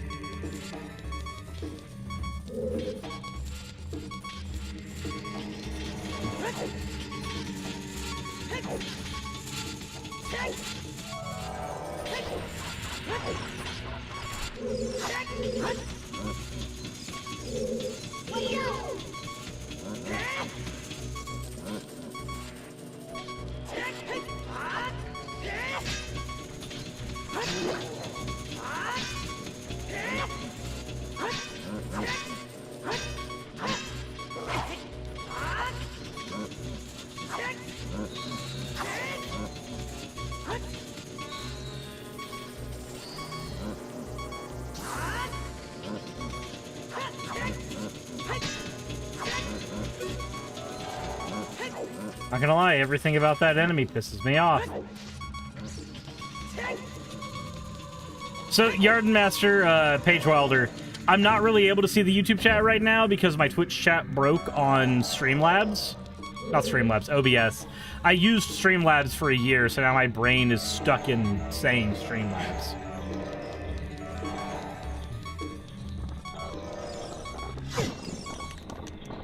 Do I die here?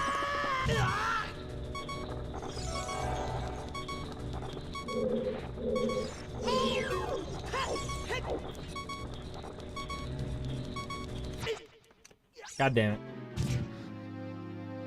So I have my my Twitch chat forcibly on my stream right now.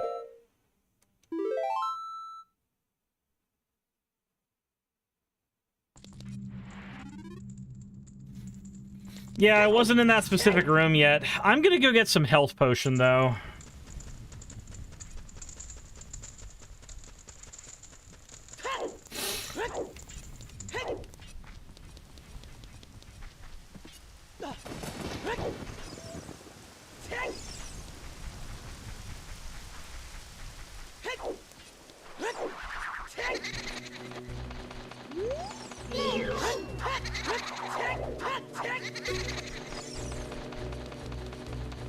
So there's a fairy fountain in one of the graves.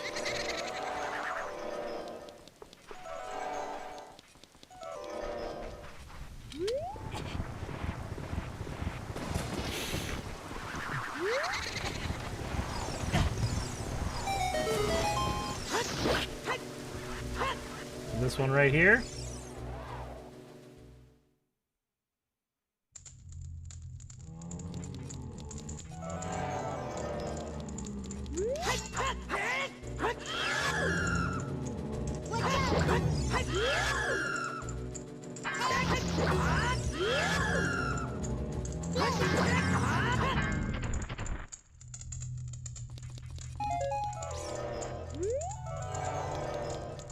There's nothing here.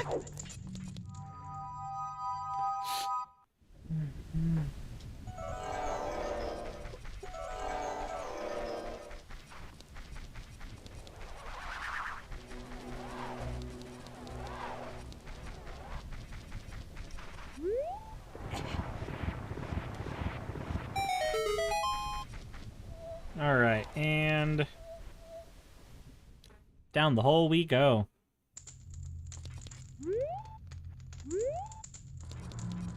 Is this the one with the fairy fountain? I don't think so. Oh, it is.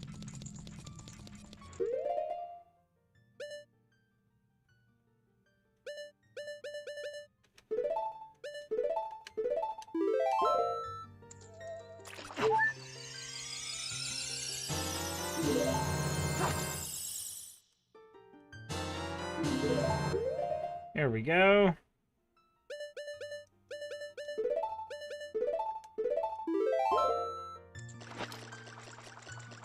Now we're stocked and ready to go.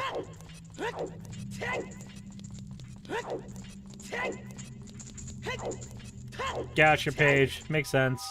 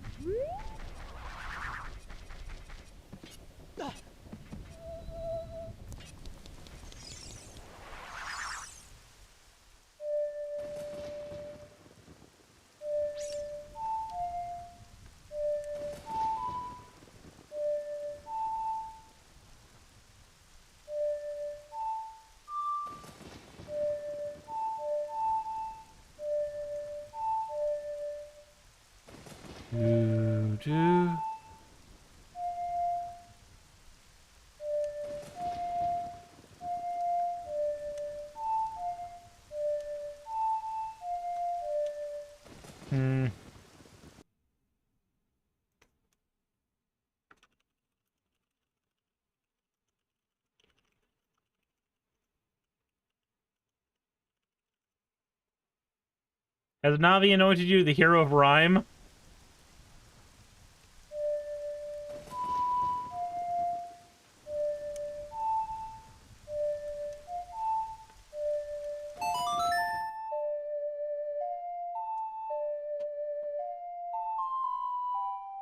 Not the one I wanted.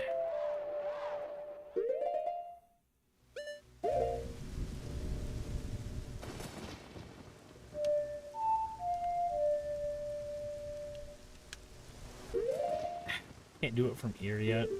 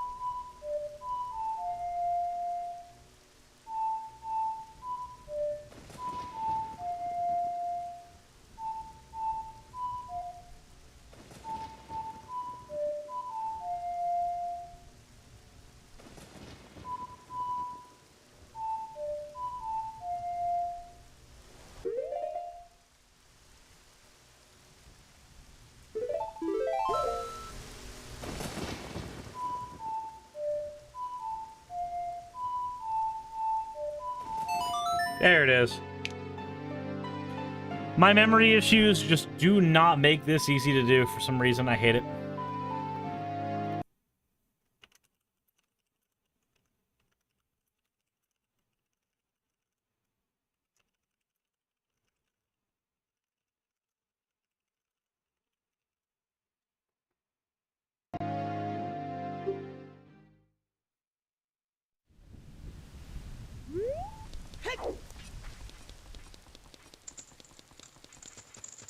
I forgot what item you get here. Like, the actual item that you're supposed to get from the dungeon normally to complete it.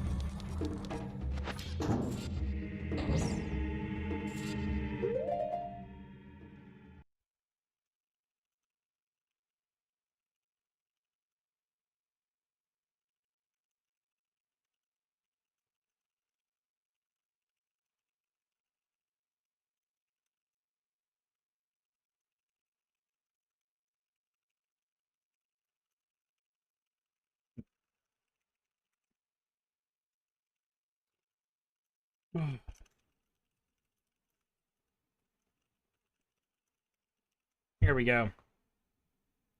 Anubian says, I have food. Ooh.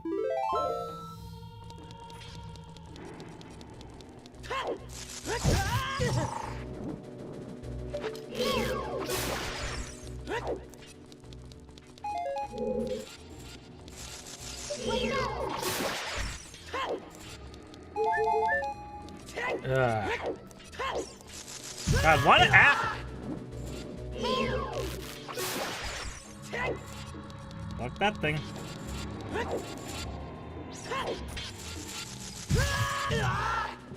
Ball sacks, come on.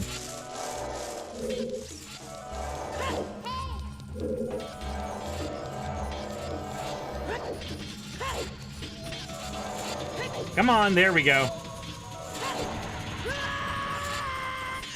Toku says, I really hope there would be a Nintendo Direct this month. I don't care about Nintendo Directs too much because it's literally just a way to go, hey, be hyped about these games coming out. And the way I see it is those games are going to be coming out irrespective of whether those Directs tell us they're coming out.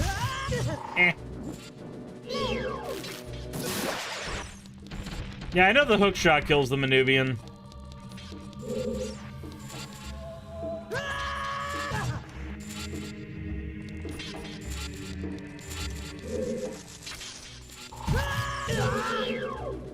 Come on.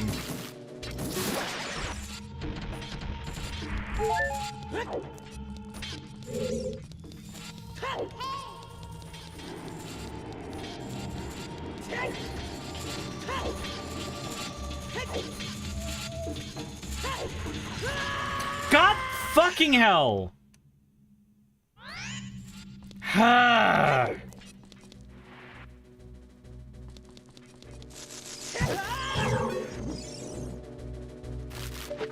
hate this dungeon.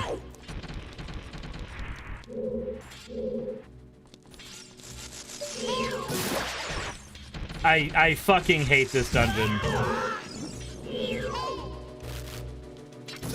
It's not even difficult, it's just annoying. Like, the things it's asking of me are, it's asking me to be aggravated.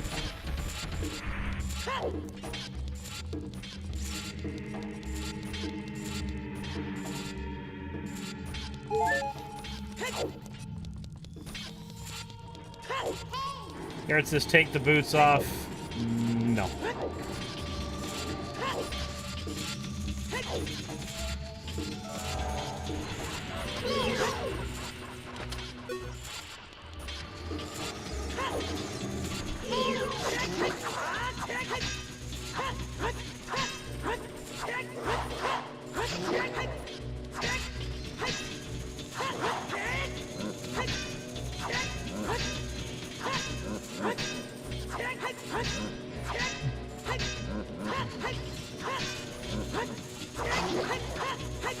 It's been an odd year with no Pokemon game coming out. Wait, do we normally have annual releases for Pokemon?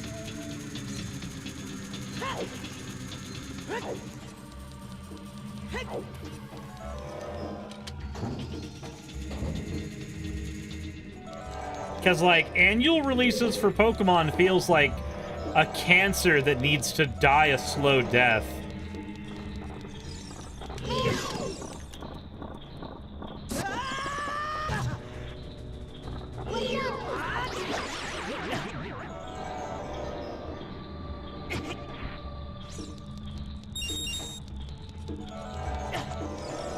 Yeah, this is the first year without any Pokemon games coming out.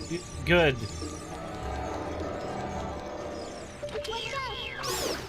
Yeah, seriously, good.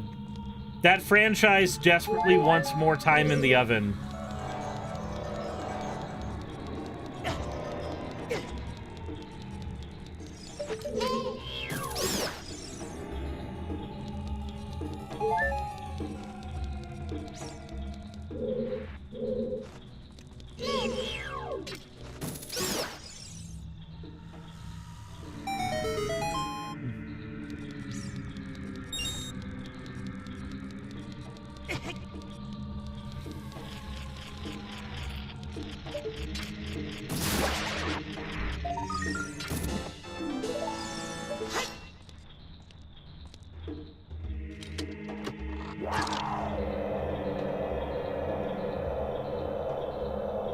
Like, I'm not gonna lie, the idea of doing a Nuzlocke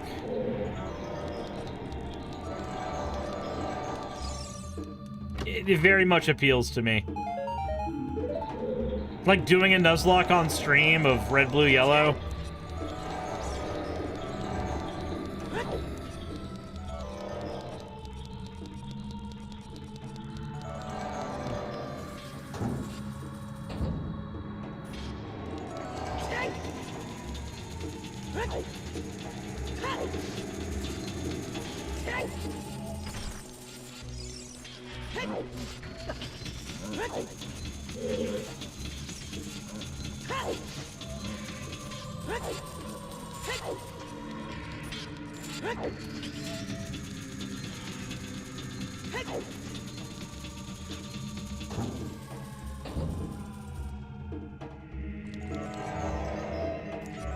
Okay. Hey, no.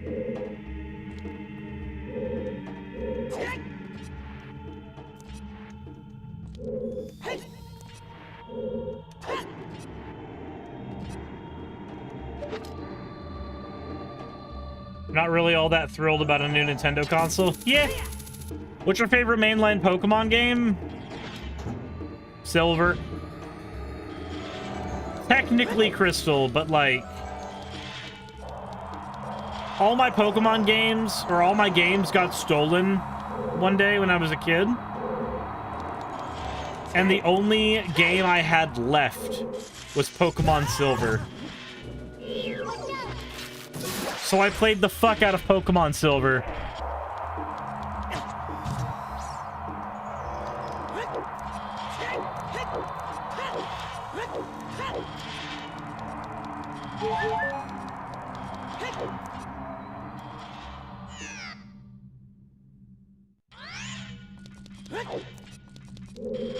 It happened when I was a kid. It was a long time ago.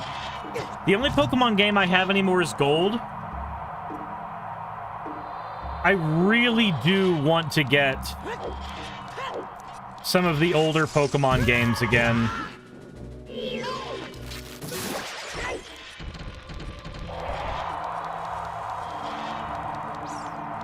I just don't have the kind of money to get those.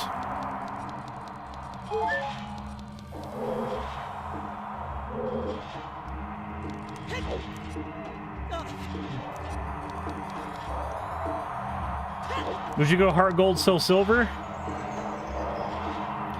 I like Heart Gold, Soul Silver, but I'm not gonna lie.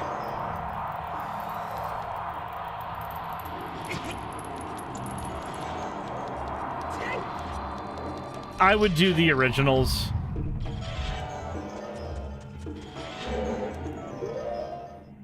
I adore the originals. Steal some from Owen? No, I've seen Owen's collection. I'm not about to purge that.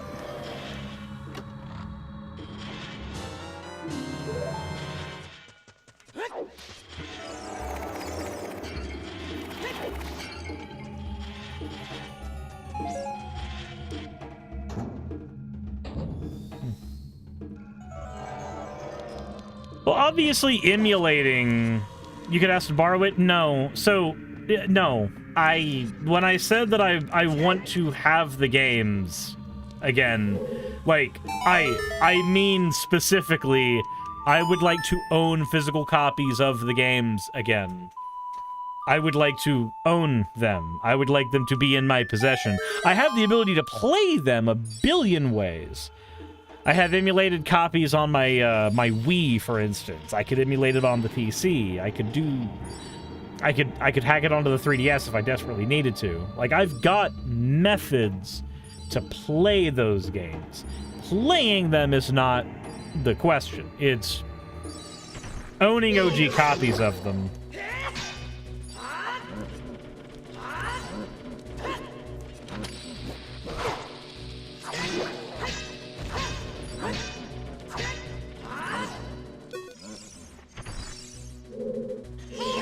Cirrus, who's your Johto starter? Chikorita.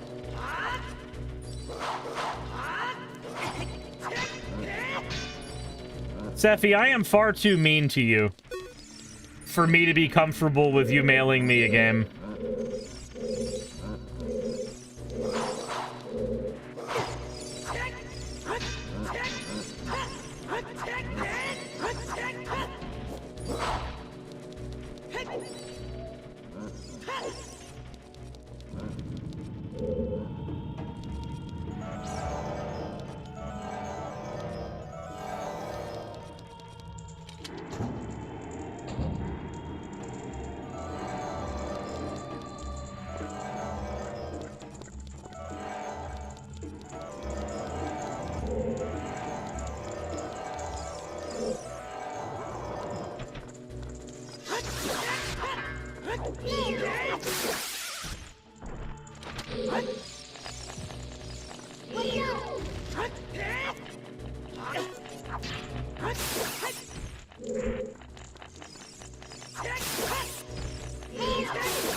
There we go.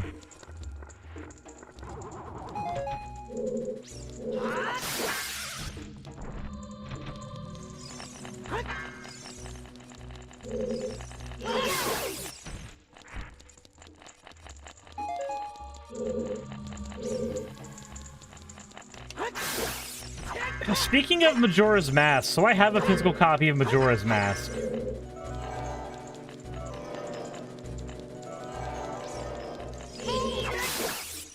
And the thing that feels awful about it is that the person who gifted it to me, and subsequently most of my N64 collection, I've lost contact with, in the sense that I sent them a Discord message like a couple months ago thanking them for giving them to me because of the joy that having access to those games in physical has given me. And they haven't responded, and I haven't seen them in chat in forever, and I'm honestly a little worried about them and to see how they're doing.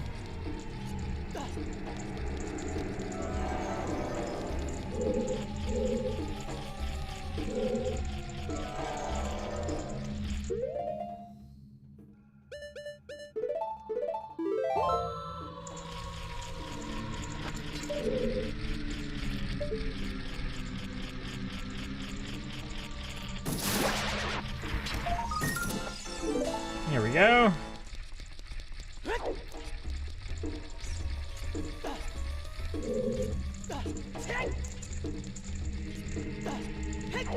Also,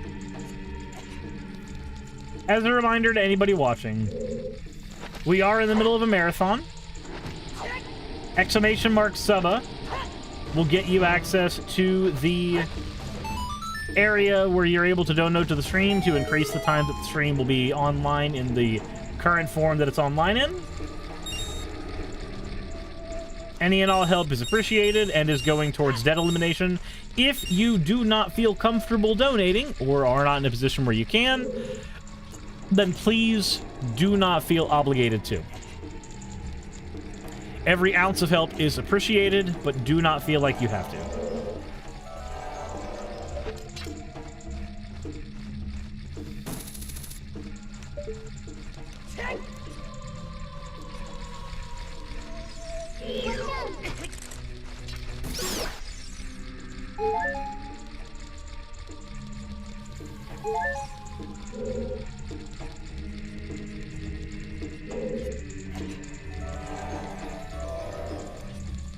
It's not...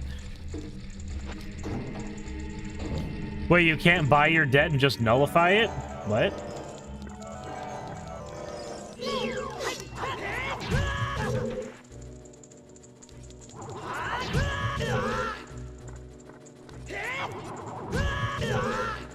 Silver Dragon Sorcerer says, came over from YouTube. Hope everything goes all right. Thank you.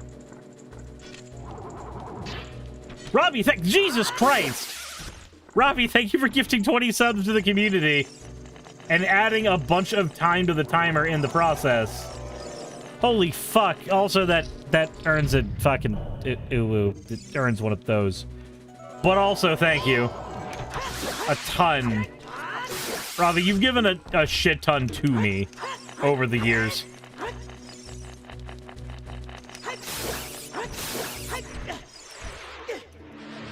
In fact, actually, Robbie...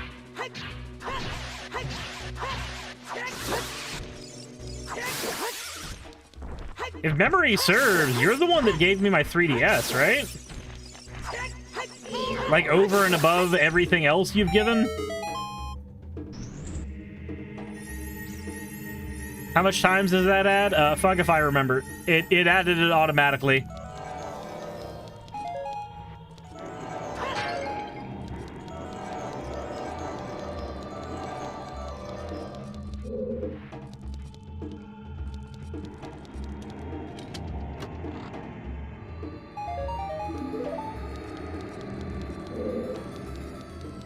Man, this dungeon just hates me.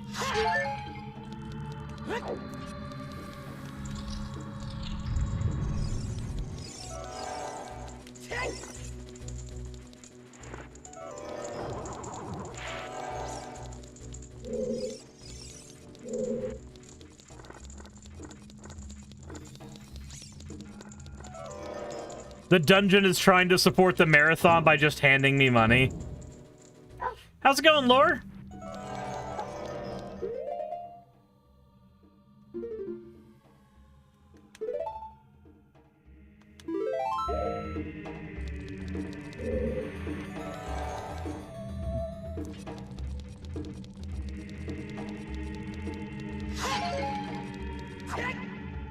Back in a few. I need to do the dishes before I can relax. Completely understandable.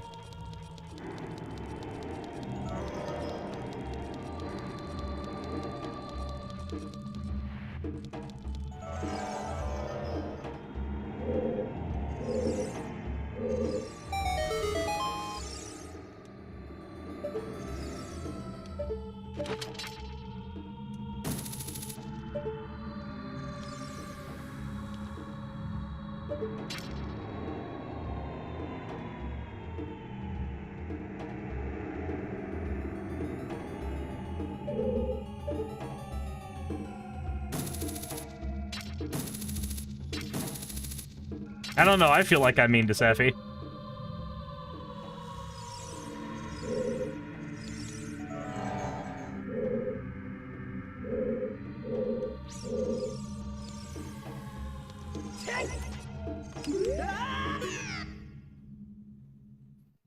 I am doing okay, Lore. I am stuck.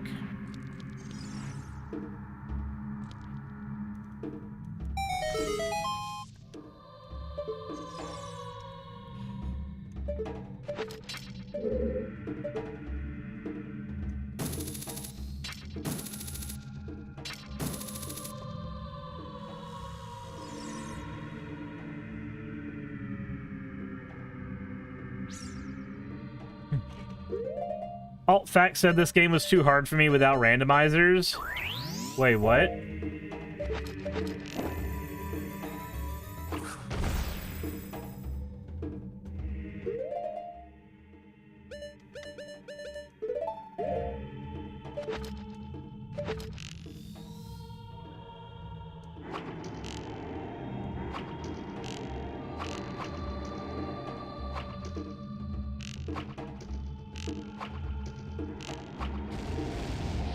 There we go.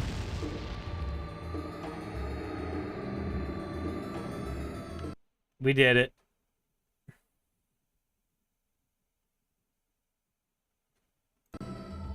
You hate Zelda, fire opens door, what the fuck, what?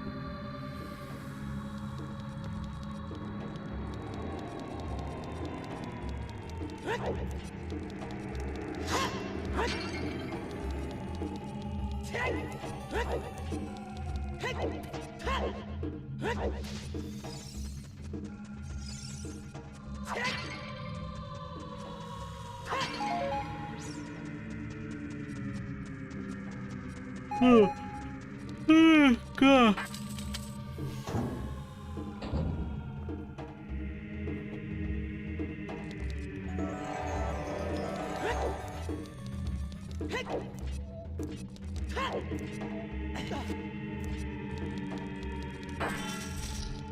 All right. Here we go.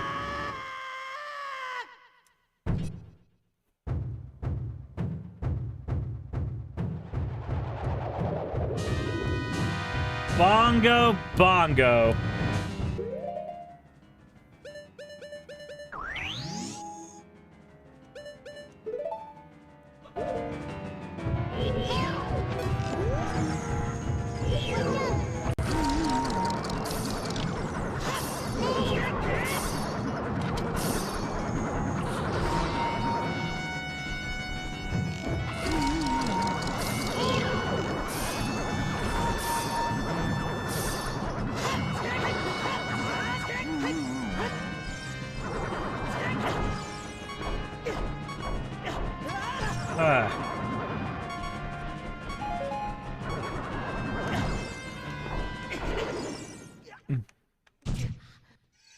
Come on. All right, let's go.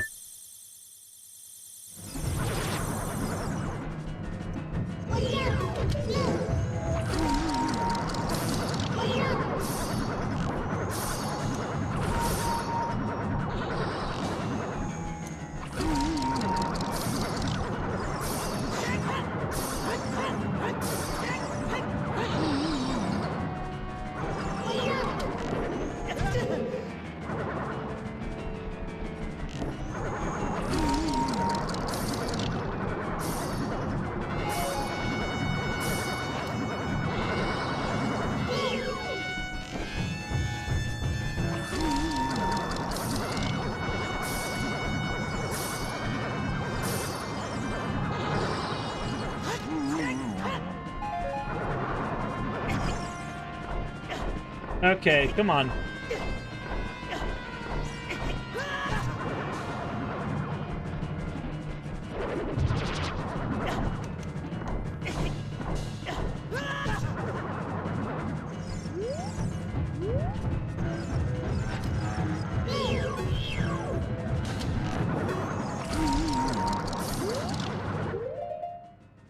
You should probably swap the ice arrows for this.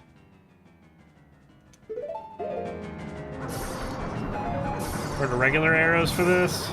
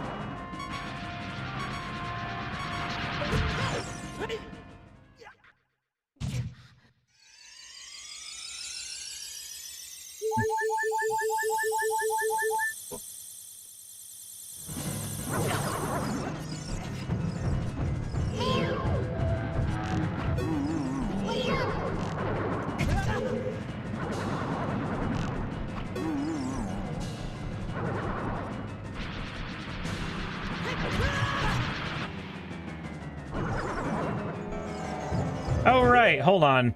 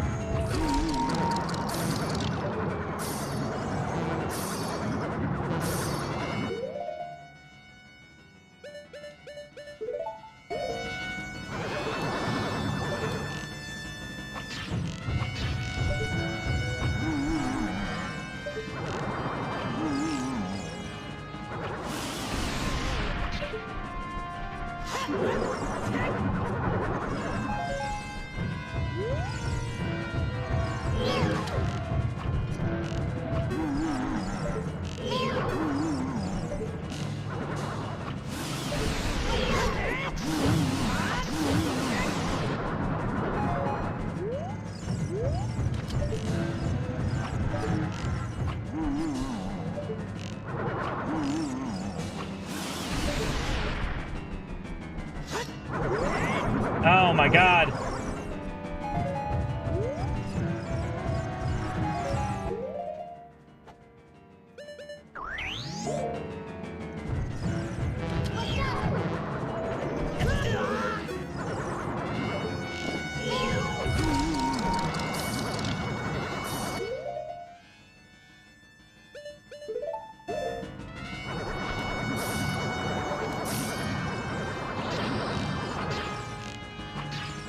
What?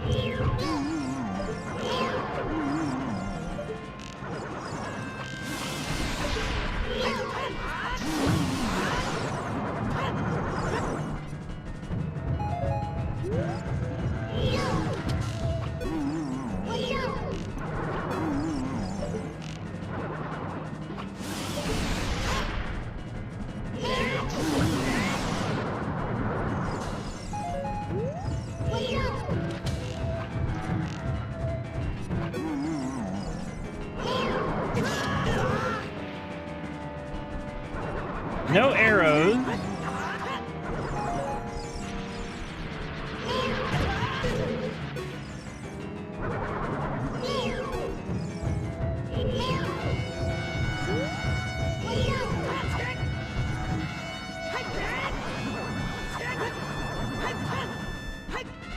The fuck?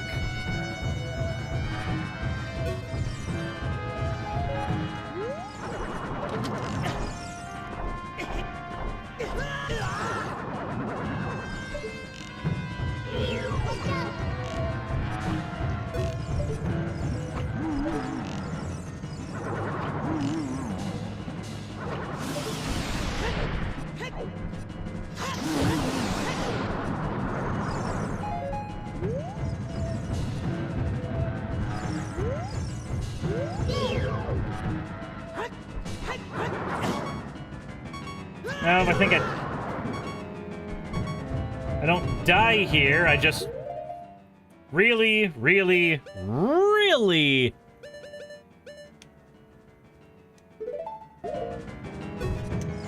Alvac says hook shot?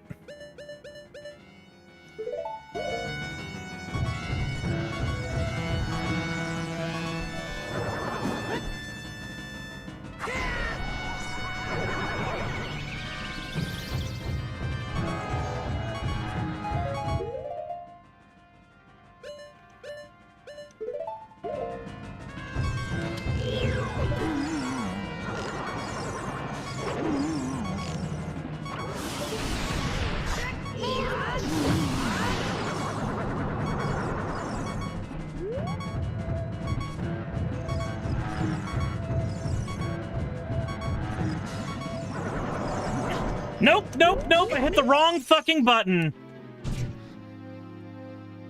Fuck. God. Fucking stupid ass.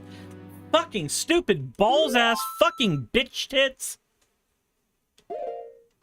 Fucking stupid shit.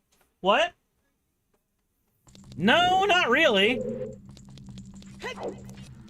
Stupid fucking boss needs to fucking die.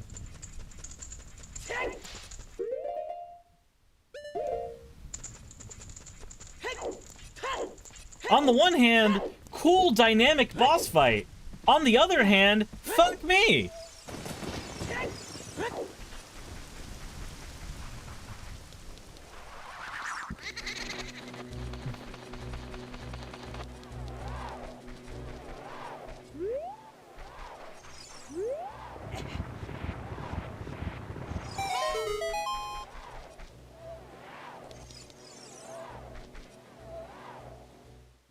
Ugh.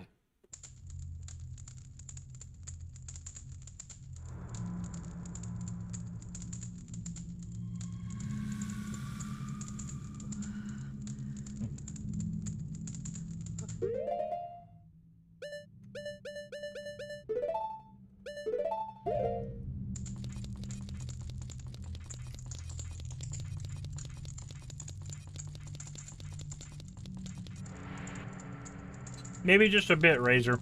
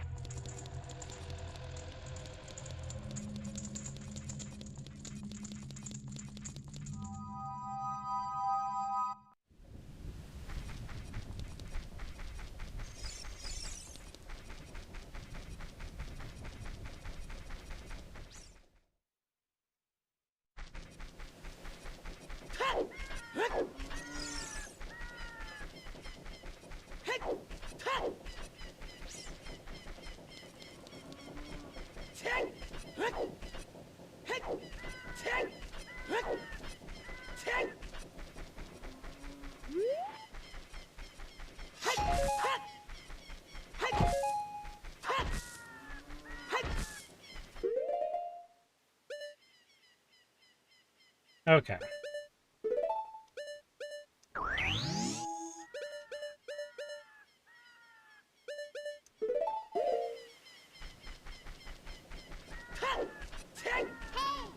The path from the scythe room that you went down earlier is open now? Wait, what?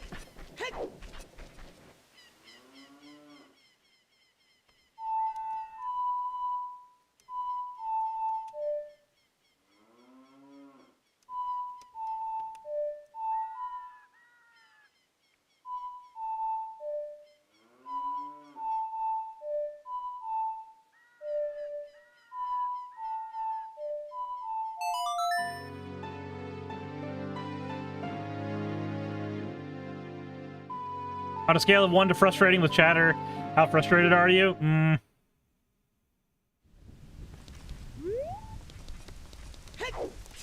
You push the block so you have access to that boat more quickly?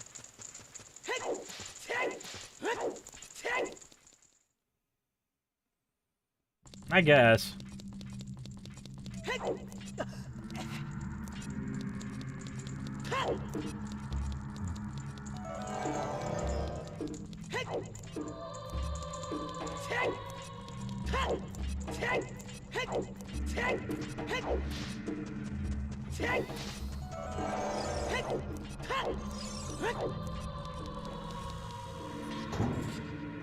Cons are great.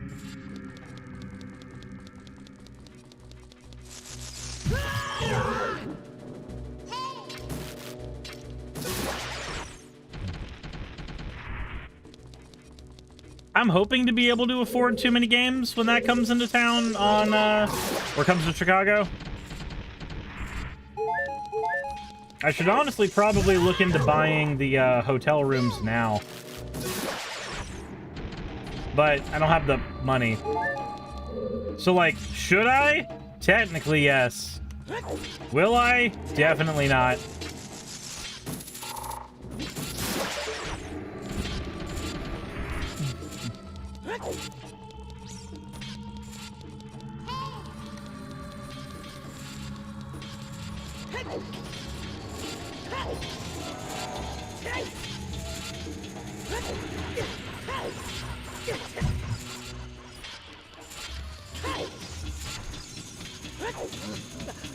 Oh.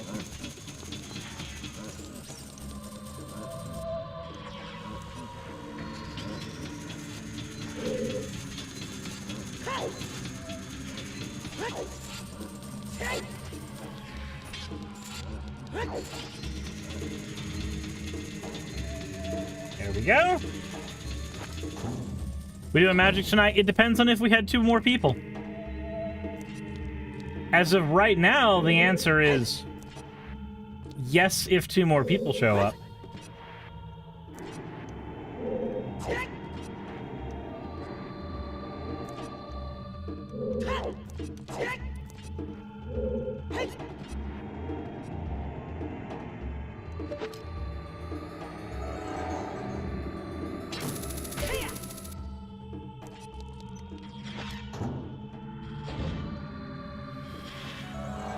Yardmaster says always try local. So, yes, but no.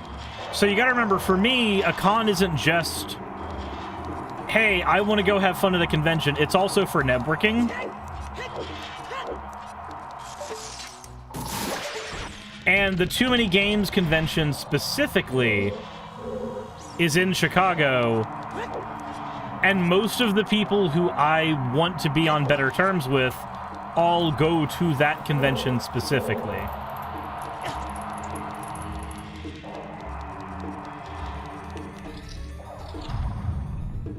Going to local cons is wonderful if your goal is just have fun at the convention. My goal is always twofold, though. Generally speaking, I agree.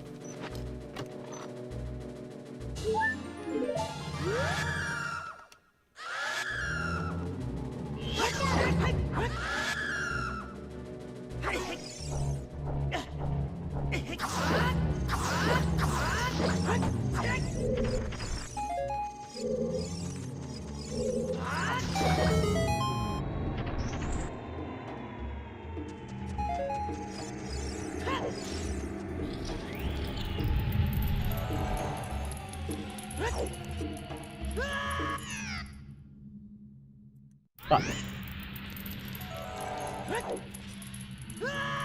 Damn it!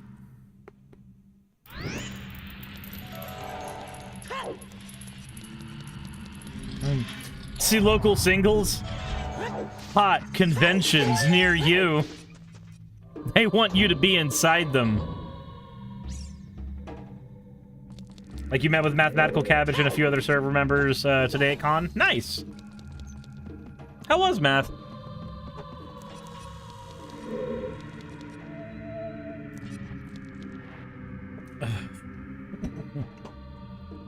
Pussy in bio, pussy in bio, pussy in bio.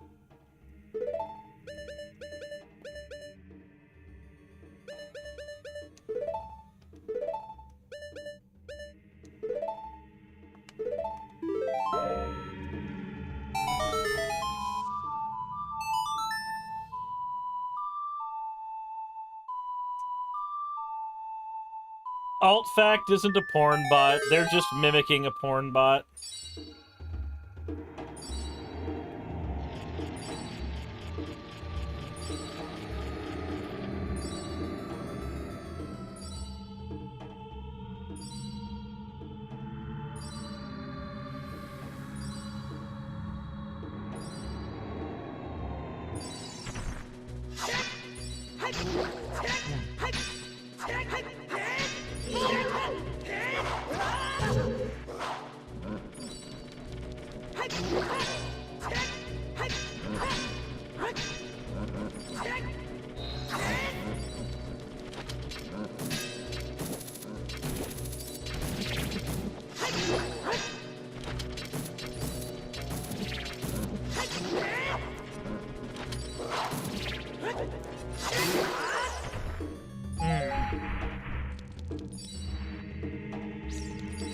There we go.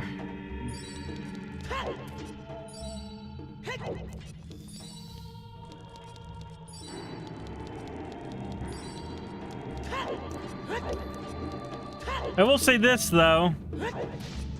If there's one thing they're right about, Link in bio.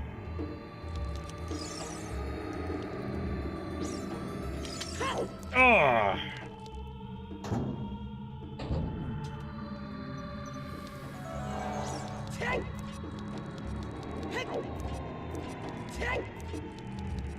Link in bio. Yeah?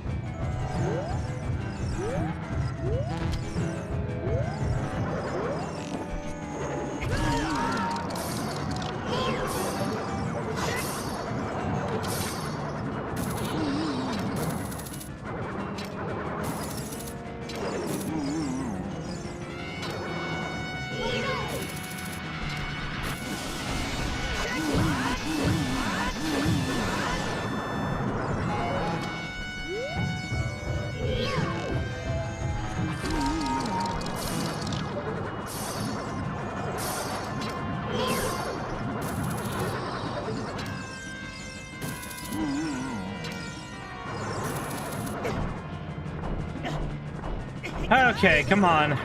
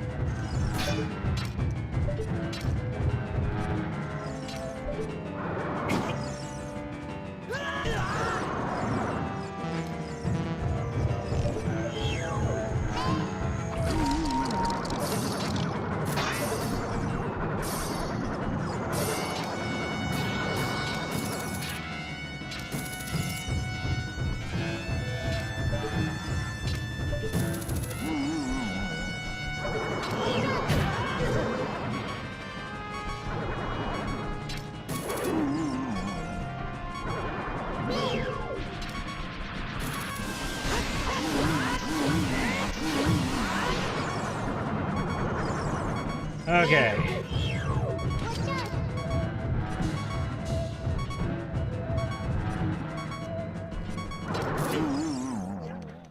Have you tried shooting his eye when he's punching the frozen hand?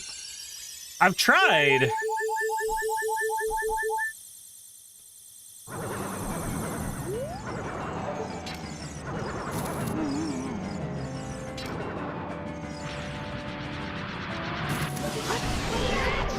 There we go, he's dead. Yeah, I've tried a couple times, but it didn't work.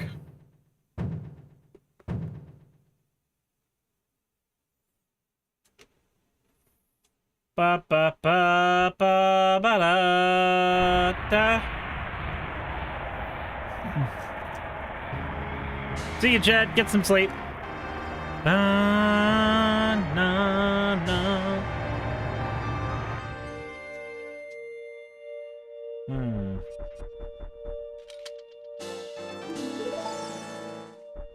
Man, that drop sucked.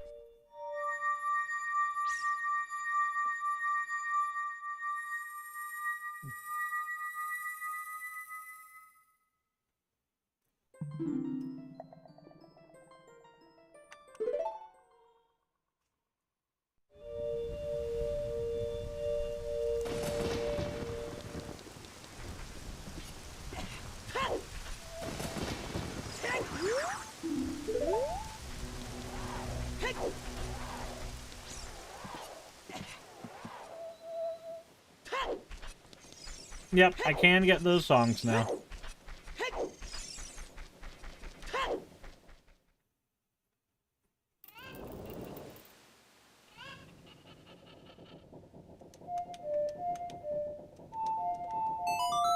Bolio of fire? God damn it.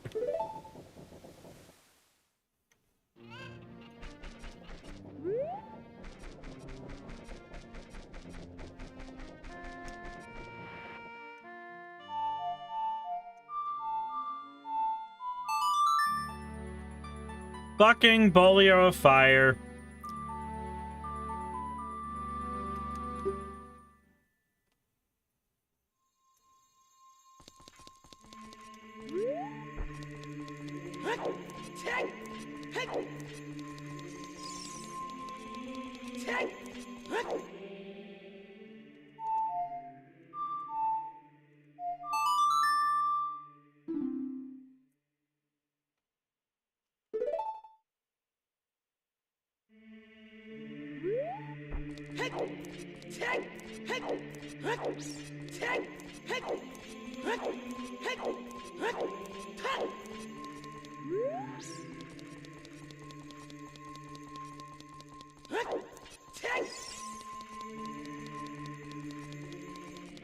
I have the sun song now. I don't think that helps me at all.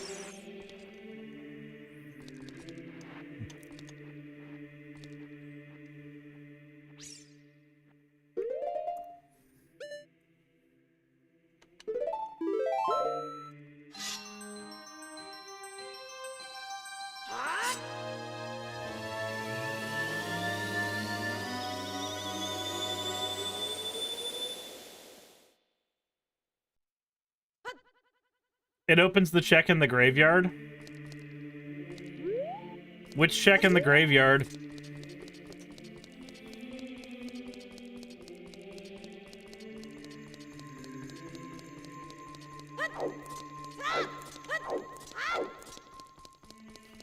Oh, and I can't get that redead as a kid, right? I have to get that redead as an adult.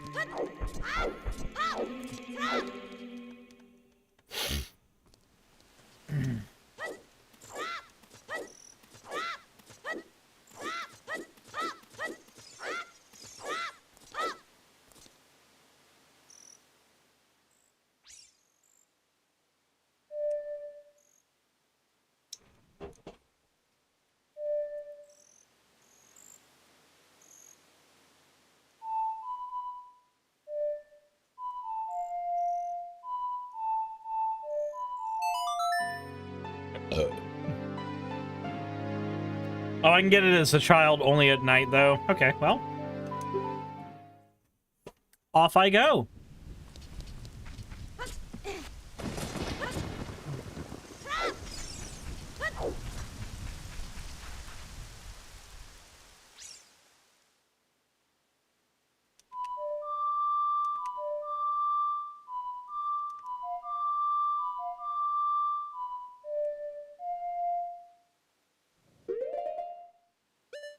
Let's see. Do do do do do do.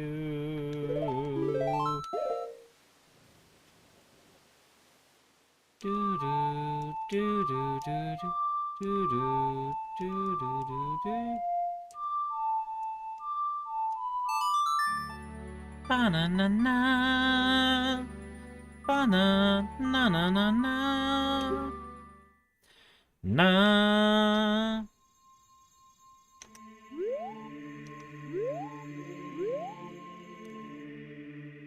Not what I meant to do.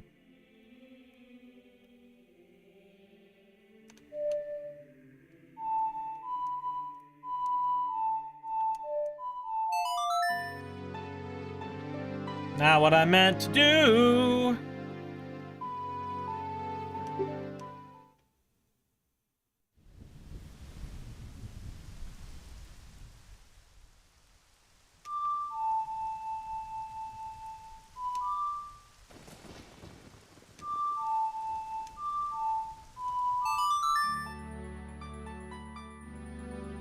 Well, that's not what I wanted, because that's the Prelude of Light. No! God, why is B not cancel?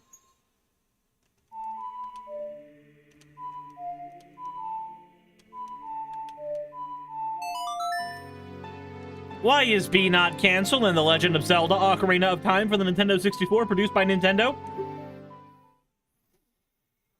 Okay.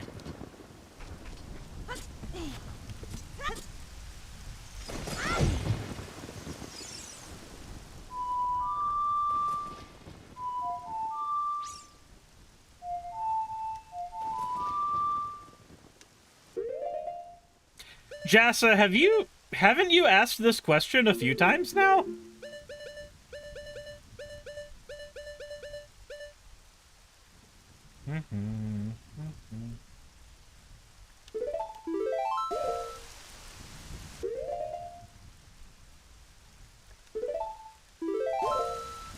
Yes, the language before? Oh, okay. So the ROM is in the wrong language. The ROM is in Portuguese.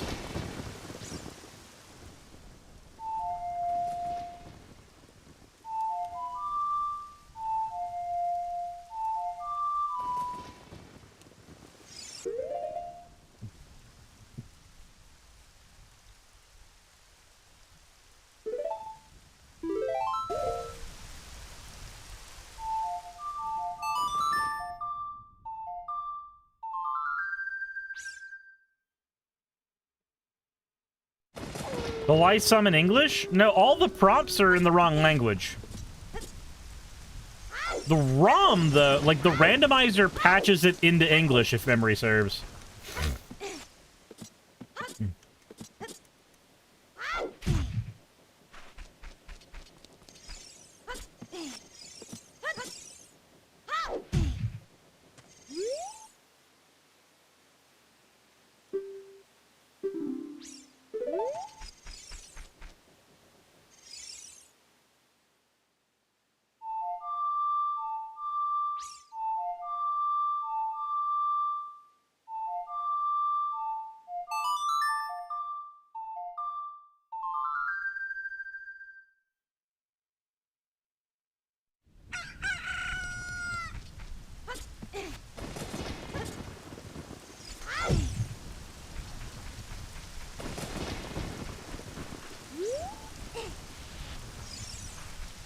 Stupid fucking kid. Don't cause trouble! I'll tell Dompe! Kid, I will shank you. I will carve you up so that your mother will not recognize the remains.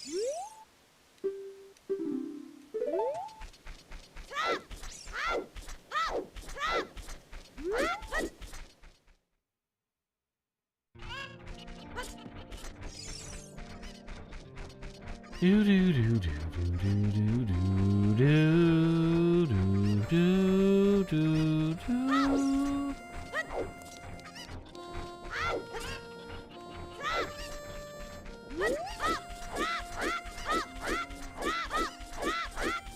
Jasper says, instead of shower thoughts, you just come up with insults? Yes.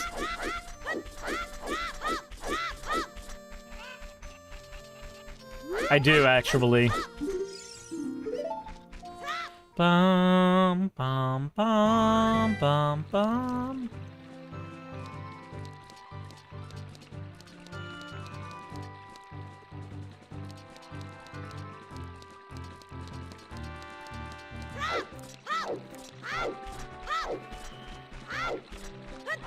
Man, I'm gonna do things to you so bad that not even O.J. Simpson's lawyer could get me off it.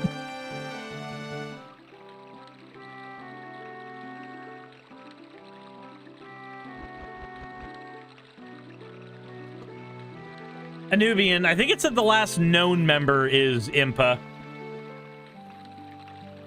But they're alive. Like, they're just very, very secretive.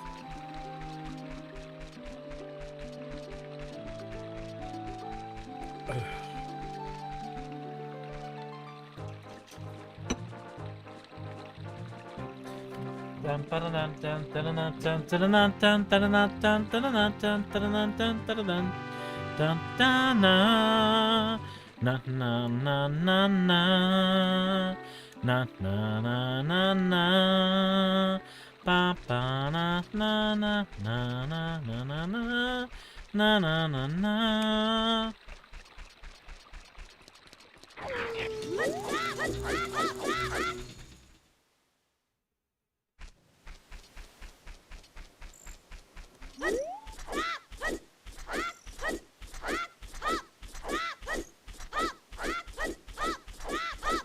Forget, Sheik comes down and there's a whole cutscene where the village is on fire, and then it's not on fire. What changed? I forget the context.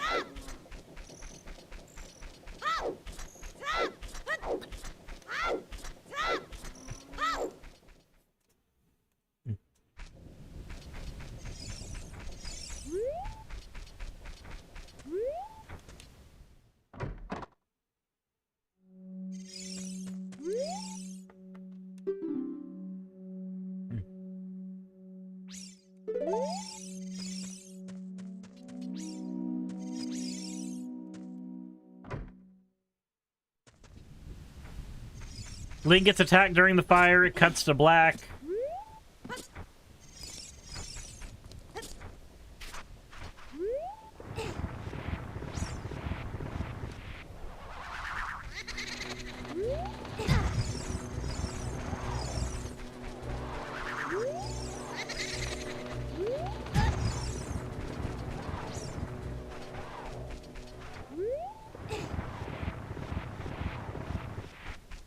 The scene resumes after the fire is done.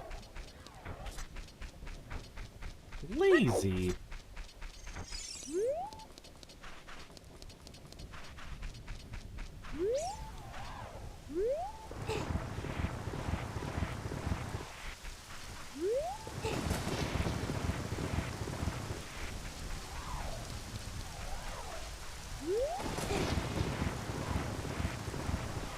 Because it's Zelda in a skin-tight suit. It's Zelda, but with a wiener. That's chic.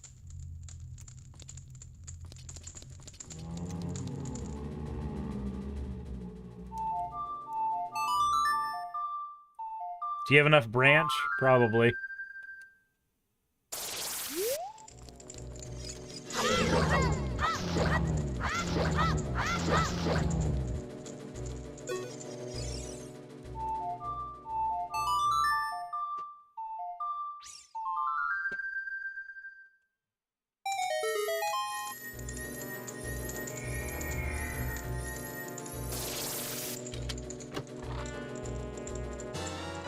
I'm so glad I got this.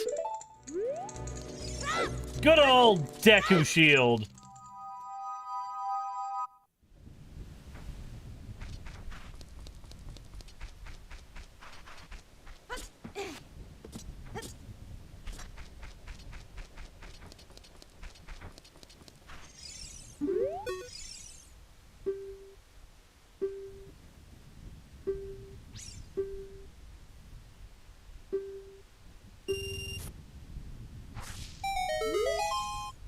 The fuck?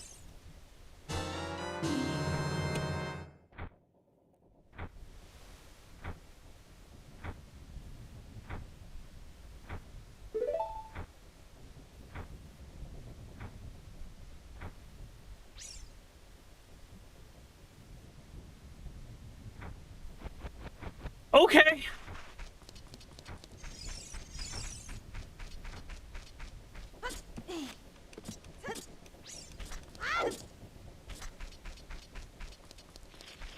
I still need my boomerang.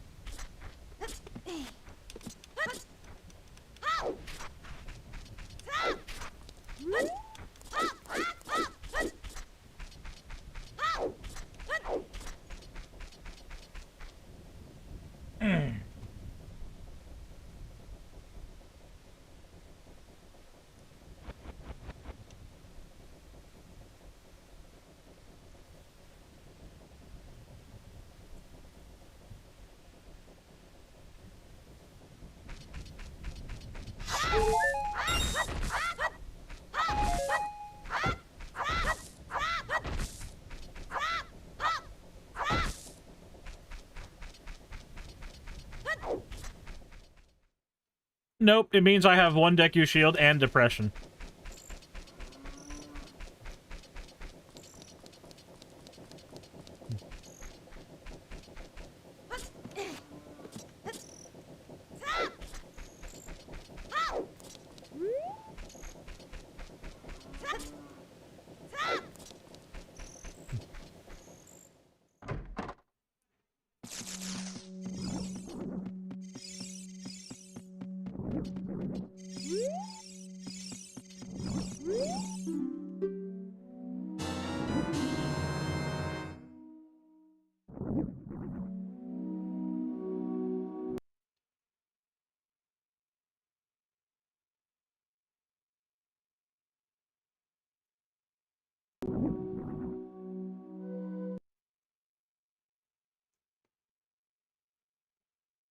Yep.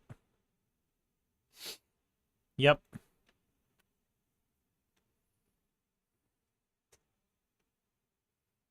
Yep.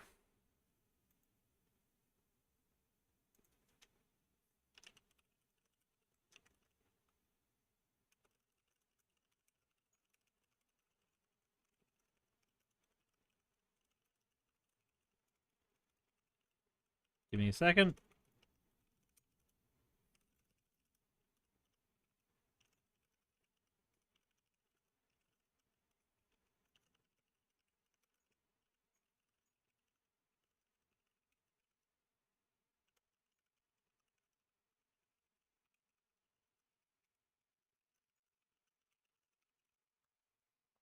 Sorry, I had to send a message.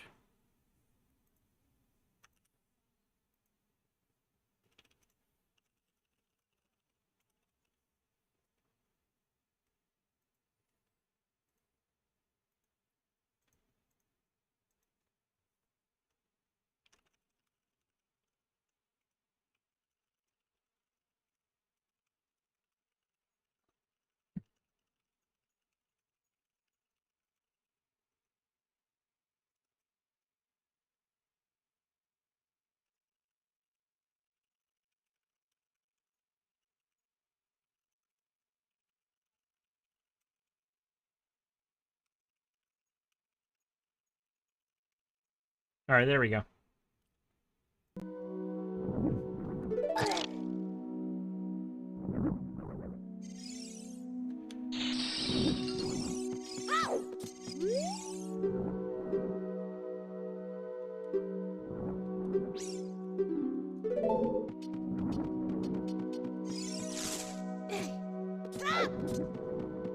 Okay.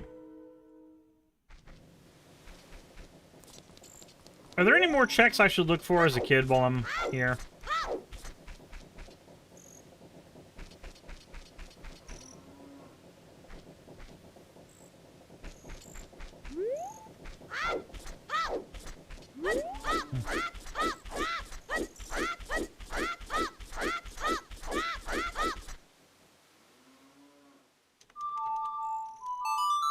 I'm just gonna go to Gerudo as Link.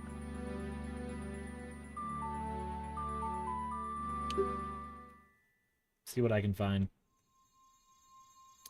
Bow-dow, bow-da, bow-da.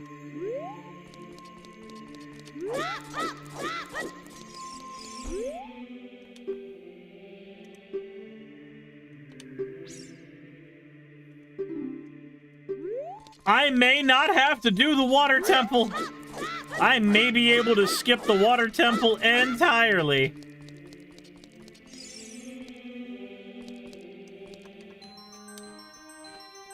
I may be lucky. Oh, I may be lucky.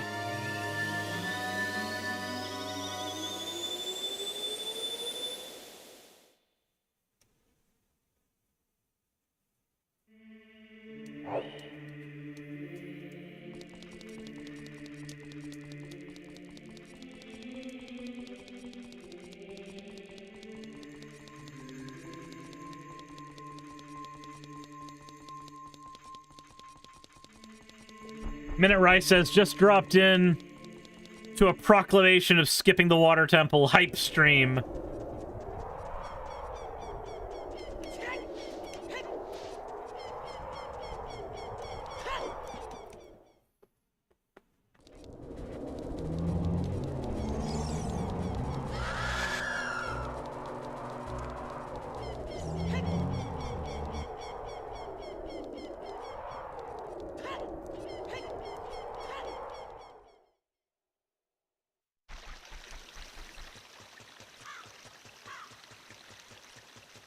Yeah, Forest Temple's already been beaten, Aaron.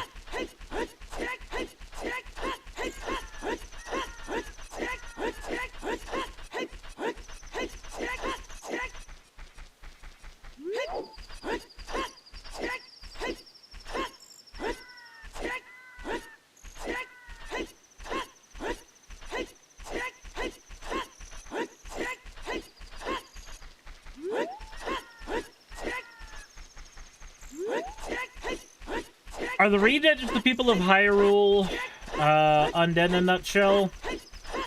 Kinda, sort of. They're more like golems. They're implied to be magical constructs. Whether the corpses of the dead of Hyrule are used in making them? Less than certain.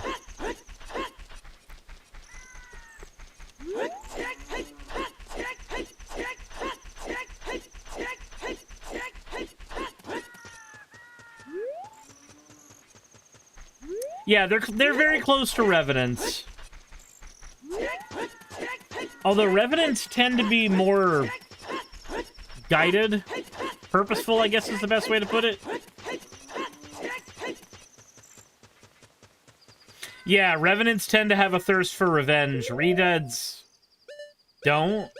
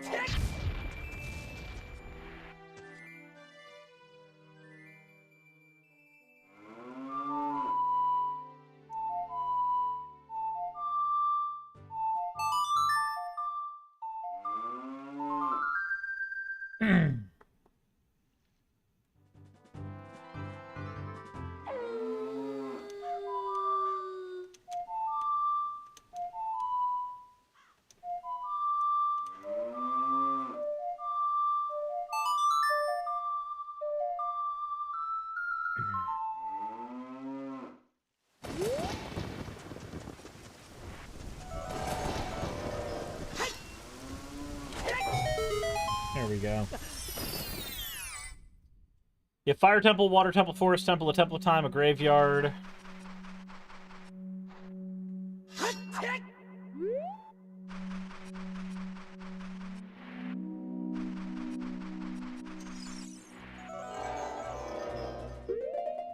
Let's see.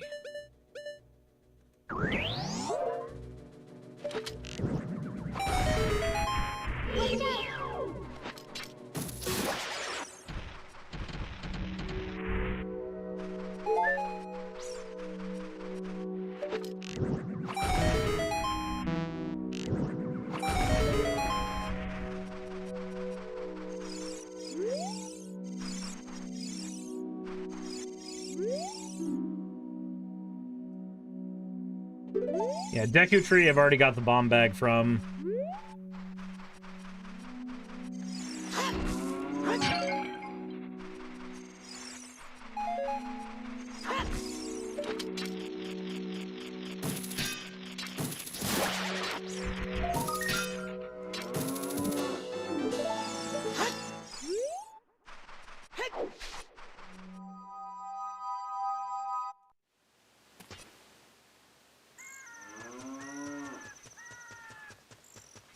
Oh yeah, I've been happy about the Moxfield app. I've been using it.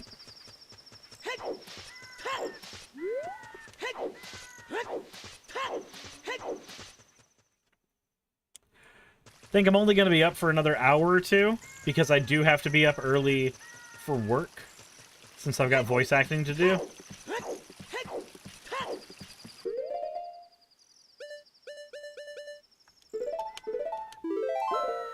I know it's less time than I would normally do for a stream, but unfortunately, yeah, probably not going to be any magic unless we get 2 more people who say, like, right now, hey, by the way, I can play.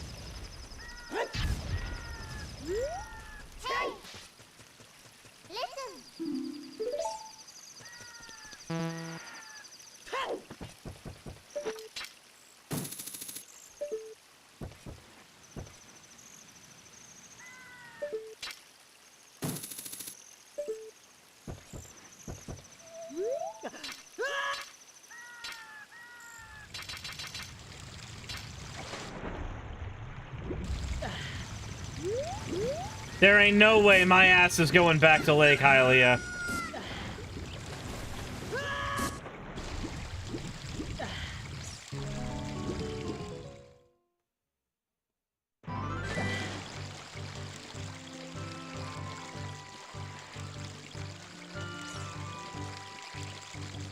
Ah.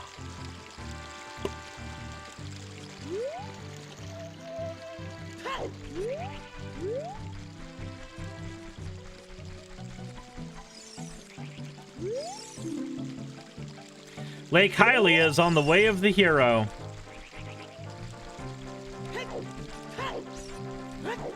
But I don't know what I need here that I don't already have.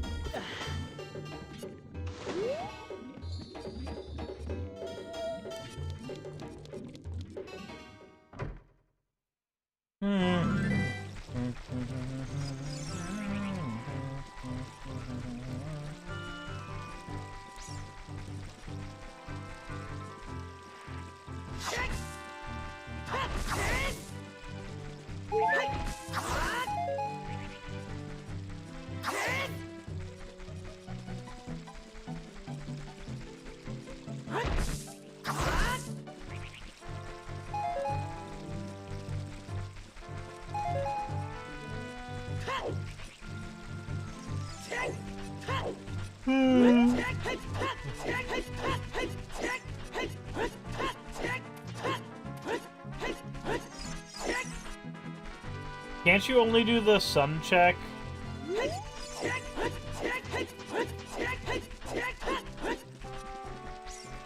Until you beat the temple? Yeah.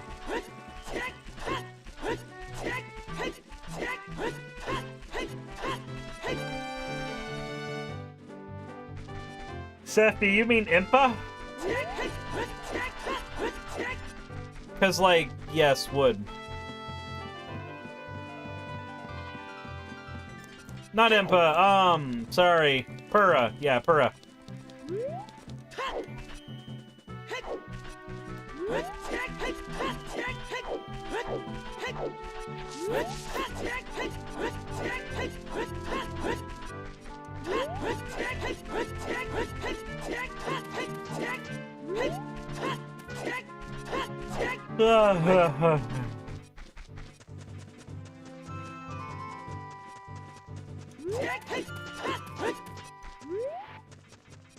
People be thirsty for her when she gets bigger. Oh, yeah.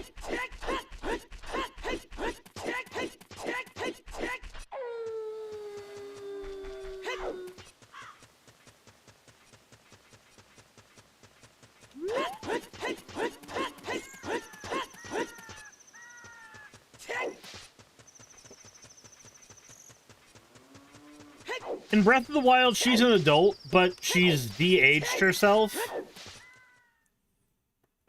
And people get weirded out over that.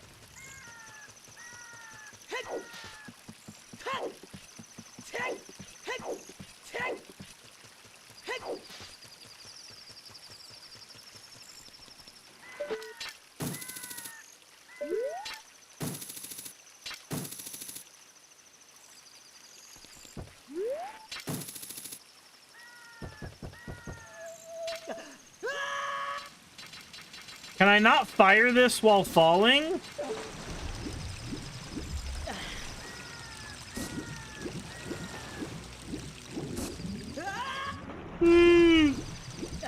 Good to know.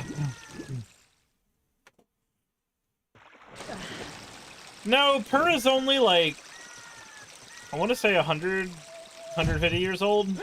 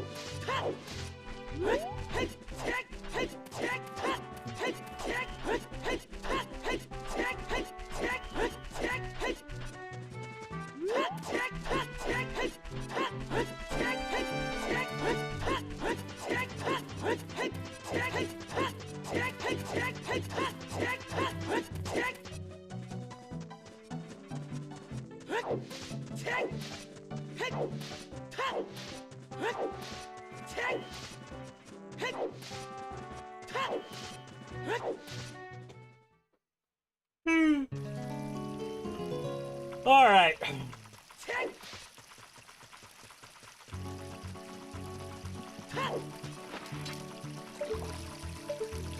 Okay.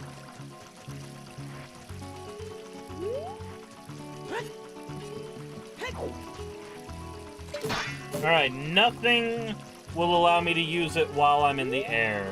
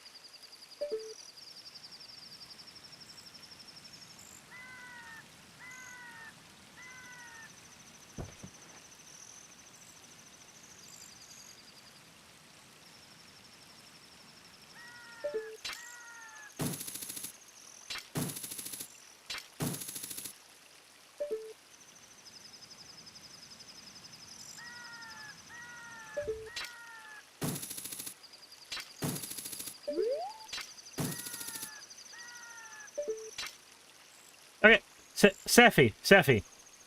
The target doesn't do anything. You can get to it that way, but I want you to understand that when it comes to weapons that fire a set difference, or a set distance, the shortest distance possible that the weapon can travel is what you are trying to go for. Wolverine, thank you very much for, Nubian, thank you for the hydrate. So, for instance, the shortest distance my thing will ever have to travel is if I am simply pointing straight forward. Whereas if I point at an angle, there's going to be more distance between me and anything that I'm firing at an angle. Straight up and straight forward are the two areas where I will be able to get the most reach and pull.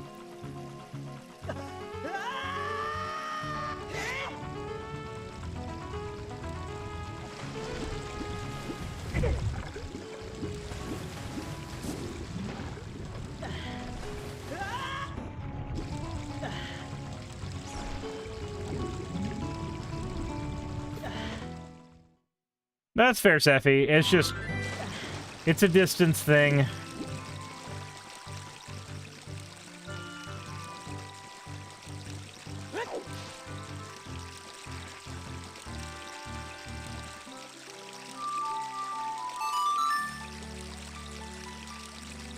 Okay. That's enough of that. I think it's sleep time so that I can get to work tomorrow at a decent time. Epona, I have not gotten Epona's song yet. I need more song checks.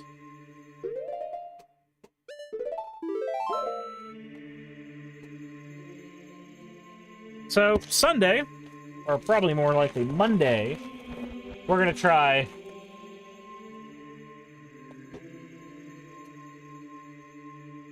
I don't have the log shot yet, Rated Joey. Alright, everybody.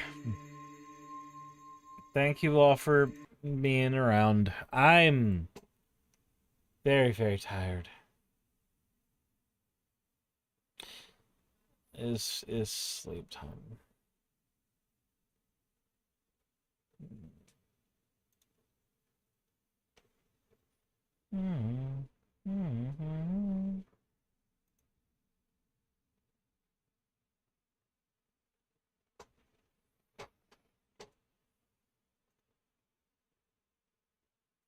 Fuck it. Let's go to one of the worst places on the internet.